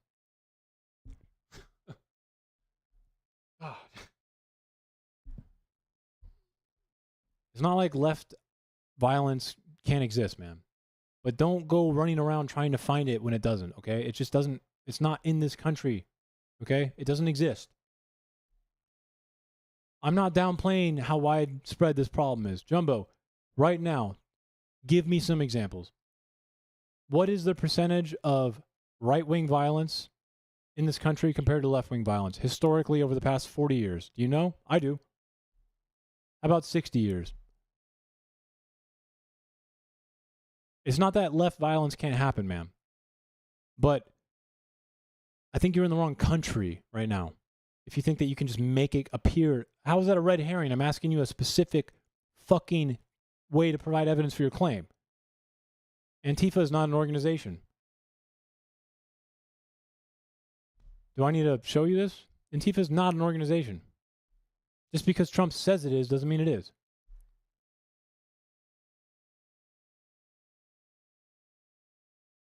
Actually, no. And how much violence? Just because you're Antifa doesn't mean you're on the left, Jack Sparrow. You realize that, right? I'm assuming that most of them probably would claim they are. I'm sure they're just stupid-ass communists, right? But it's in the name. It's in the name. You can be a liberal and oppose fascism. Being a liberal is not a communist. Are you fucking kidding me? No, the joke here is how little we know about anything.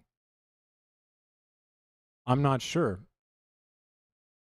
But the very fact that we now have to ask that question, Jack Sparrow, is actually proof that you can't just say, no, you can't just make that claim. Come on.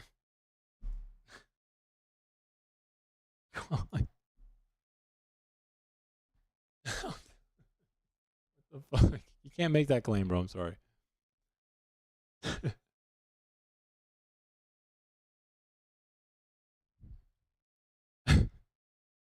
Now, let's say Antifa was an organization. Jack Sparrow, I like talking to you a little bit more than Jumbo, because Jumbo is just fucking spurging. I don't know what the fuck's going on.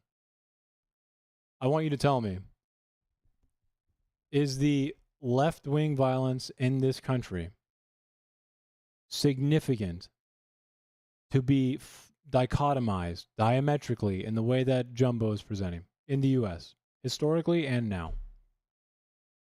Would you be willing to take that argument? Thank you. I'm...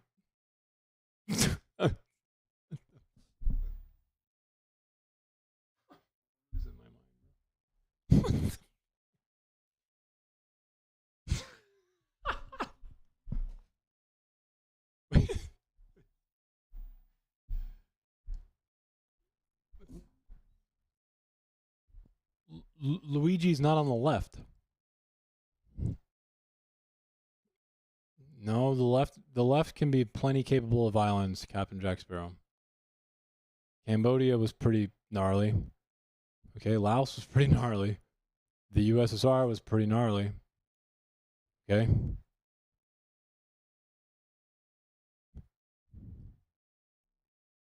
I mean, they're not mobilized, Jack Sparrow. That's what I'm getting at. You know, to be capable of violence, what do you need, man? What do you need to be capable of violence? That existential threat I was mentioning earlier. So the left in this country is not mobilized in the same way that the right-wing violence authoritarians are. And that's just a fact. I mean, it could be the other way. It's just not in this country. And when people try to dichotomize them, they're just being stupid instead of, you know, if they want to engage in the idea, we can talk about some left-wing violence if you want, but dichotomizing is just showing me that this person is incapable of trying to fucking actually think about this topic. I mean, even the right shouldn't even identify with right-wing terrorists, right-wing violent actors, right? Like if you find yourself, okay, feeling like you need to defend a white supremacist, right-wing authoritarian, that is a you problem, dude. Stop doing that. That person doesn't like conservatism. Why would you identify with some guy who goes into a mosque and shoots 60 people? Just because it says right? It doesn't signal anything. So I just need people to understand this. Like, a communist, even if you're on the left as a progressive, if a communist commits violence, that doesn't mean you need to literally be like, oh, he's like me, I need to defend him. That's you being stupid, okay?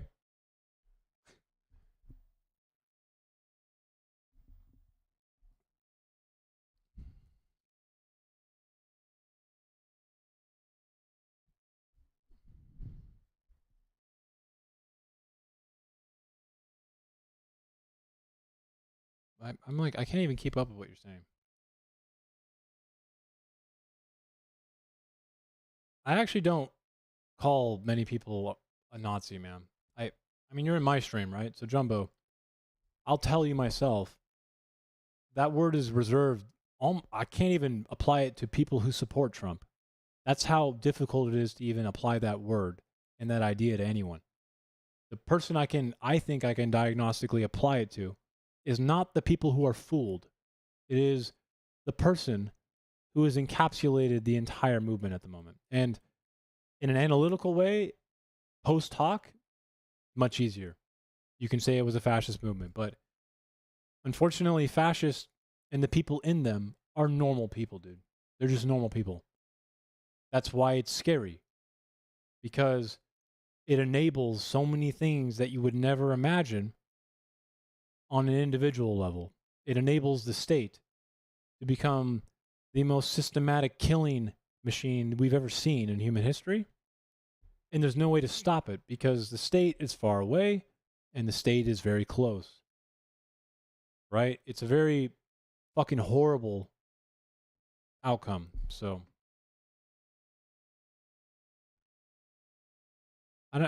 people, like Jack Sparrow said when he came in here, people have definitely thrown the word around too much.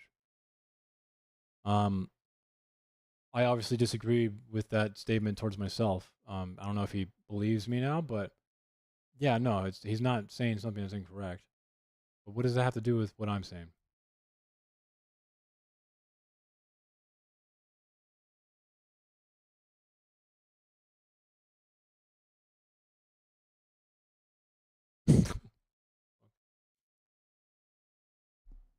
I mean, I try to be.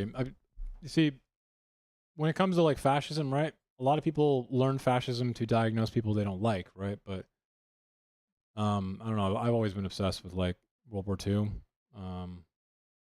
Just a fucking fascinating concept to me. So fascism was like a natural way for me to, I don't know, it just seemed like necessary to understand World War II. Yeah, it's fucking insanely fascinating. It's also, I think, important to understand that fascism is really like appealing. Okay, World War II in color is great. It is appealing. Okay, it is a voice for people when they're existentially threatened, when they feel like they want to break it. You know what I mean? Fascism is literally like, you know, everyone is suffering. Your way of life is at risk. You know what I mean? Existentially again, which a lot of people feel like. And fascism is, let's break it. We can redo this in the way that we want it to be, right? Like, it is a really appealing answer. It's simple, it's fucking clear, it's easy to fucking implement at the beginning. And then you realize that, oh fuck, if we think of everything like contamination, then we have to eliminate them. Purification means something very sinister, right? There's no easy way to do that.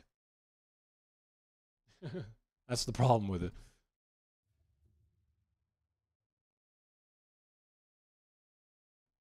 Jumbo doesn't think they should. I think I could convince a lot of lefties that they are wrong about calling somebody a Nazi. I don't fucking care.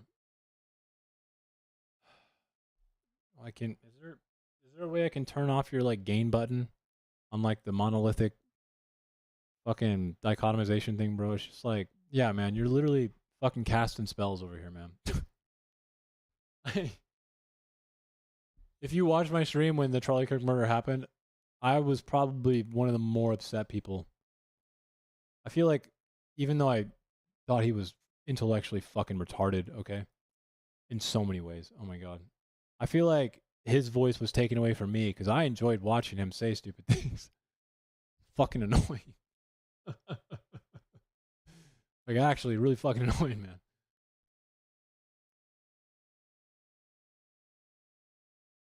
I kind of missed the old Charlie Kirk before 2019, but you know, it's okay. Like I watched him for a very long time. He was definitely an original point of information and like ideas for the right. That's a fact. Or at least somewhat. Sometimes he just jack old PragerU shit, but you get the point. He wasn't unoriginal.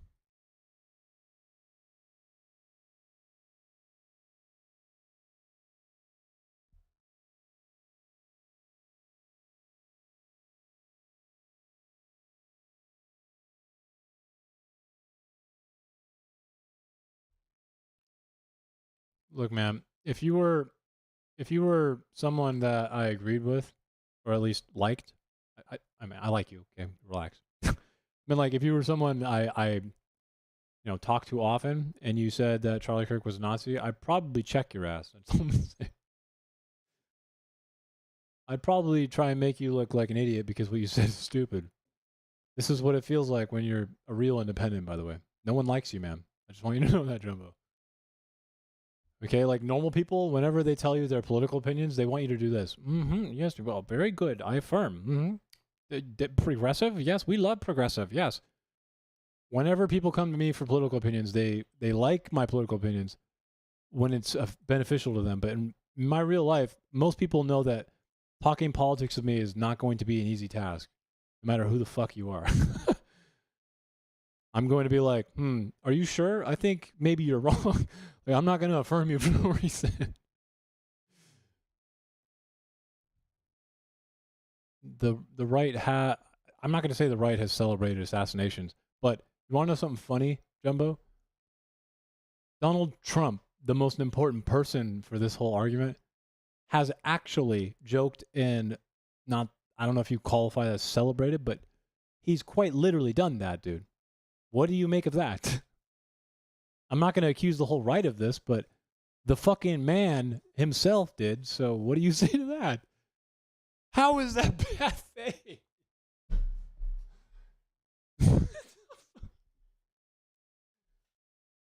Why? Is he impervious to fucking...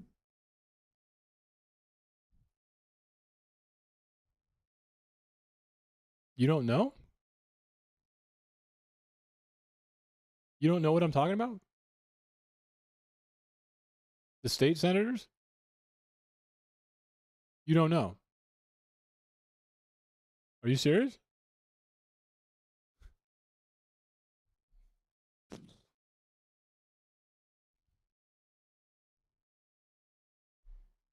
Trump doesn't have any values.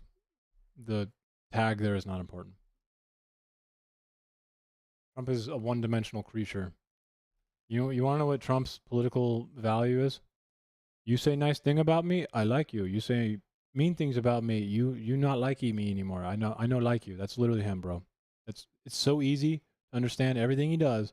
As soon as you start talking like a fucking toddler in like a preschool waiting room for at the dentist office, just like fucking moving the stupid abacus in circles and squares, and you're like, me liking people who say good things about me. It's that stupid, bro. Okay. Not complex. He's not playing 5D chess. He's not fucking thinking ahead. He's literally, how is this good for me? Is it bad for me? It looks bad. Like it's that, dude. Okay.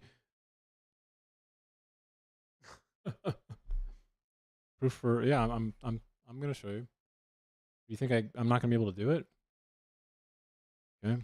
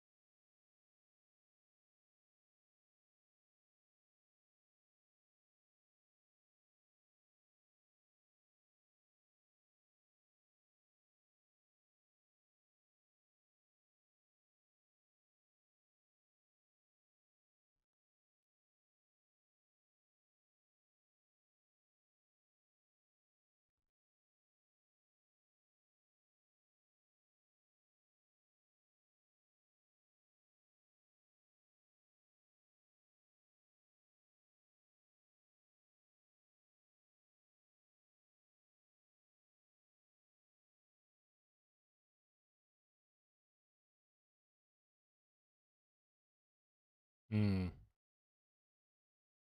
Hmm.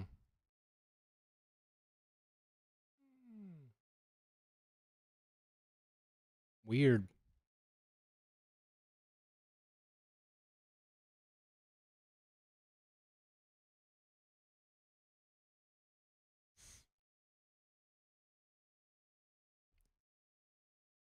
You don't think it's problematic for Trump to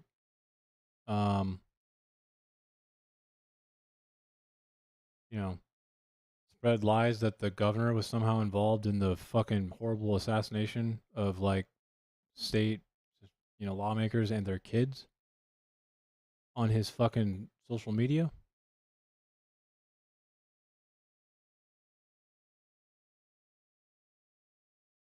Got it.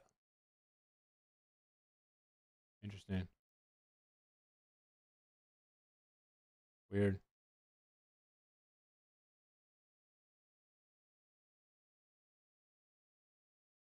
I mean, I have.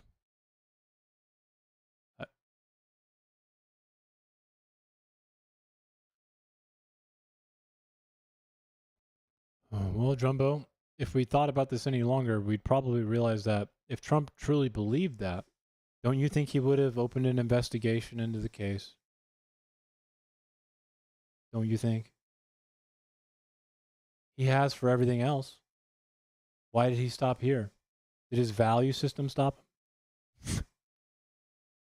What? Are you sure? He has opened like cases for like candy bars, I think. against entire companies and individuals directly when they post some words on paper about him. You're telling me that he wouldn't take the time to investigate a literal fucking governor participating in the assassination of 2 fucking lawmakers and their fucking kids? I'm losing my mind, bro. Oh my god. You got it. Fuck, brilliant, dude.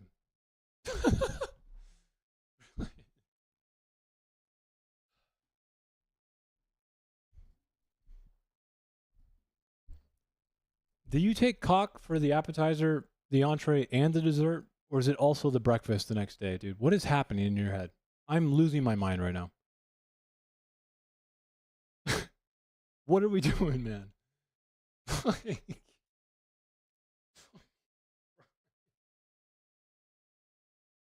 Ugh.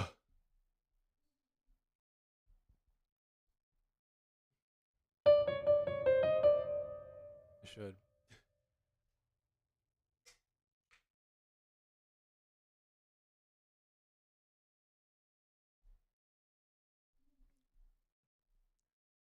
I don't have an existential existence yet because I don't want to hurt people, Jumbo. And trust me, there is a very strong part of my head that wants to do that. Thankfully, it is overpowered by the better half of it, okay? Thankfully. Thankfully. I have like a good buffer in my head, a threshold, you could say, where thoughts come in very intrusive. And immediately another part of my brain goes, that's fucked up, man. Come on now. You can't do that.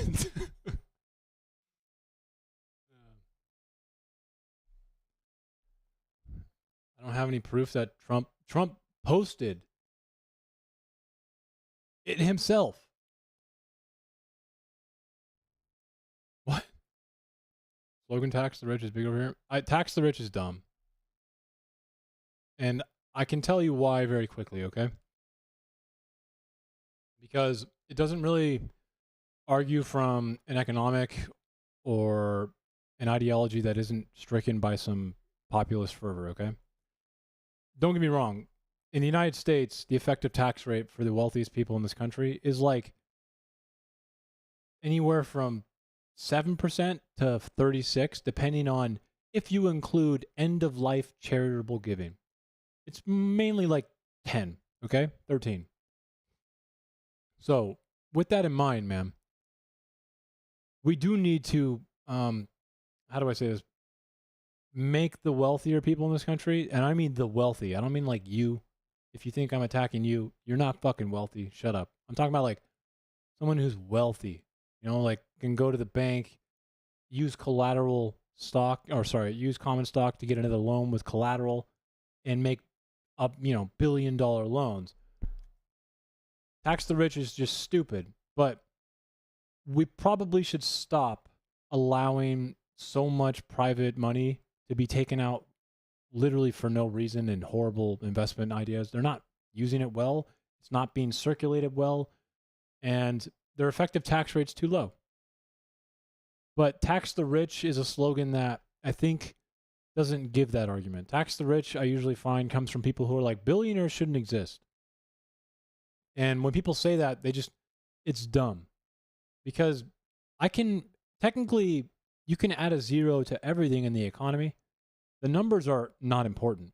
What's more important is the relationship between the numbers, okay? So, a gallon of milk could be $3 trillion, okay? Hypothetically, if the economy was centered around that ratio, should we fucking kill the people then because everyone has quadrillion dollars? No. The actual number billionaire is not important. What's actually important is what is the economic condition and the wealth disparity with all these data sets in relation to each other. And is it getting worse? Is it producing bad outcomes? And in the US, we have a bad problem where wealth is not being circulated, it's not being redistributed, and it's going to shit fucking debt for fixed capital that doesn't move for 30 years and fucks everyone's ability to own a home. And then we're just supposed to sit there and be like, yeah, this is really cool. Thank you for my Starbucks job. Like, that's why I don't like tax the rich. And reality is we need to probably make taxation much more transparent and applicable to wealthy people so they can just pay their taxes again. And then the wealth will redistribute better and will increase our economic condition. But tax the rich in and of itself is simply just like a saying that someone who wants to sound really deep it will say, right? It's just a fucking platitude, in my opinion.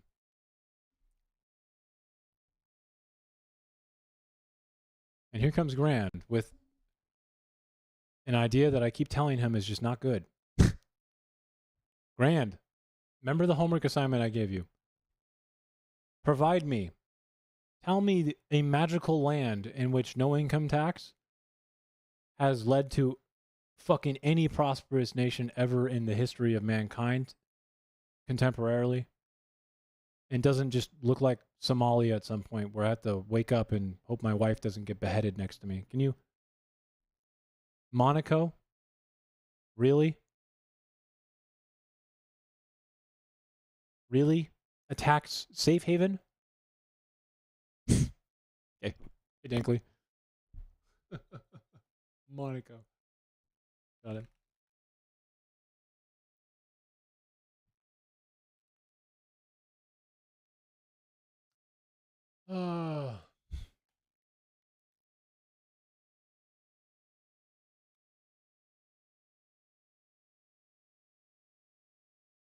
Wait.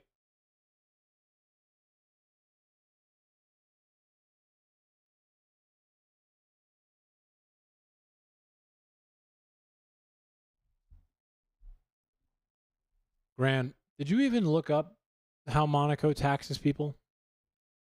Are you fucking shitting me right now? Are you fucking shitting me right now? I want you to do me a favor right now, Graham. Go look up the VAT tax in Monaco. Okay? Go look up exactly who is in a customs union with them. Okay? Go look up the corporate tax rate in Monaco. And then I'd like you to go look up their fucking property taxes as well. And then tell me that you're not still being taxed. Because you're still being taxed the same way. Yeah, and it conveniently, Grand, going to tax similarly to income tax, but just in a more convoluted way. No, you are not? Okay, got it. Got it.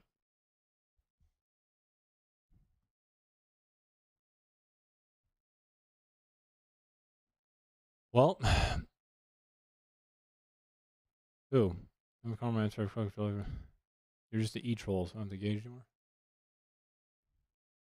I'll have you know, Testicle Johnson is the e-troll, okay?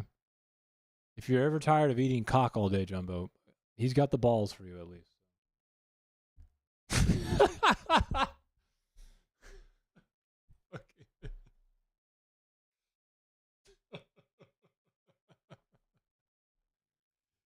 Yeah, you can. A Discord or like a... Yeah, I have a Discord.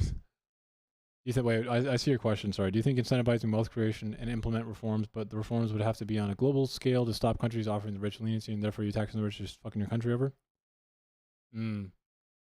This is the argument of they'll leave your country, right? Jack Sparrow? Correct? I love this argument. It's just not true. It's just not true. Wealthy countries don't experience this. Countries that aren't wealthy, that have wealthy individuals that try to implement measures like this do lose those wealthy individuals. But the French, when they're wealthy, they like France. Their companies, corporations, their boards, they're all French. They buy property outside of it, but they're French. This is just not true if you actually look past like the PragerU video.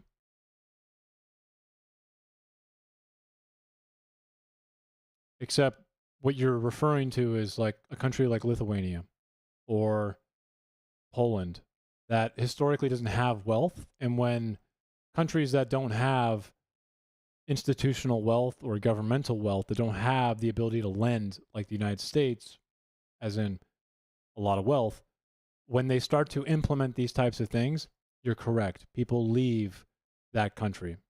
But no one is leaving a very wealthy country in the same way you just described. That's not true. Yeah.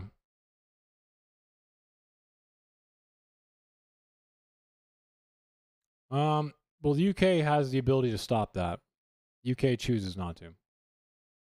Yeah. Although I've heard this before from, what's his name? The guy who debated Gary Johnson, you know, the economics YouTuber, sensational guy who I like him. He doesn't explain economics more than I'd like, but he makes it really simple, which is nice. That's probably why he's so popular. But this is just, it's kind of misleading because the English who are rich are still there. They just move their companies outside of the country. And the truth is that the UK, you know, if you want to be incorporated in the UK, if you want to sell your product there, if you want to, you know, keep everything about the wealth you got from the UK is a very wealthy country. The UK is going to give them debt still. The UK is going to finance things for them. The UK can easily say, you're not going to be able to fucking sell here if you move your company out of the country and then take the wealth we gave you with it. Like, you realize countries can do that, right? This already happened in the US, by the way. So if you're worried about this happening in the US, it already kind of happened. If you think about it.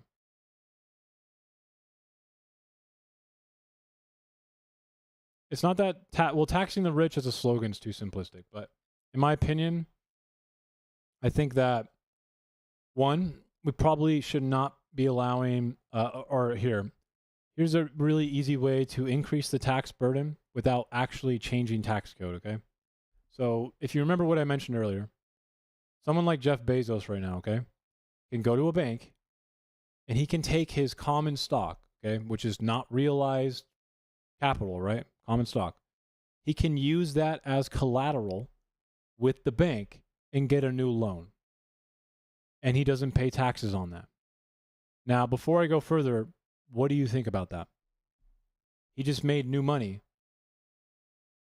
by using, you know, non-realized money. The bank is assuming a risk on their balance sheet. Technically, the collateral makes it realized. Wouldn't you agree? There is risk, absolutely. No, there's not.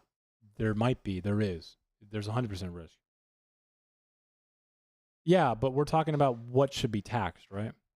So, in my opinion, and this is one of the reasons that the United States private debt is ballooned, my friend, is because no, they don't have to worry about paying taxes on it. They can just do this to create more loans. So, what I'm proposing here is when the bank assumes the collateral, dude, like every other fucking thing we do on planet Earth, okay? Every other fucking item you use as collateral, my friend, is realized the moment the bank puts it on their balance sheet. Is that not a fact?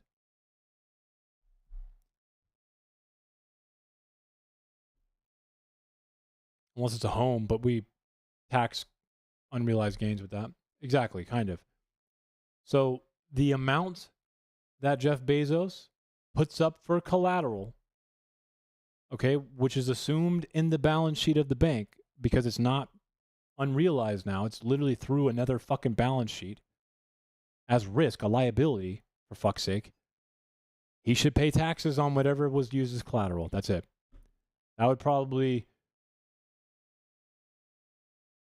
wouldn't stop him from hoarding wealth, because the truth is he's still going to take out loans if he has to pay a little bit of taxation on that. You think he's going to not take out a loan to build another Amazon warehouse because he had to pay a little bit of taxation on it? That's fucking retarded. He's going to do it anyway. The point is we make nothing on it, and the risk in the ballooning of this is why we have so much fucking national debt. So that right there would probably give a lot of revenue. I'm not kidding. There's a lot of money that happens this way. A lot of new money is created this way. No. It would probably alleviate. It's just a method of like changing the taxation without really changing the tax code. I don't really agree with a wealth tax. I think that's not really the proper way to do it. I think we need to simplify the tax code and probably find ways. Someone smarter than me, who's an accountant, can probably help me write this if I wanted him to. I'd probably seek counsel from someone who can help me do this properly. But just find ways to make sure that the effective tax rate that rich people pay, and rich people will pay it, man. They have historically. There's no reason why they wouldn't. The thing is, people act on their own incentive. So what the government's job here to do is to make sure that the incentive is still there and that people just function normally. So there are ways to make it so very wealthy people, they're not going to stop investing if you do it correctly, okay? But historically, that's just not the case. So we need to like make it so it's harder to just hide and do tax evasion. That's not how taxation works. It's not how taxation works. What is the primary goal of taxation, Captain Jack Sparrow? What is the number one function of taxation in a modern monetary economy? It's not to fund stuff.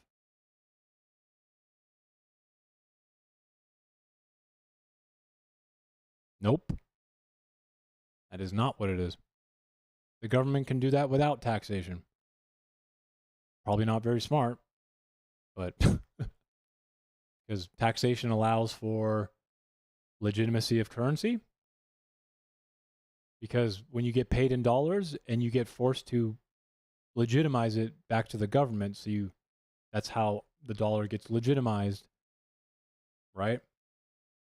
If you were able to pay in Canadian dollars or whatever you wanted to, it would delegitimize the dollar.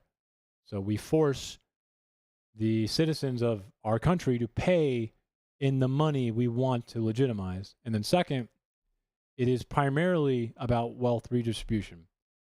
So just for fun, welfare is not really, it is a way to do wealth redistribution, but there are many ways to do this, okay? Government spending, okay, is someone else's income, man. It's, even if it was exploited, Jack Sparrow, you're not engaging with what I'm saying. I don't give a fuck if it was exploited. Where does the money go? Let's say they exploited food stamps. They bought food. What does that do? What does that do? Are they exploiting the economy then? No. They're buying food. That literally gives money to food companies. We obviously don't want that to happen as much because government waste and spending can cause variance in currency fluctuations, which can cause horrible problems, especially with like inflationary actions and lag responses, right? That's not good. So the third part Dankley just said is correct. The third goal of taxation is to regulate the economy. Dysfunctional regulation of the economy. Because the primary goal of taxation is to redistribute wealth. It is to essentially take money back that it has given because people accumulate money and try and give it to other people. That's what it does. The government doesn't hold on to any tax, dude.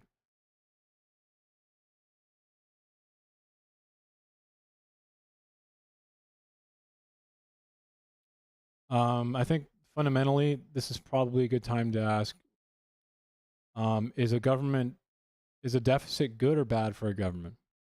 I know it sounds tangential, like I'm avoiding the question, but it's not.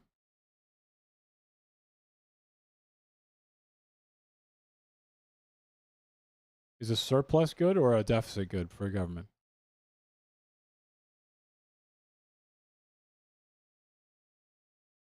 It's good. A deficit is good.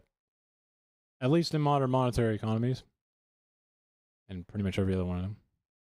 So a deficit is when the government injects money into. Well, Jumbo, you're not a fucking government, are you? You are a person, a household. And we don't treat households like governments. Governments can literally what can they do again? Oh yeah, they can fucking make money. They don't need to go anywhere and prove that they need to have collateral. They can literally fucking make money. So there's no need to like, oh look, I'm a good boy. I can look at all my fucking assets I have. I can pay it back. Governments don't need to do that. They're governments. So stop thinking like that. My point is that a deficit is government spending. So when governments tax, they legitimize the money that they give. We do not just print money. We do not print money. That's not how this works. I swear to God, if I have to literally fall for this rage bait right now, I'm going to fucking lose it. Damn it, Jumbo. Printing money would mean inflation, but it's a good thing we don't fucking do that. In fact, the Federal Reserve doesn't really ever increase monetary base. 95% of the money that gets created in this fucking country is done by private banks through that Jeff Bezos shit I was just telling you about. Literally nothing to do with the government making dollar bills. So can we not talk about this? So taxation legitimizes currency.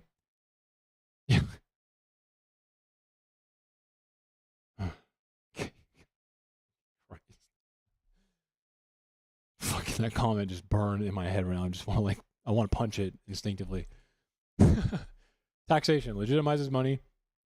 We take wealth back from people through taxation. We immediately spend it, Jack Sparrow. Because the government spends the taxation, right? Like it just circulates it back. What is it doing? It is going back into the hands of people, right? Workers, private contractors. A lot of government spending is, if it's an infrastructure project, no. People who work for the government, a lot of times even if they did, once they're working for the government, once they get paid, what do they do with that money, Jack? What do they do? Exactly. How does that circulate into the economy? It's circulatory, right? This is kind of important if you want to understand what fixed capital is versus like circulatory capital, okay? So taxation influences and increases circulation of capital, redistribution of wealth. A good example of this not happening and not being good, the total amount of money and capital spent on AI right now, okay, is insane. It's like 25% of the total global wealth is being spent on fucking AI. I'm not kidding. The US, it's like 50% right now of all investment. Do you want to know what the highest percentage of what that capital is going into? Hardware. So that means 80% of the 50% of the total fucking capital in this fucking country right now, I'm not kidding, is going into literal computer parts, which are going to be worthless if the fucking magical fucking destiny that McKinsey consulting firm has sold companies is going to produce money. If somehow that doesn't come true when business firm penetration happens and AI doesn't actually generate productivity like it says, we're going to have tons of fixed capital that doesn't move at all become worthless. And there's no evidence to support the fact that firm penetration will even do what I just said. Nonetheless, we are spending that much money on fixed capital. That doesn't really help anyone. Really? Yeah, source, please. Productivity, how? I mean material welfare benefit. That's what I mean. Social welfare benefit. You're getting more money right now from AI. Do you have any source for this, man? Because if you do, McKinsey, the company I just said, the largest consulting company on planet Earth, would love to hear from you. You know that, right? No, social welfare benefit. 80% of the capital I just mentioned, Verme, is being spent on hardware, not on programmers. The jobs report has not fucking remotely shown what you are saying. You're just fucking wrong. Majority of people are also not programmers. So What you're saying is incorrect. And using AI for coding doesn't actually just materially produce more money. I don't know. Probably to what an API, function does, which is a call. The point is it making you more money? Verifiably. Are you telling me you can measure that?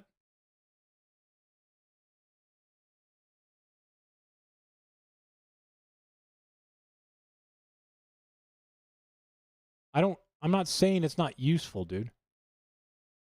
You understand what I'm saying? Okay, let me say it again. 50% of all of the total fucking capital that could be invested in this fucking country is going into literal computer parts that do nothing to make you more money. It's called fixed capital. It doesn't move. It'll sit in a fucking room for 30 years. Whereas, let's talk about something else. An infrastructure project, like we mentioned with Captain. If I spend the same amount of money on an infrastructure project, where is the money going? Is it going into a stupid fucking plastic piece of circuit board, or is it going into a person's hands? Where is the money moving? Who's going to have more material benefit from this? Not only does a road, by the way, a road is technically fixed capital, but a road measurably can give us something better after it's done. Trucks can drive on them. They can transfer goods. You know what I mean? What is a fucking stick of memory going to do in 30 years besides become obsolete? You can't even sell the fucking thing. So, like, that's what this is I'm trying to tell you right now, okay? AI is not going to materially produce any benefit in the way that we need.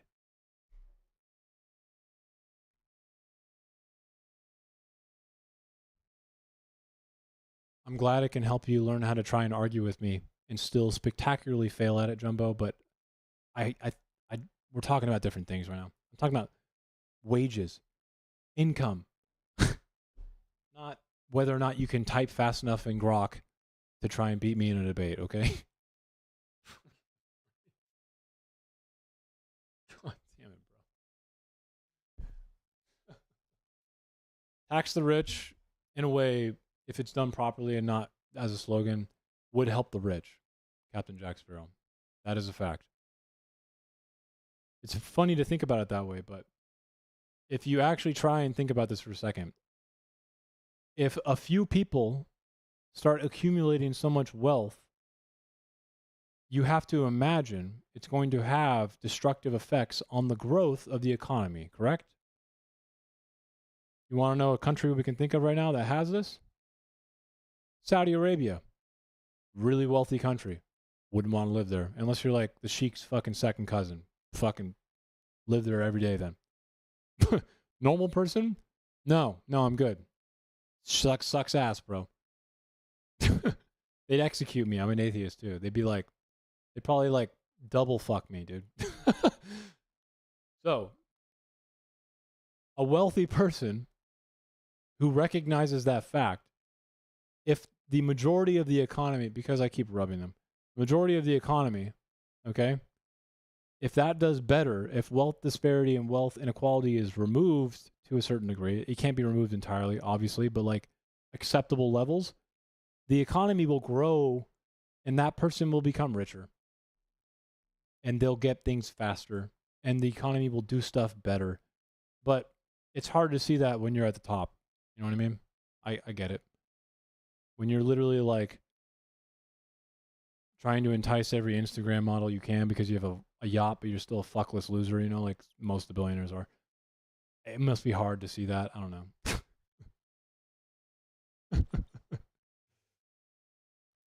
Yeah. Would reforms that force companies to pay more? No. That minimum wage is not the same thing as what you just described. But I would not want to do what you said. We can't force companies to pay what we want. We have to make the economic condition so private companies can exist within a normal capitalist framework. What that right there, forcing companies to pay, is not going to work. Absolutely not. The minimum wage is not the same thing, okay?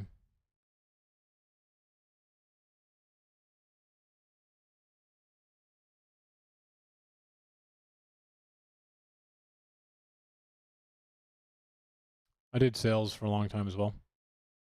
So seems like they shifted their compensation scale to try and focus on something that would make people who think they're very good, and maybe they are, still feel like they're good at the company, right? Like they're still, you know, they think about them still. But ultimately what this would do is give them a way to reduce payout for people who maybe they don't quite reach what they want, right? Definitely a little bit of a manipulative tactic there, right? So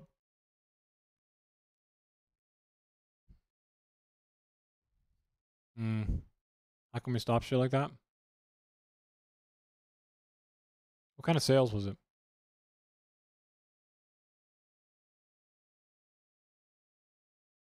Was it loans? Life insurance. That's why. Yeah. I'm sitting here like it's definitely not a material item. It's a bit scummy.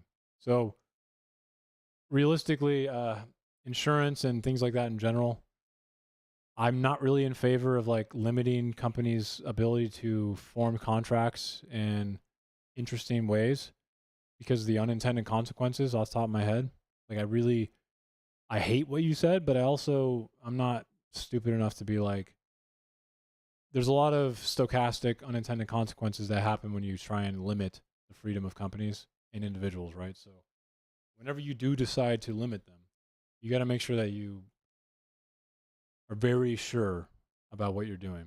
And I'm not sure that telling a life insurance company that they can't do a contract like that won't set the framework to like really fuck up a good contract in a good company. So I choose to say I don't know. Personally, I don't like saying that, but yeah, I don't like talking confidently about things I don't know. Even though it sounds like I'm confident a lot, I don't know. I think there is some weird consumer protection laws that maybe could be changed a little. Like I did sales training for Cox Corporate, ISP, and Verizon. And some of the non-corporate companies, the ones that have less liability, right? Those motherfuckers are crazy, bro. Like that, I don't know how, I know how they get away with it because they prey on like old grandmas, right? But like you go in there to teach these dudes how to sell and it's like, this guy like is talking to a grandma. She leads with like 10 iPads that she doesn't know about and like 10 lines. And then, you know, like the dude just straight up fucks her. Okay. Like just unimaginably stupidly so. And I'm like, it's like,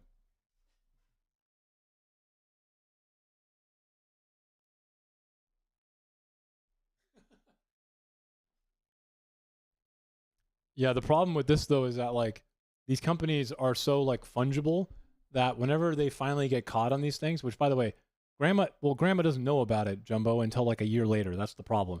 Grandma doesn't itemize her bill and he's not going to show her that because he's a piece of shit. So she doesn't know about it. And it looks like she's getting a deal because they bundle all these things, dude. we like to obfuscate the way. I said goodbye to my girlfriend.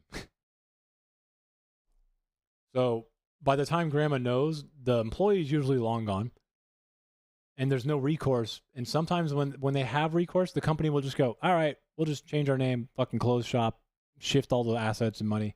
Just do the whole fucking super illegal asset shift thing, dude. And I swear to God, I would like come in and be like, the fuck are you doing, dude? He's like, because they get tons of money for every extra, line they add. Super predatory. It was gnarly, man. You said something else earlier that I think is really cool. So let me go back and see if I can find it. The reforms that force companies to pay more for fair, not work, is definitely not possible in my opinion. I think that worker protections, though, obviously in the United States, could be increased in certain ways. And that's primarily got to do with size. This is also something you have to be really careful about too, right?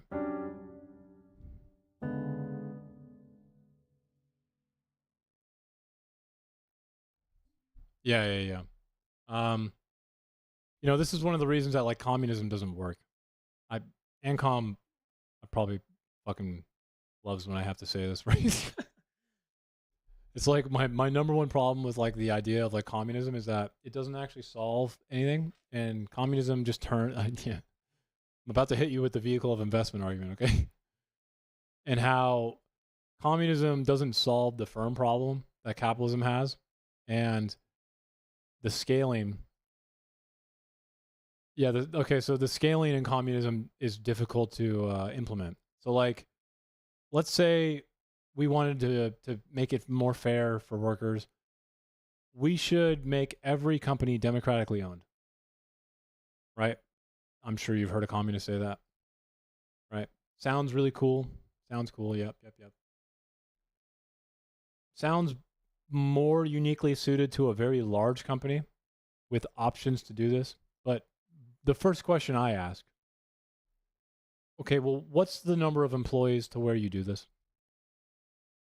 It's usually never given because it's impossible. And most people realize that as soon as you ask that. But sometimes you'll get like, I don't know, 15. And then, well, let's say you get 15, right?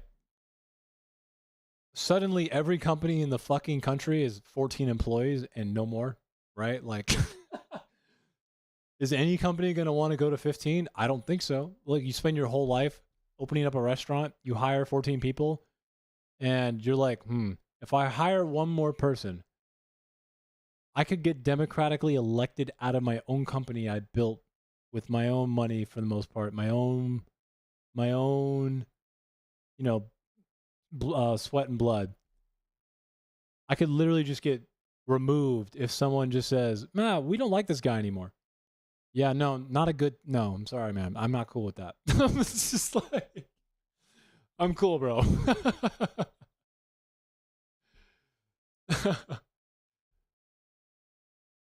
That's what I'm talking about.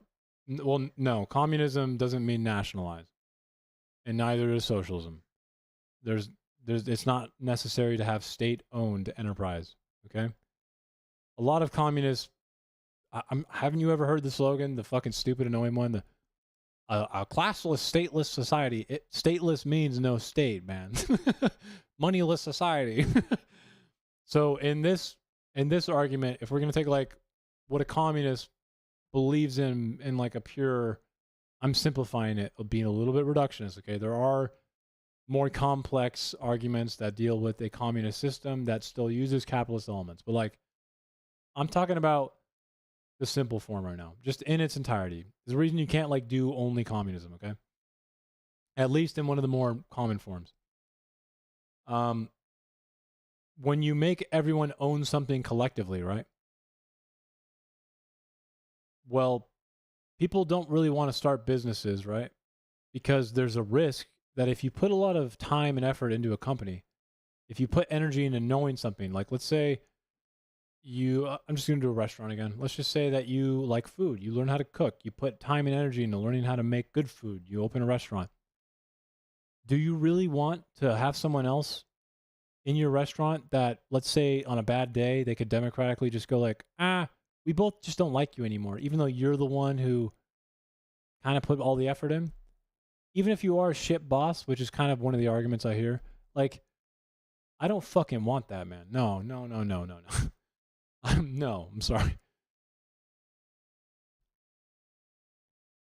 It's just like that's not going to work. It's going to kill investment. It's going to kill labor movement, okay? Which is really important for an economy.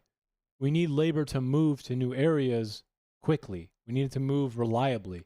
when we build in new areas, we can't have people go, are they going to have what I have here?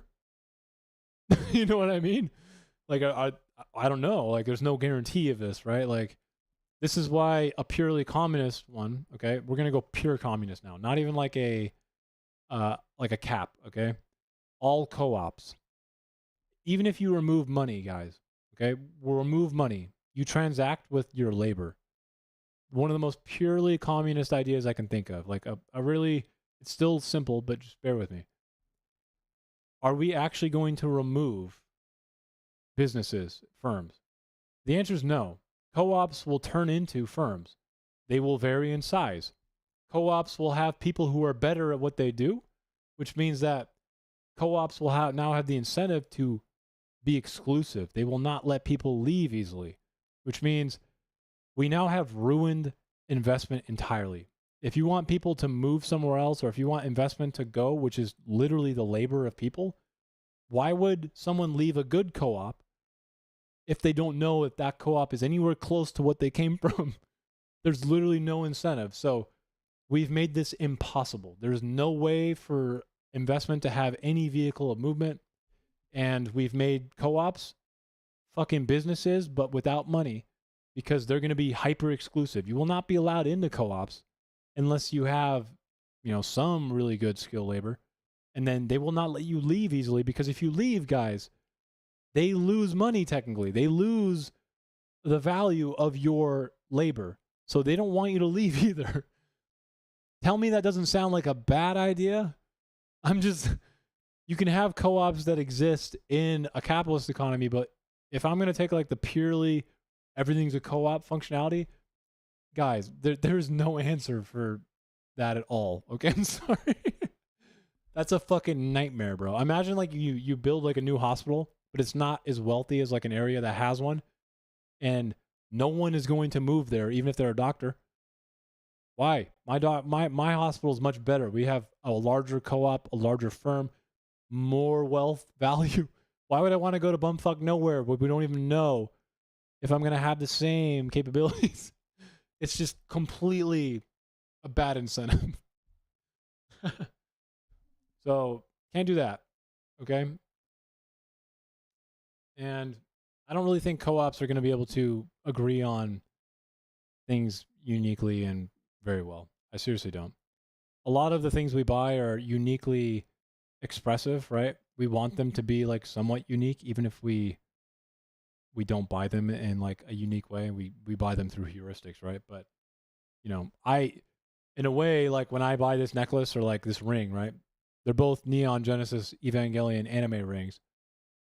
I don't really think a democratic way of making this ring is possible. No one is going to agree on the super niche and esoteric ideas that capitalism and private companies can do much better. Because capitalism allows an avenue for someone to seek that out. A co-op denies that. A co-op essentially says we can't seek, we must do what is democratically the best option, right? And that will not be a ring that I like, or a shirt that I like, or a piano I like. It'll be what most people like. And I hate that. I don't know. I hate that. But I'm not like anti-communist ideas, okay? In fact, I think Ancom was in here a second ago. If you want to know a lot about communism in particular, because I probably am fucking up in some ways, Ancom is really good at it. Like, if I ever want to know more about it, I usually will probably want to go talk to him. Because there are strengths in communism. But it's not a fix, like I think a lot of leftists do. No, I understand. I'm name dropping you because when I talk to you about it, I recognize and learn too many things, or more things. Message was too long.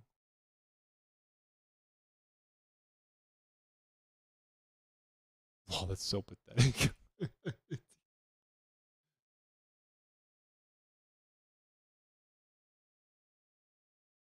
Yeah, it's pretty hard to go into like a clique, right? And then be that contrarian.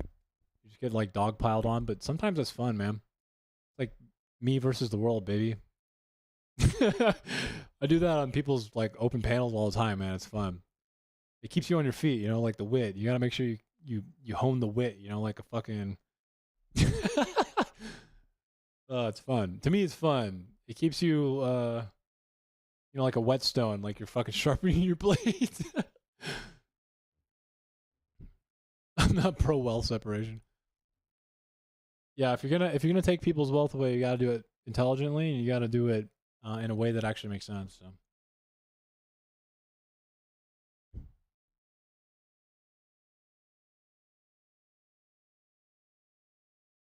Jumbo. What is the easier thing to do here? Point out something logically inconsistent, like I just did about, you know, the fact that people tie emotion and ego to a lot of their ideology, and there's no evidence to support what they actually evidently can say? Or is the easier argument, you have no morals? Come on, man. We can do better than that. Don't do that, bro. Furnace, they won't help me? What?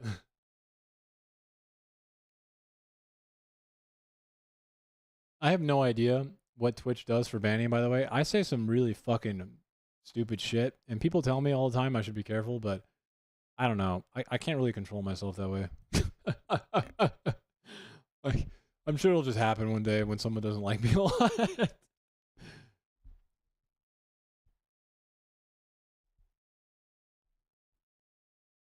Okay, Jack, you know the funny thing is like the UK and all of the European countries, they're all stupid as fuck about this like immigration thing, man. Okay, like how many people live in the UK? What, like 10 million, 40 million? I can't remember. Sweden is 40 million, 70 million. Okay, sorry. That's a lot of people in a small area. Holy fuck, dude. Jesus Christ. But the problem here, right, is like the United States. I'm at like a little lesson in economics again here and assimilation. Not all immigration is good immigration. Most immigration, given enough time, will become good immigration.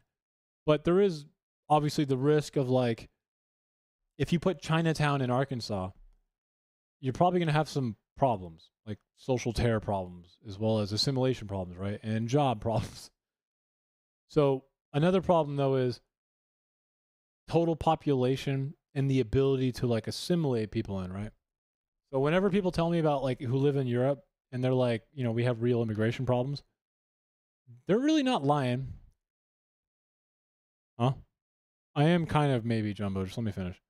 Because the European countries were very stupid with how much they allowed in, okay?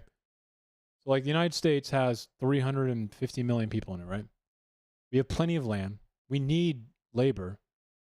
We can actually let more than whatever the hell the immigration crisis that just happened into our country and be totally fine, guys. Even if I think it was a crisis, by the way, just understand that the United States is very well equipped to actually assimilate a lot of people. Now take like Sweden or the UK or Canada. So these countries, Sweden took in, I think, what, 2.5 million fucking people when they have a total population of 40 million, right? Or something like that. And like 500,000 of them were literal like war area refugees. Okay.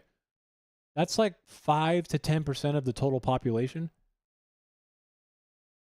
You know, some numbers are too big, guys. That's a little too big if you want to like have immigration work. Okay, that's way too many people. So the like 2 million in the US is what, 0.5%? Manageable.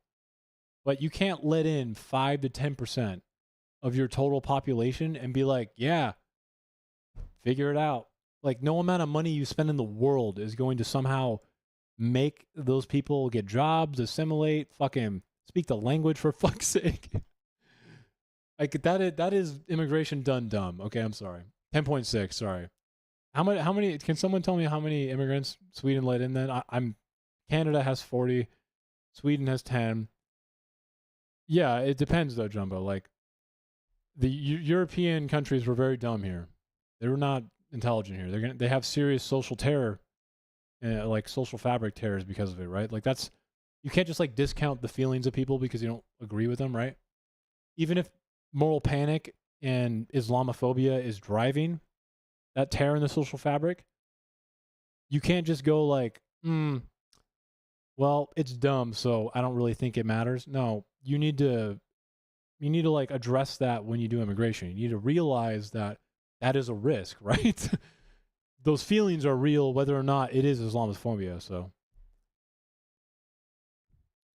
but you get my point, though, right? Like, what I'm talking about is something more like psychological here, as it relates to like in-group, out-groups, and immigration in general. There is something called the social fabric, and if you let in too many fucking immigrants, you run the risk of tearing that, right? And if it's torn too much, you have a material problem. You don't have like a problem you can go, I think you're stupid. Like, that's not a real answer to that. Why wouldn't I believe in social fabric?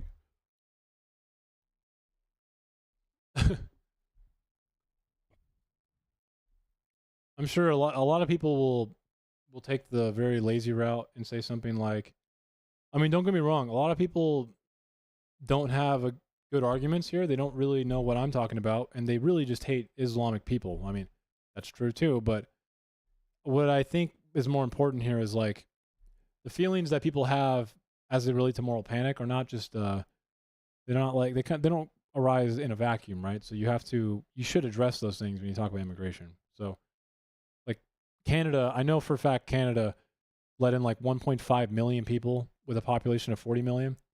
And when I saw that number talking to someone in Canada who was telling me about their complaints, instantly I was like, yeah, that's dumb. I mean, why are they doing that? Can they even give jobs fast enough to those people? Like, I don't think they can. You know how much money?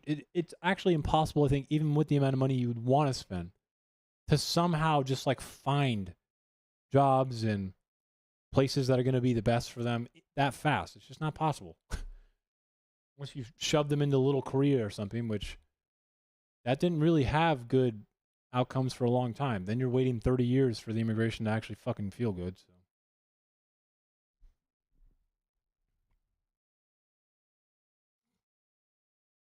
Gran, you know what I mean when I say Islamophobia?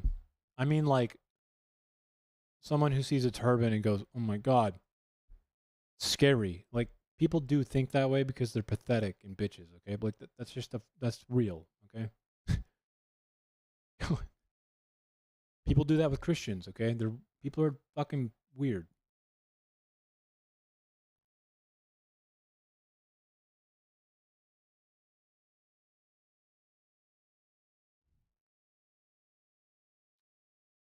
Well, you see, the problem with that, Jumbo, is once you introduce that substantial substance shit you did at the end, as in the border stayed open, you're wrong. It was never open. If it was, wages would have plummeted and no one would be in Mexico at all. Literally 0 people would live in that country. So you're not doing yourself a favor here. If you want to make this argument convincing, stick to the one you can claim. Don't bro me, bro. Don't bro me. If the border was open, there wouldn't be a single fucking person south of the Rio Grande at all. Literally. You'd be fucking stupid if you were still south of the Rio Grande, dude. Why the fuck would you still be in Mexico? There would be 0 people there, and wages in the U.S. would fucking plummet because wages are tied to borders.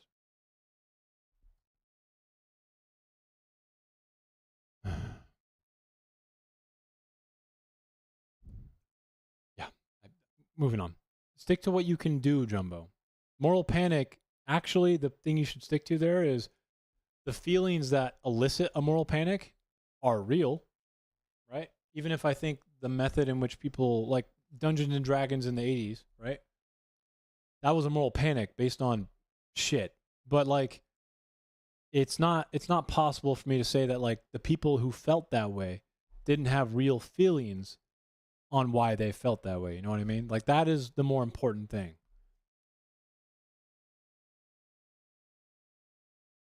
I mean, you just got to spend more money to fucking, you know, separate them into different places.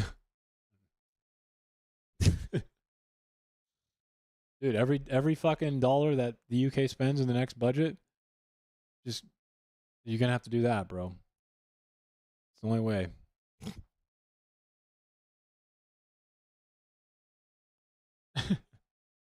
It's not, I mean, is that a problem though? It might make you feel a little weird, but like, that's not the problem, right? It's kind of a little weird. Like, when if I walked outside and I saw a lot of brown people, right? Like, I don't really give a fuck, you know, like, it doesn't really bother me. I don't know.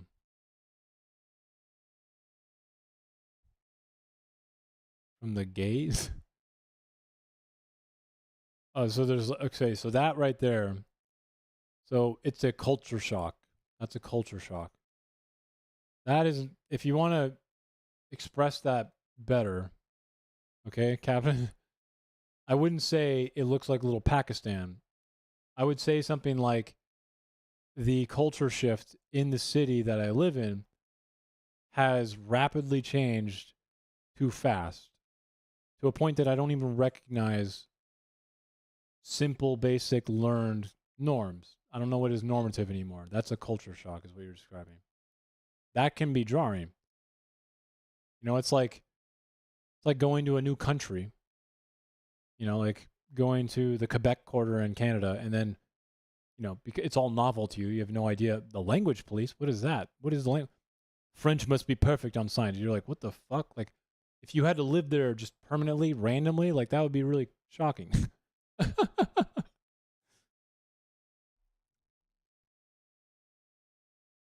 A lot of the refugees, though, that the people he's talking about, Big Doug, they don't actually speak English. Like, the UK and Sweden let in hundreds of thousands of people who are like Syrian refugees. Not hundreds of thousands of them, but in that area around Syria, they're not able to speak English, and they are volatile. So if you are taking in a refugee from a place that is war-torn or like a civil war, there is a risk. I'm sorry, that's a fact. It's not, I feel like the rhetoric I see on this is like inflated though. So I want to make sure people understand that you need to be careful when you like point to that risk. But like, Syria had a massive civil war. So a lot of these people have lived under death. And I mean death. Syrian civil war is gnarly. For like 10 years. And that's going to have effects on how they live. What they think is okay. Not because they're bad people, but in the Syrian civil war,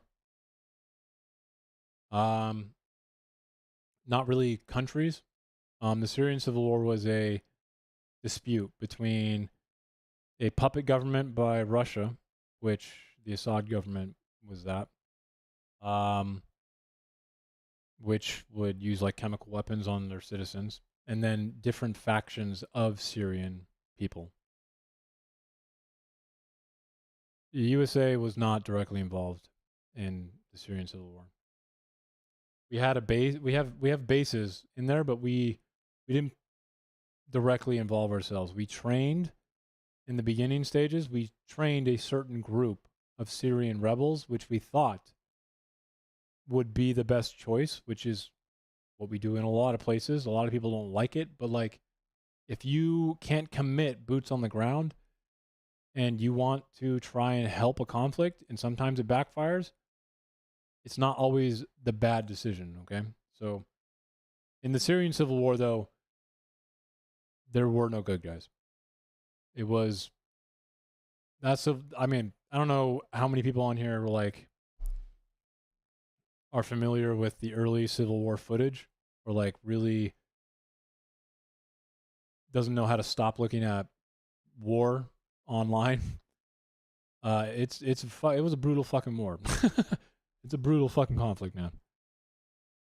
And there's really no good people in that anymore, out of necessity, to be honest.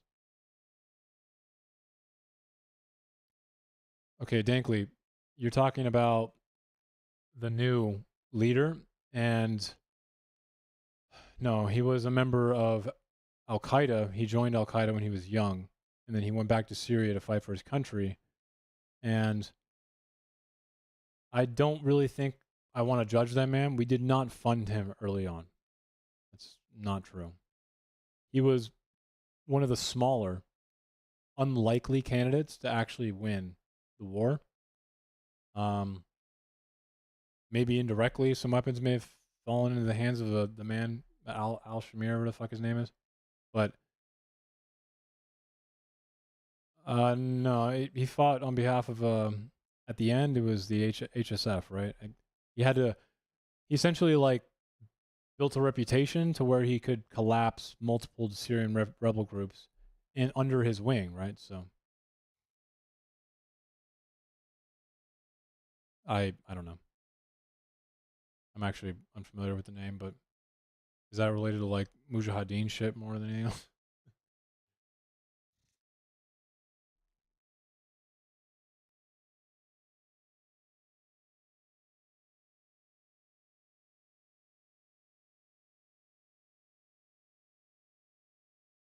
Okay, so I was blanking on his original. So al-Nusra, I'm pretty sure it's inaccurate to say that we funded al-Nusra from the very beginning. It is a long civil war, though, but that's primarily because he wasn't someone on the map, right? I don't believe he was ever even remotely considered to be someone who would have won and united people together.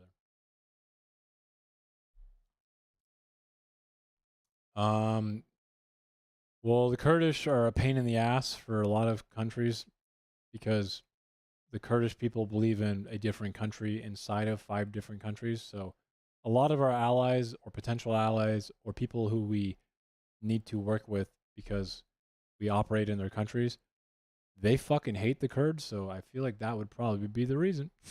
Yeah, into the 2020s. Yeah. I'm talking about like 2014. It was a long civil war. So he started to build a name for himself right after 2020 a little, so. But it still took him a second to what? It was the HSF or the HTF or something like that, right? HTS or something like that, I think is what he was able to bring together. And he gets a lot of criticism for that because the group that he ultimately brought under his wing was a little more unstable than what he seemed to be, right? I mean, I'm surprised that man is still alive, guys. The Syrian leader right now, there were a lot of people who wanted to be that guy, and I'm surprised that he somehow is still alive. When I saw him at the end of the Syrian war, when he finally like did the march on Damascus or whatever, he was in Al Qaeda and he was literally a terrorist, man, who fought against the United States. But somehow I feel like the man deserved to like go home and deserved to be able to lead the country. I don't know. I feel like I just didn't want to hold it against him for some reason. To me, he seemed like someone who was able to reflected on the fact that when he was young, he was stupid. It almost felt like. No, that's not true. There were minority groups in the southern parts of the Golan Heights that you're referring to. It's not. He did not actually. Why do people think this? I don't get it. You're talking about an actual specific group of southern Syrians now. Which, by the way, this guy's not from there. And when he brought Syrian rebels together, right, a lot of them don't really have loyalty to him yet. Oh, wait, I didn't read the rest of your sentence.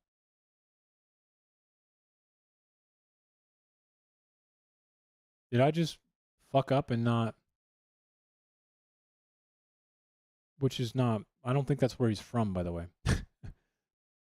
And I don't think the people that were engaging in that, because the fight that you're specifically mentioning is not just like specific to Syria in general. This has happened for a very long time. The conflict over the boundary from there. So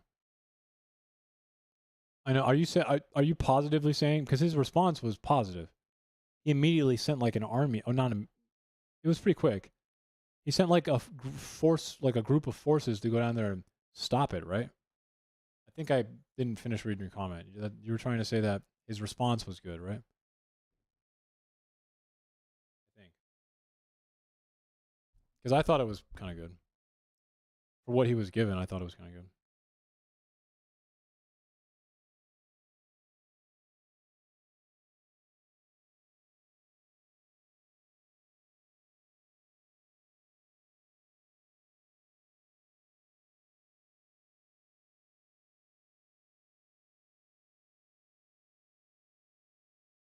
Am I dead? Holy fuck. I've been streaming for almost 6 hours, bro. Kind of fun, though, when you have a lot of people to talk to. I guess you don't even notice.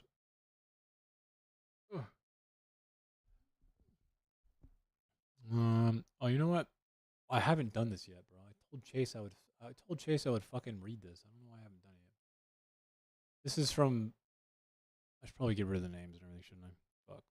Can you fuck out of here, dude? Meh. How do I get rid of the fucking members tab? Here we go. Oh my god.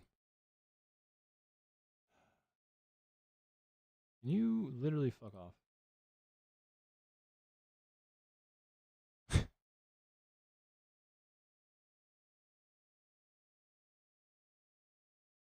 I'm gonna kill someone. Oh my god, bro. Invalid? Oh, mine? I mean, I try to stay reasonable. I can be kind of an asshole, though, so... Sorry. I'm working on it, okay? It's sometimes it's a struggle, right? I don't know. I'm working on it. Why can't I fucking get rid of this shit, dude? Whatever. It doesn't matter. I wanted to read Chase's thing on screen. So. Paid actor. I asked this fellow, I was asking him a bunch of personal questions, because he kind of did something you do, Jumbo. But I would return to my local law school experiences to get what you're asking. Like I said, there was a lot of rhetoric from professors and peers. I asked him what was the moment that he can remember his political convictions shifted to Trump. Like the primal moments of those. Is what I asked this guy, okay? So that's what this is. This is immediately noticeable, but I considered it normal for lack of a better term for a while. I'm reading it right now. I grew up in Seattle, an overwhelming liberal progressive region. Okay, this was the norm. Cool. Now people who knew far more about the law, who were older and more experienced, were emphasizing the same similar things. I had no reason to question it. So earlier I told him that I think this is a mistake. Because he mentioned something like this earlier. And to me, this is not an argument for why you would support Trump, right? To me, this is an argument like the tag argument. It's a reductio ad absurdum. It is, I see a lot of people who say mean things about him, and so I didn't question it. And then I started doing my own research. And because people said mean things, so I hope there's some like substance that shows me why he actually did shift to Trump, right? I had no reason to question it. You always have a reason to question. Again, I'm just going to say that right now. You should question everything. But the dominance became more obvious with time. Discussions on Trump and current recent political affairs were in every classroom. That's great. That shouldn't be the reason that you shift your entire political ideology. This should inform your political ideology. use this as a tool, right? You do not make decisions about political ideology, or at least ideology, in my opinion, by using other people. You form them yourself, and you use other people to do that process, okay? This was fair, as his previous administration had done much to do with policy and law. Okay. And mounting civil suits were an obvious discussion topic, okay?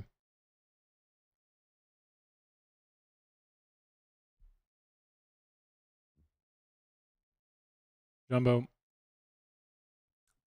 I don't want to waste time telling you that what you just said is stupid, because you don't even have to ask me my opinion.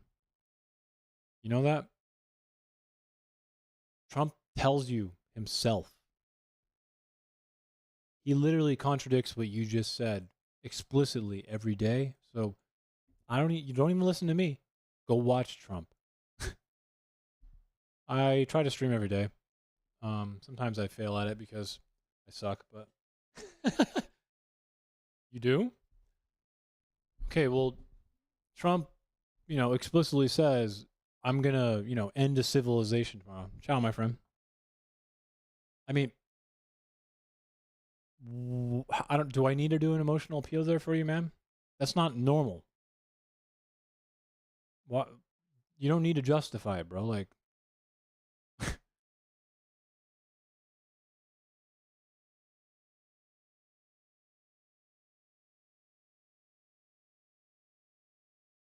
dude, even a war chief wouldn't say, I'm going to end a civilization tomorrow. Didn't he say it's not a war?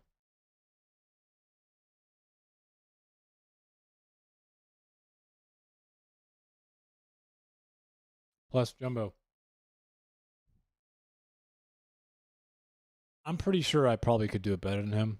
But the truth is, how is that an emotional appeal? That's literally an assertion he made. Are you going to address the assertion he made that it's not a war? That's not an emotional appeal, my friend. It was a Tomahawk missile that hit that school. We fucking bombed a little Iranian schoolgirl shit thing. 188 little schoolgirls were killed. I mean, that's not an emotional appeal. I'm not trying to make you feel bad about it. I'm telling you a fact. That is not something normal in war. No, that's unacceptable from the United States. All right, Netanyahu. I disagree. I think you're full of shit. We are perfectly capable of not doing that. You know that, right? Or do you think we're so stupid we can't figure it out before we bomb it? You think we can't tell that it's a fucking school of little girls?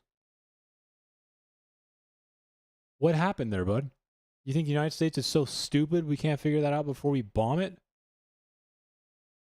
I mean, you did just say that, like, bombing 188 little schoolgirls is a normal civilian casualty in war.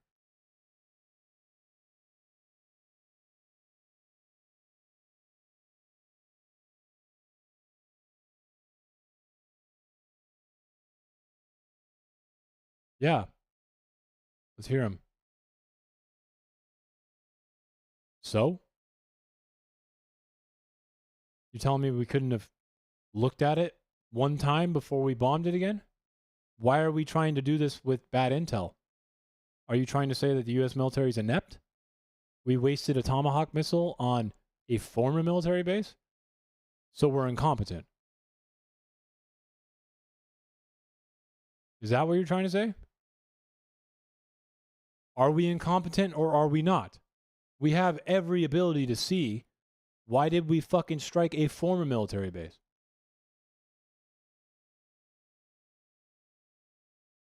It's also not a former military base.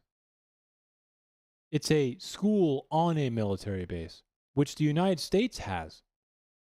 In fact, we have Tons of them. But we don't have any Tomahawks flying in. Do we?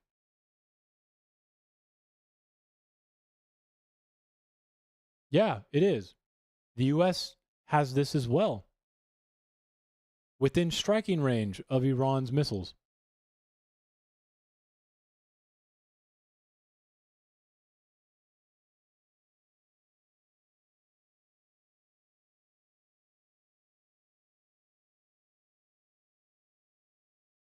Are you fucking serious?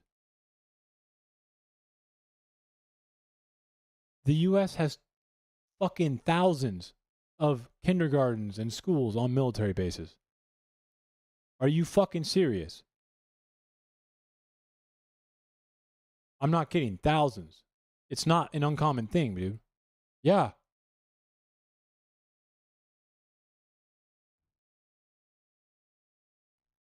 I'm losing my fucking mind, bro.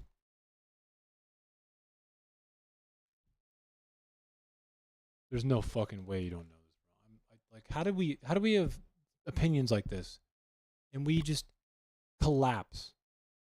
Okay, we just collapse, bro. We collapse. Why? Bro.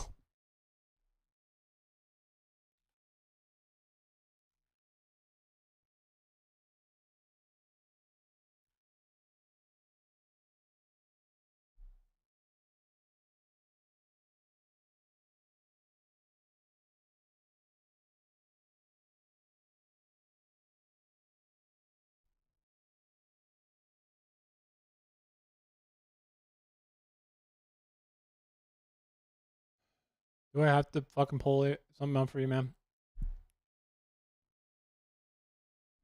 No, it's not. It's a military base. It's literally just on a military base. You're just gonna assume that like Iran has different things going on here. You're just gonna be like, oh well, ours is different because our kindergartens are like we separate them, but Iran, I mean, they're building it on top of the military base. Are you? Come on, bro. Don't be that fucking stupid right now. Our kindergartens are on top of a military base. They're in a military base. The same fucking thing.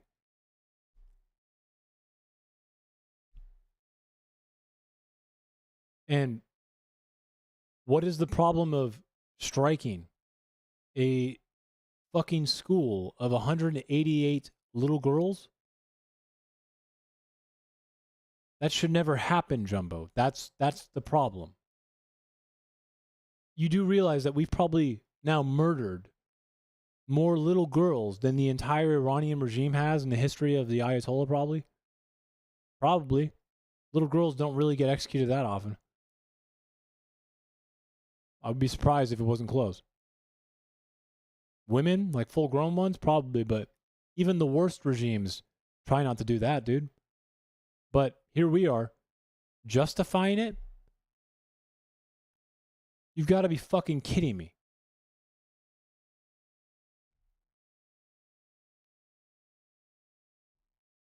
Not only that, but like accepting the fact that you think this is justified is called accepting incompetence.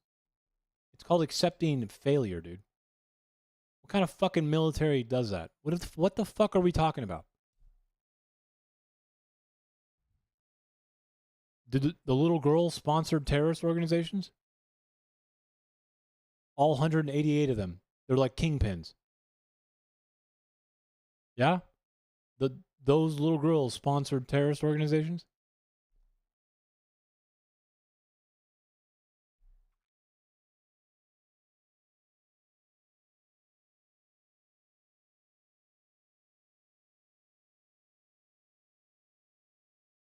We build civilian infrastructure on top of military infrastructure, and we should, because bases are kind of like little cities, dude. They need places to buy food, and they need places to, like, you know, when their husband's on duty and the wife's at the home on base, kids need to go learn still, you idiot. So yeah, it's common.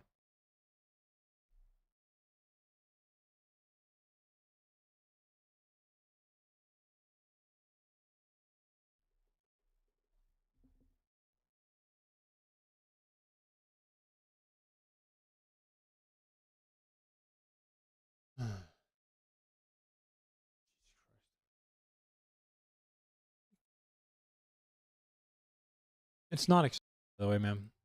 The United States is perfectly capable of not doing that.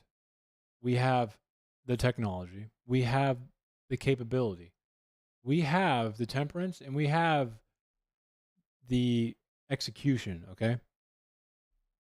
It's unacceptable, bro. Why is that so hard to say?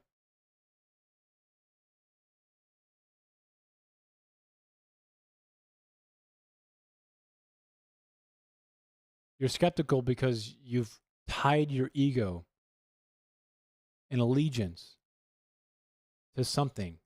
And I don't know why. Stop. It's weird.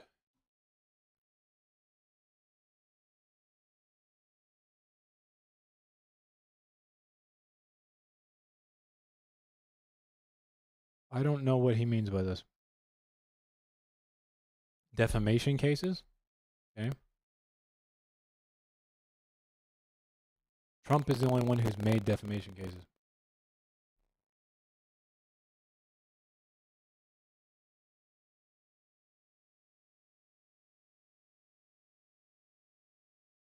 Okay. This is good.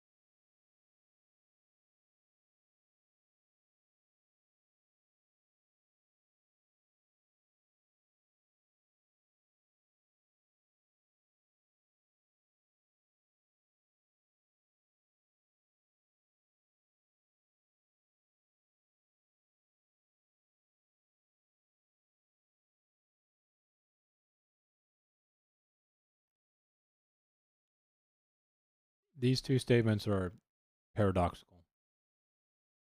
All right, Chase? Law is absolutely fundamental to our society, especially in a country as litigious as the U.S., which I'm assuming constitutionally he respects. And it is not possible to then go, I didn't see another option, though, other than one that would shock the system, which I think would be the fundamental part of our society. These two things are not something you can have simultaneously. I'm sorry. One is we should break it a bit.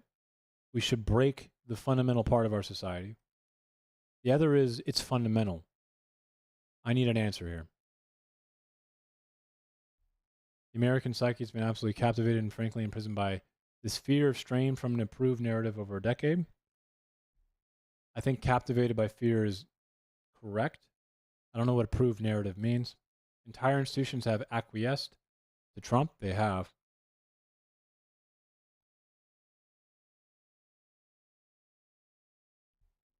Defibrillators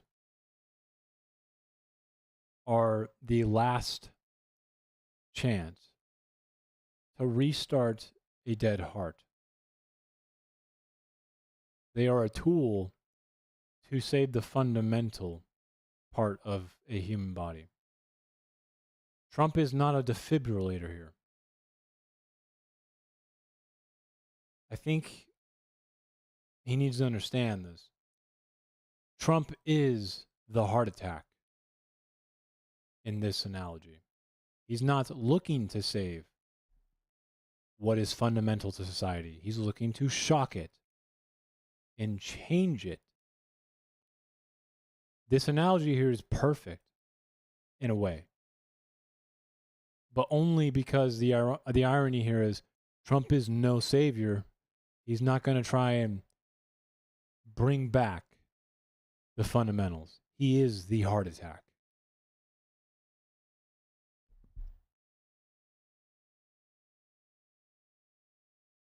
I'm not sure how that analogy isn't seen, but I don't know. I'll send him a video, see what his response is.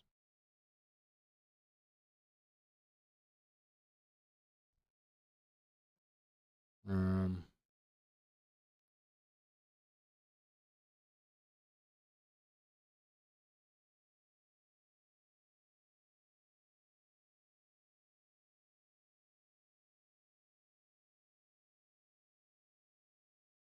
Sunday is the day that you get killed for picking up sticks. That's what verse 35 says. 18. Just randomly. We found a man picking up sticks on the Sabbath.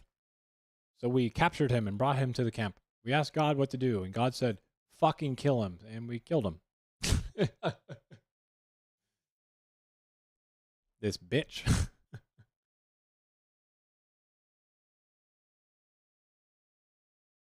I know I'm right, Jumbo. God damn it. Okay. I know I'm right.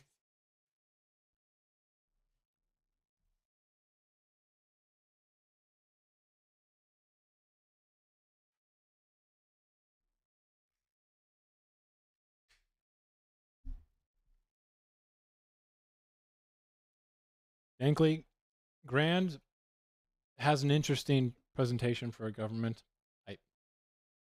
Tread carefully. Tread carefully. Okay.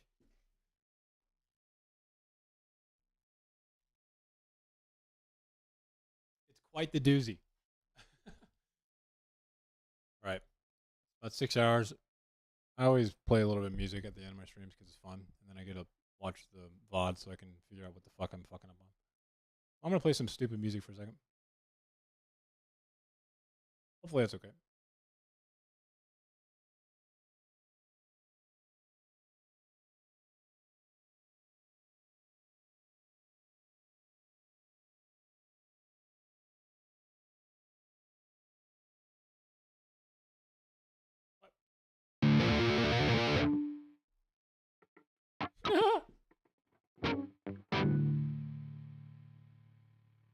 I'm trying to make it sound good at least. Oh my god, that's kind of filthy. What the fuck is playing right now? What is this VST? I'm gonna make it so you guys can see it, I guess. What VST is going on here? Extra large. Get out of my way, bruh. Fucking annoying. God damn. Put you there. Right. We're on the default. Okay. Yeah, we're on the default. Got it. I personally like this one a lot. It's probably pretty loud though. It's not that loud. You fucking handle it. I need you. About 61. 12.8. You.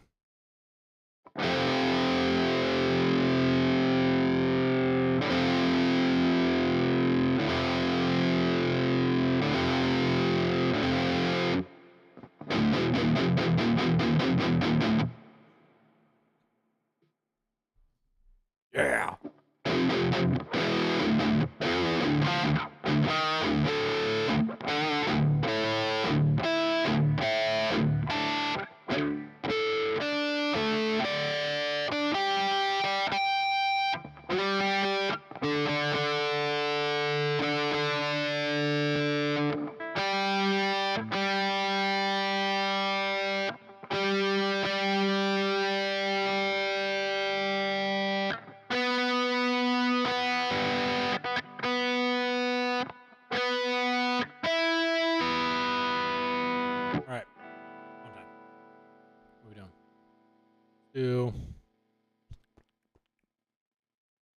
Older songs? What an older song. What do we got? What do we got? What do we got? What do we got? Do Confident by Justin Bieber.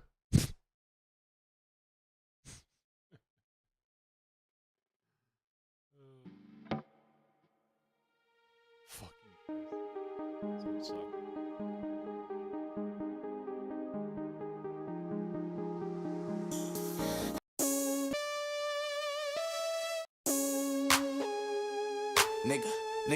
Nigga. Is that allowed?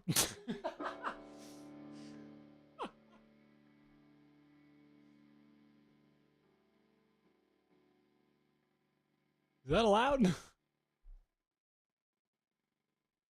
Is that allowed? I don't know.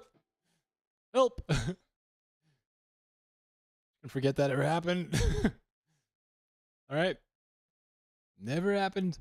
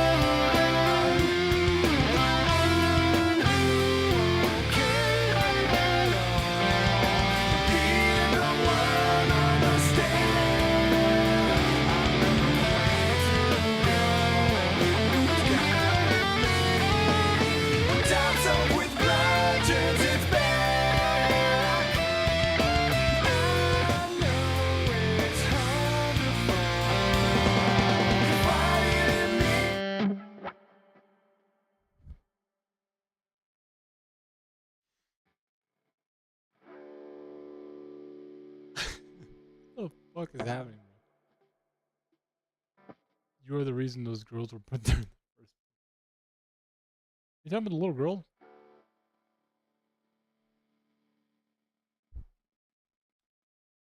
Those girls should have an effect on you, man. Shouldn't they? play another song, Jumbo, but do you believe in objective truth and that morality is based on moral facts independent of the mind? Yes? Yes. I fucking love Sleep Token. Actually, I'm going to play Sleep Token. Usually Twitch is like really angry whenever I do that, but like I don't give a fuck. Fuck you, Twitch. I'm gonna do. Oh man, so many good songs from this album. Euclid's probably my favorite. Euclid is fucking has a special. Something special about this song. Stupid.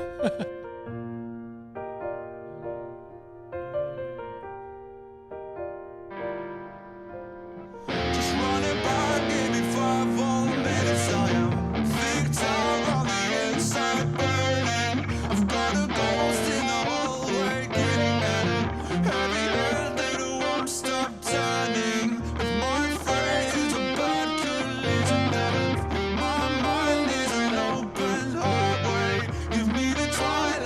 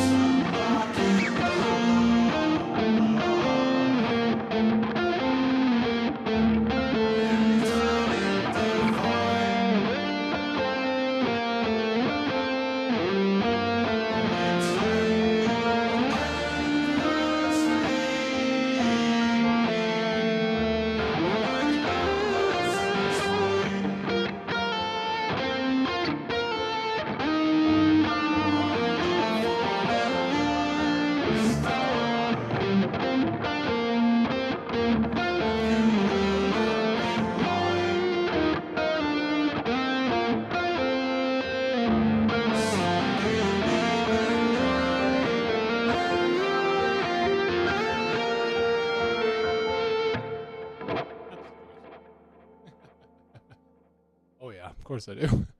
It was okay. I'm like fighting my tuning right now, and I don't want to take the time to tune it. I think Infinite Baz is like a fucking masterpiece. So yeah. What else is fun on this one? And Gethys Main, or Gethys Main, or Gethys Main, whatever you say it, is kind of a. That one's a deep song for sure. Honestly, every song they make is really good. They're just like musicians, you know what I mean? I know they're super popular or whatever, but I don't give a fuck. They just know how to make music. Which one? Infinite Baz is just way too fun. But Infinite Baz. This song has like the most catharsis, in my opinion. I need a better tone. They deserve it, 100%. Like, I will fight anyone who says they don't deserve it. They're fucking wrong.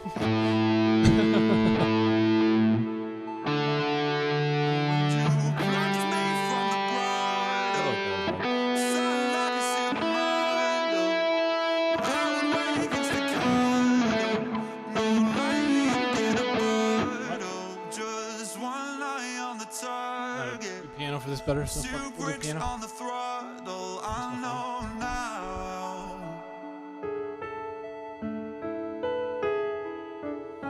That even if I am frozen, timeless as a ghost in my nightmares of the ocean, the precipice I'm approaching. Well, you will empty the darkness.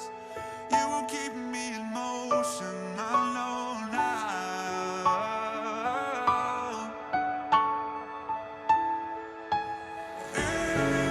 Infinite buzz washing over me at last. Feel the method in my madness. Feel the glory in my wrath. Infinite buzz, bursting colors when you laugh. I have fought so long to be here. I am never going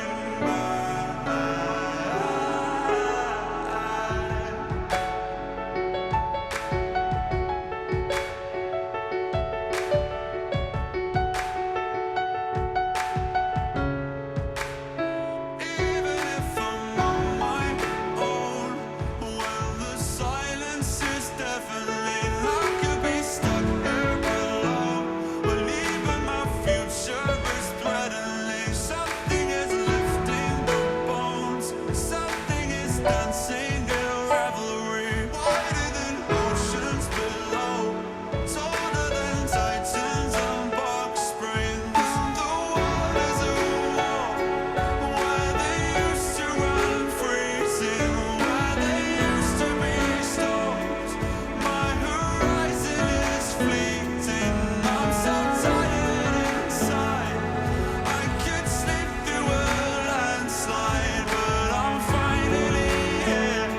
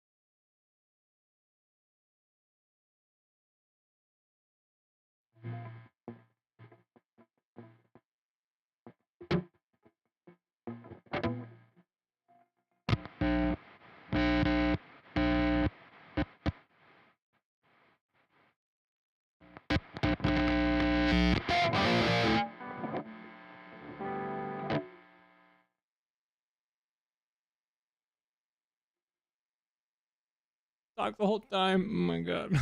Ah. Thank you. The madness on my stream is fun, you know? Politics and then something about like little Iranian school children deserved it. I don't know. It's just, you know, it's fun.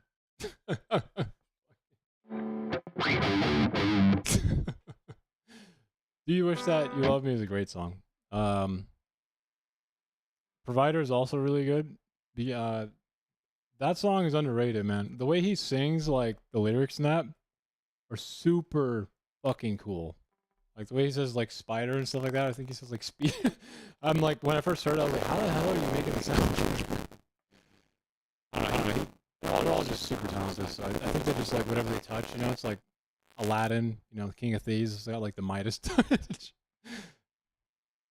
But what I want right now is something so filthy that like, because they play on 8 strings, right? So, and they play in like double drop tuning. So I'm over here to play in their tunings. Like I have to be a little creative. And it's like I can't fucking. It's a bass guitar practically. But lucky for me, I can now. I have not. No, I wanted to. I mean, I was gonna go to the LA show, but then I saw the ticket prices, and I was like, oh, this is the Taylor Swift feeling we got going on. Fuck, man. I mean, they deserve it, but like, this is really expensive. I was like, I don't know if I want to do that. I wish I could have seen them when they were a little bit smaller still. Like, I obviously knew about them, but I never took the time to go see them. Like, this band up here, Counterparts, I've seen them every single time they come. Like, Chain Reaction and local SoCal fucking venues. Hardcore shows, I was at all the time. But I would have loved to have gone to this show, their show. I feel like it would have been like an experience. You know what I mean? It's okay though. Maybe in the future. I obviously have like looked at the live shows they've done and they look fucking impressive. So, but they play in like this tuning, right? Like whatever this is. It's just like, you know what I mean?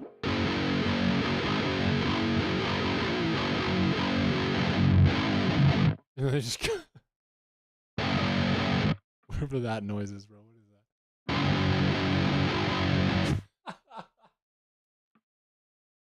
Yeah, keep a straight face. They toured for so long that I don't know, man. I mean, they have to, right? I don't know. I feel like that's a lot of not just money for them, but yeah, I feel like they probably have to. I know they release an album like every 2 years though, so I mean, it's only been a year, but like I better see one in a year. Fucking keep up, you know? They're pretty good at that, so this might be kind of fun. We'll just do this one. Except, Do You Wish That You Love Me? It's gotta be something really smooth. So you know what? I'm just gonna switch entirely. So I don't think I can use Nolly's fucking one for this. We'll do. Where are you? Can't see. Why moving? I thought moving would help. I'm retarded. Is this it? Are you it? John Mayer? The John Mayer one? I need the John Mayer one. The fuck are you? You're so big. In my way. You? John Mayer? Fuck. It's not the John Mayer one. Can't read. Where is it?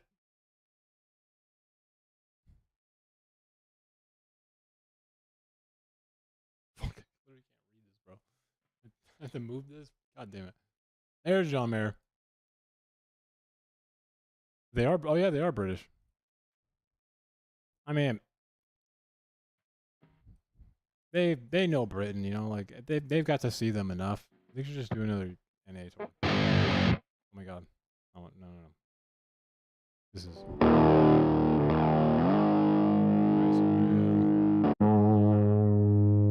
no, it's too bassy.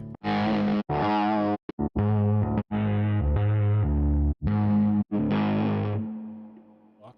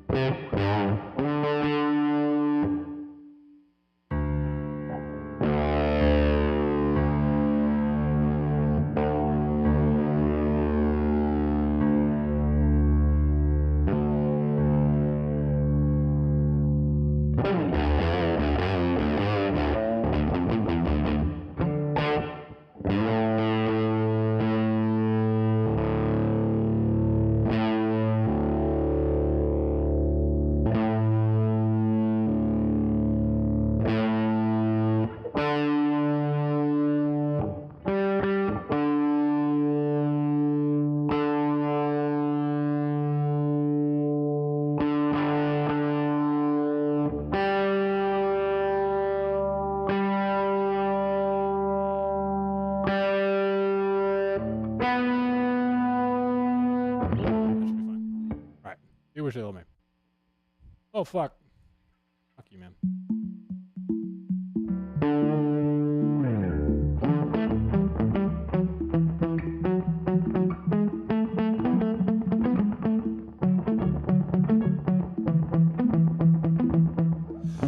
Do you ride with the waves? Do you duck into deep blue safety? Is it always the same? Do you wish that you loved me?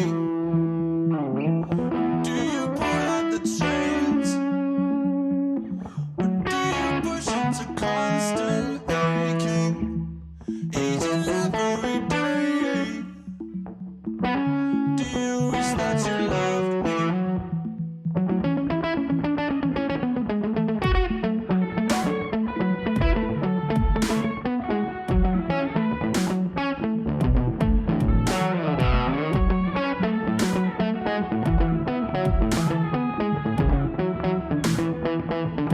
Is there something you give that you will never receive in return? Do you know what it is? Do you wish that you loved me? Now are you trying to live like everything is a lesson to learn? Can you ever forgive yourself? Do you wish that you loved me? More reflection, just more small, but got me like I know it should. Now I'm turning to a stranger in an instant if I could. There is something eating me alive. I don't know what it is.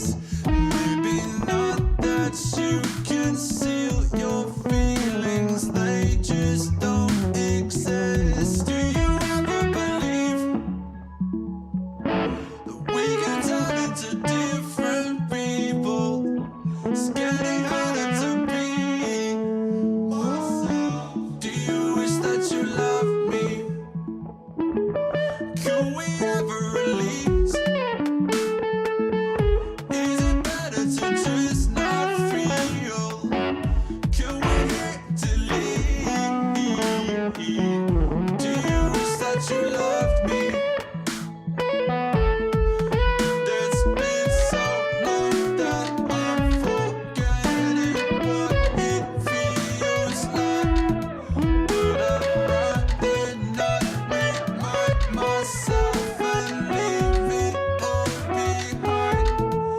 And I try so hard to fix it all, but nothing seems to help. But I cannot want to give you what I cannot give myself. Do you wish that you loved me? Small bird, do you wish that you loved me? Do you wish that you loved me? Oh, do you wish that you loved me? Do you wish that you loved me? Small bird, do you wish that you loved me? Do you wish that you loved me? Oh, do you wish that you loved me? That was kind of fun. What did you say, boys? Bro, you guys think I need to invest in a different light? Because I have this light in front. I have this light in front of me that I swear to God, it fucking like is brighter than the sun. Holy shit! Oh, was it good? I actually didn't think it sounded that good. I'm gonna be honest with you.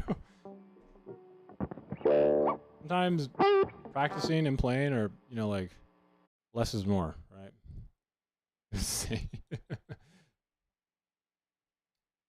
This one's fun, actually. We'll go back to the stupid sound for this one. This one I can. Sulfur on your breath, grinded on my chest. Never have to talk about it. Never want to talk about it. Feel chewed on my reason. This kiss. Never have to talk about it. Song's fun to play. More presents.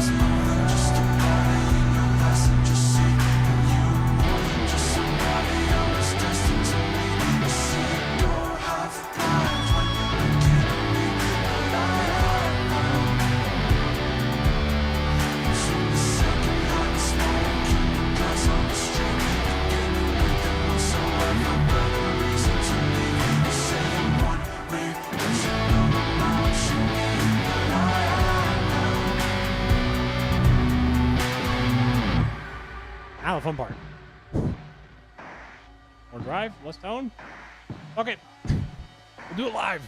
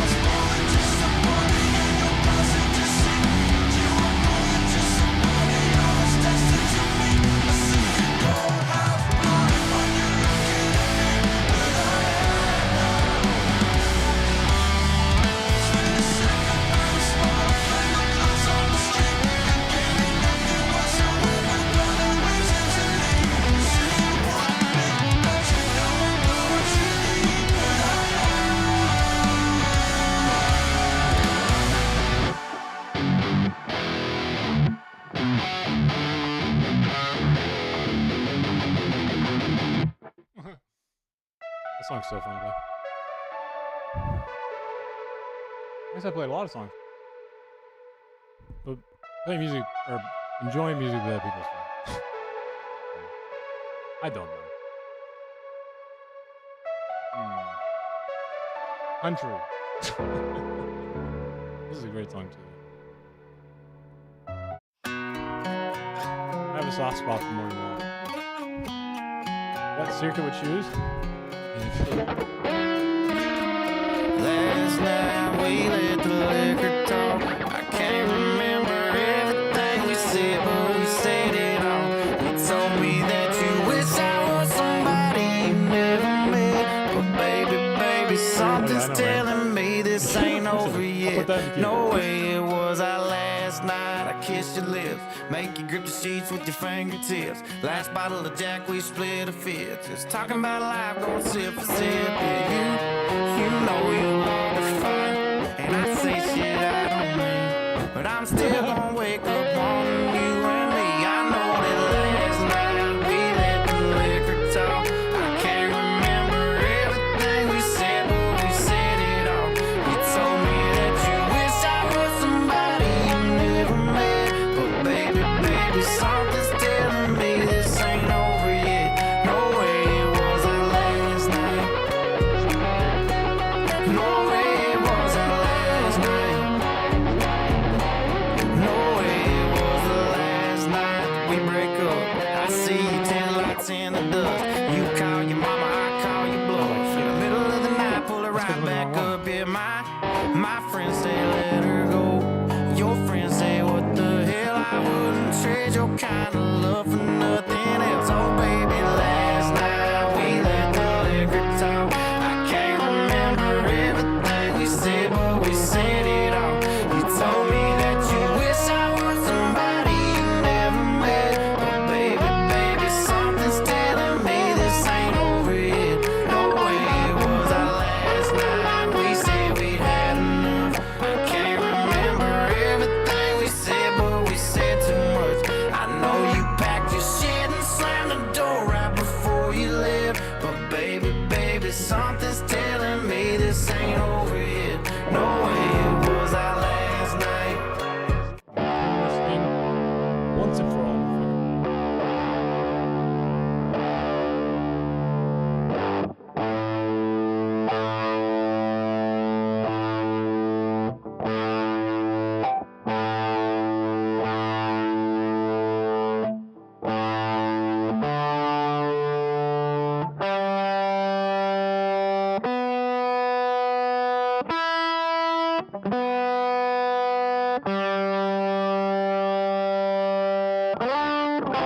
There we go. All right, back to rain.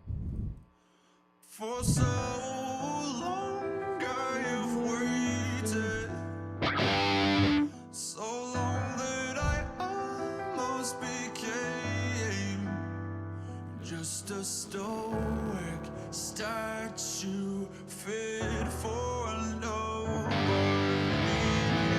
I don't wanna get in your way. Finally think I can say the vicious cycle was over the moment you smiled at me.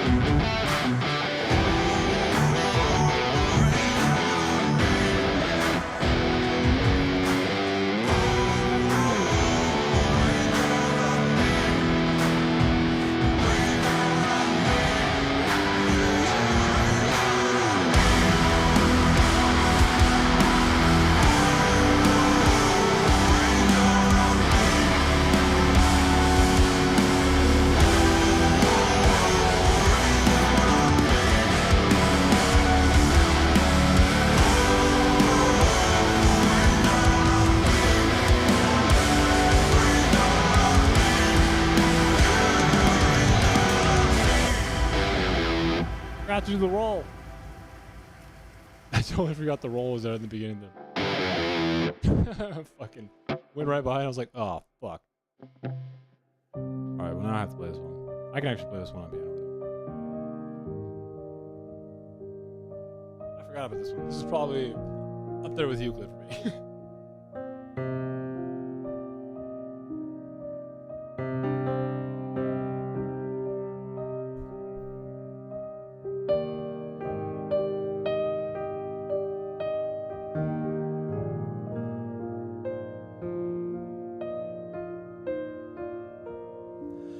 Well, I know what you want from me.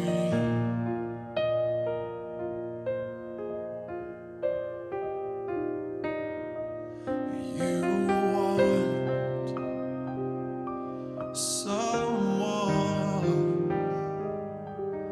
to be.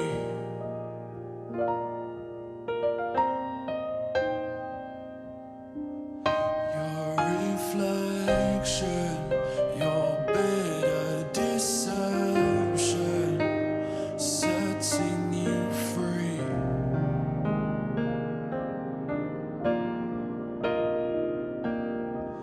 So you take what you want, then leave.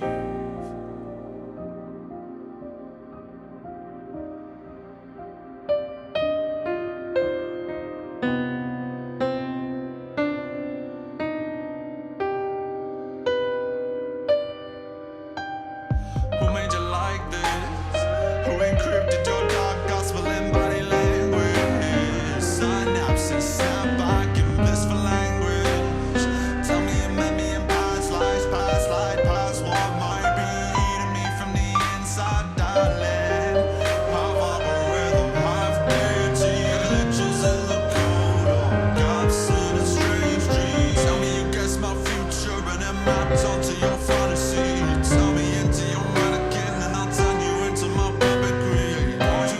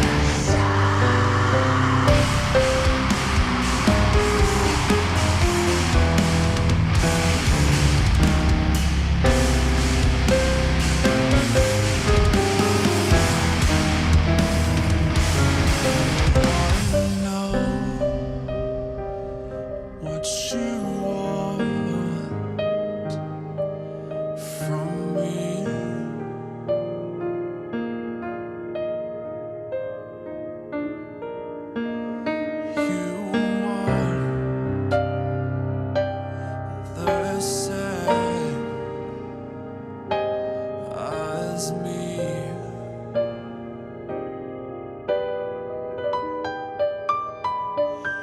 My redemption, eternal ascension, setting me free.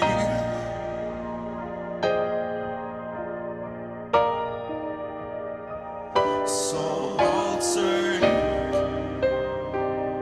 what I want, then leave.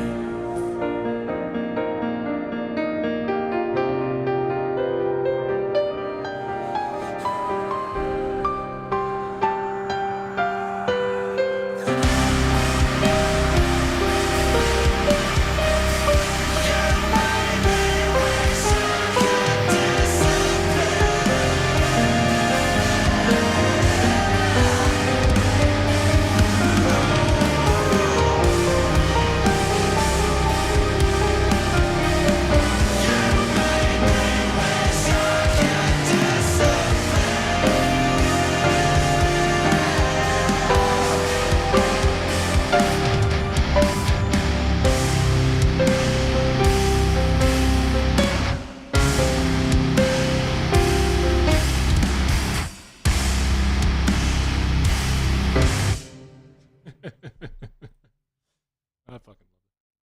He stopped content. My page. I don't even know what they're saying. What are you guys saying, bro? Put the guitar filter on your keyboard? I could do that. Want to see what it sounds like? Fuck it.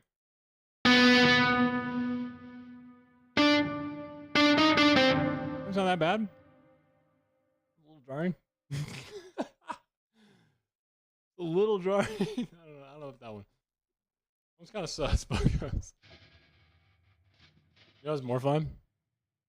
You know what you can instantly do to make you like everything you do sound good? Watch, we'll do this. I have these strings, okay, which are very expensive, which I totally paid for. All right, it's called Beautiful Swell. I swear to God, you barely even have to do anything, and it sounds amazing. Can we fuck off? All right, get rid of you. Put you on. All right, listen to this. It's stupid good.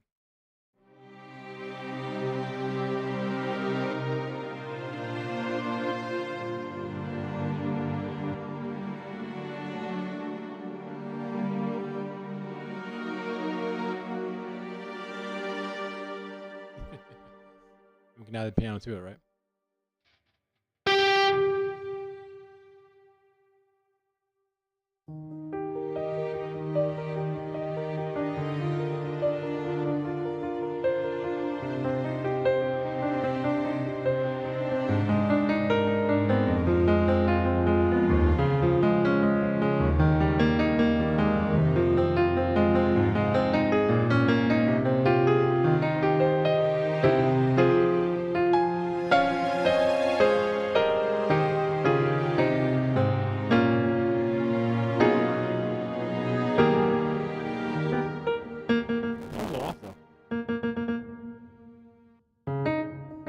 Okay, I'm gonna play one more song, just because.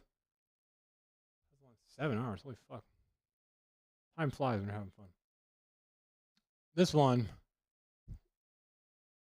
for some reason, I think the melody is perfect. I'm not afraid of the war you've come to wage against my sins. I'm not okay, but I can try my best to just pretend. So you weigh me out, or will you drown me out? So will you weigh me out, or will you drown me out? I can wait for you on the ground. I can stay away if you want me to.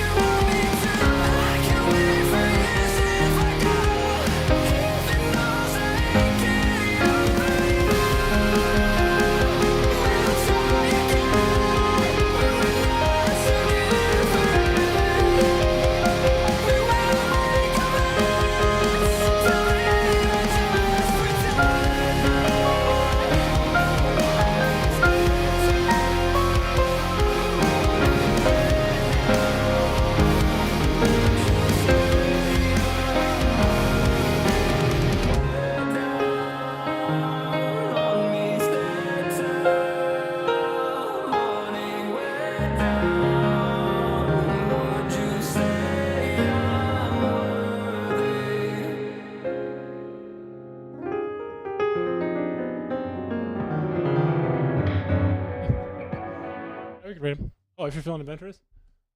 That guy hates me, doesn't he? You sure about that? That's fun. It's fun.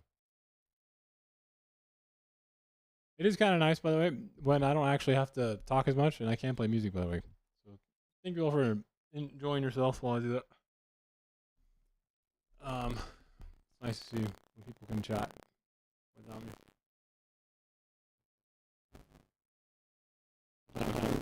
One of the things I think a month ago, it's still in my head because it hurt. No, I'm kidding.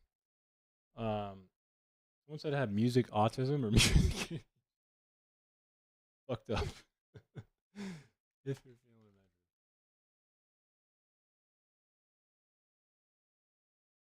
But what is he playing?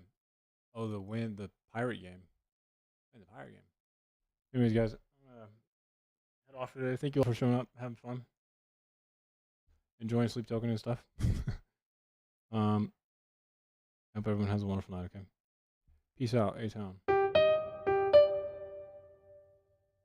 I'm gonna go sleep, I think.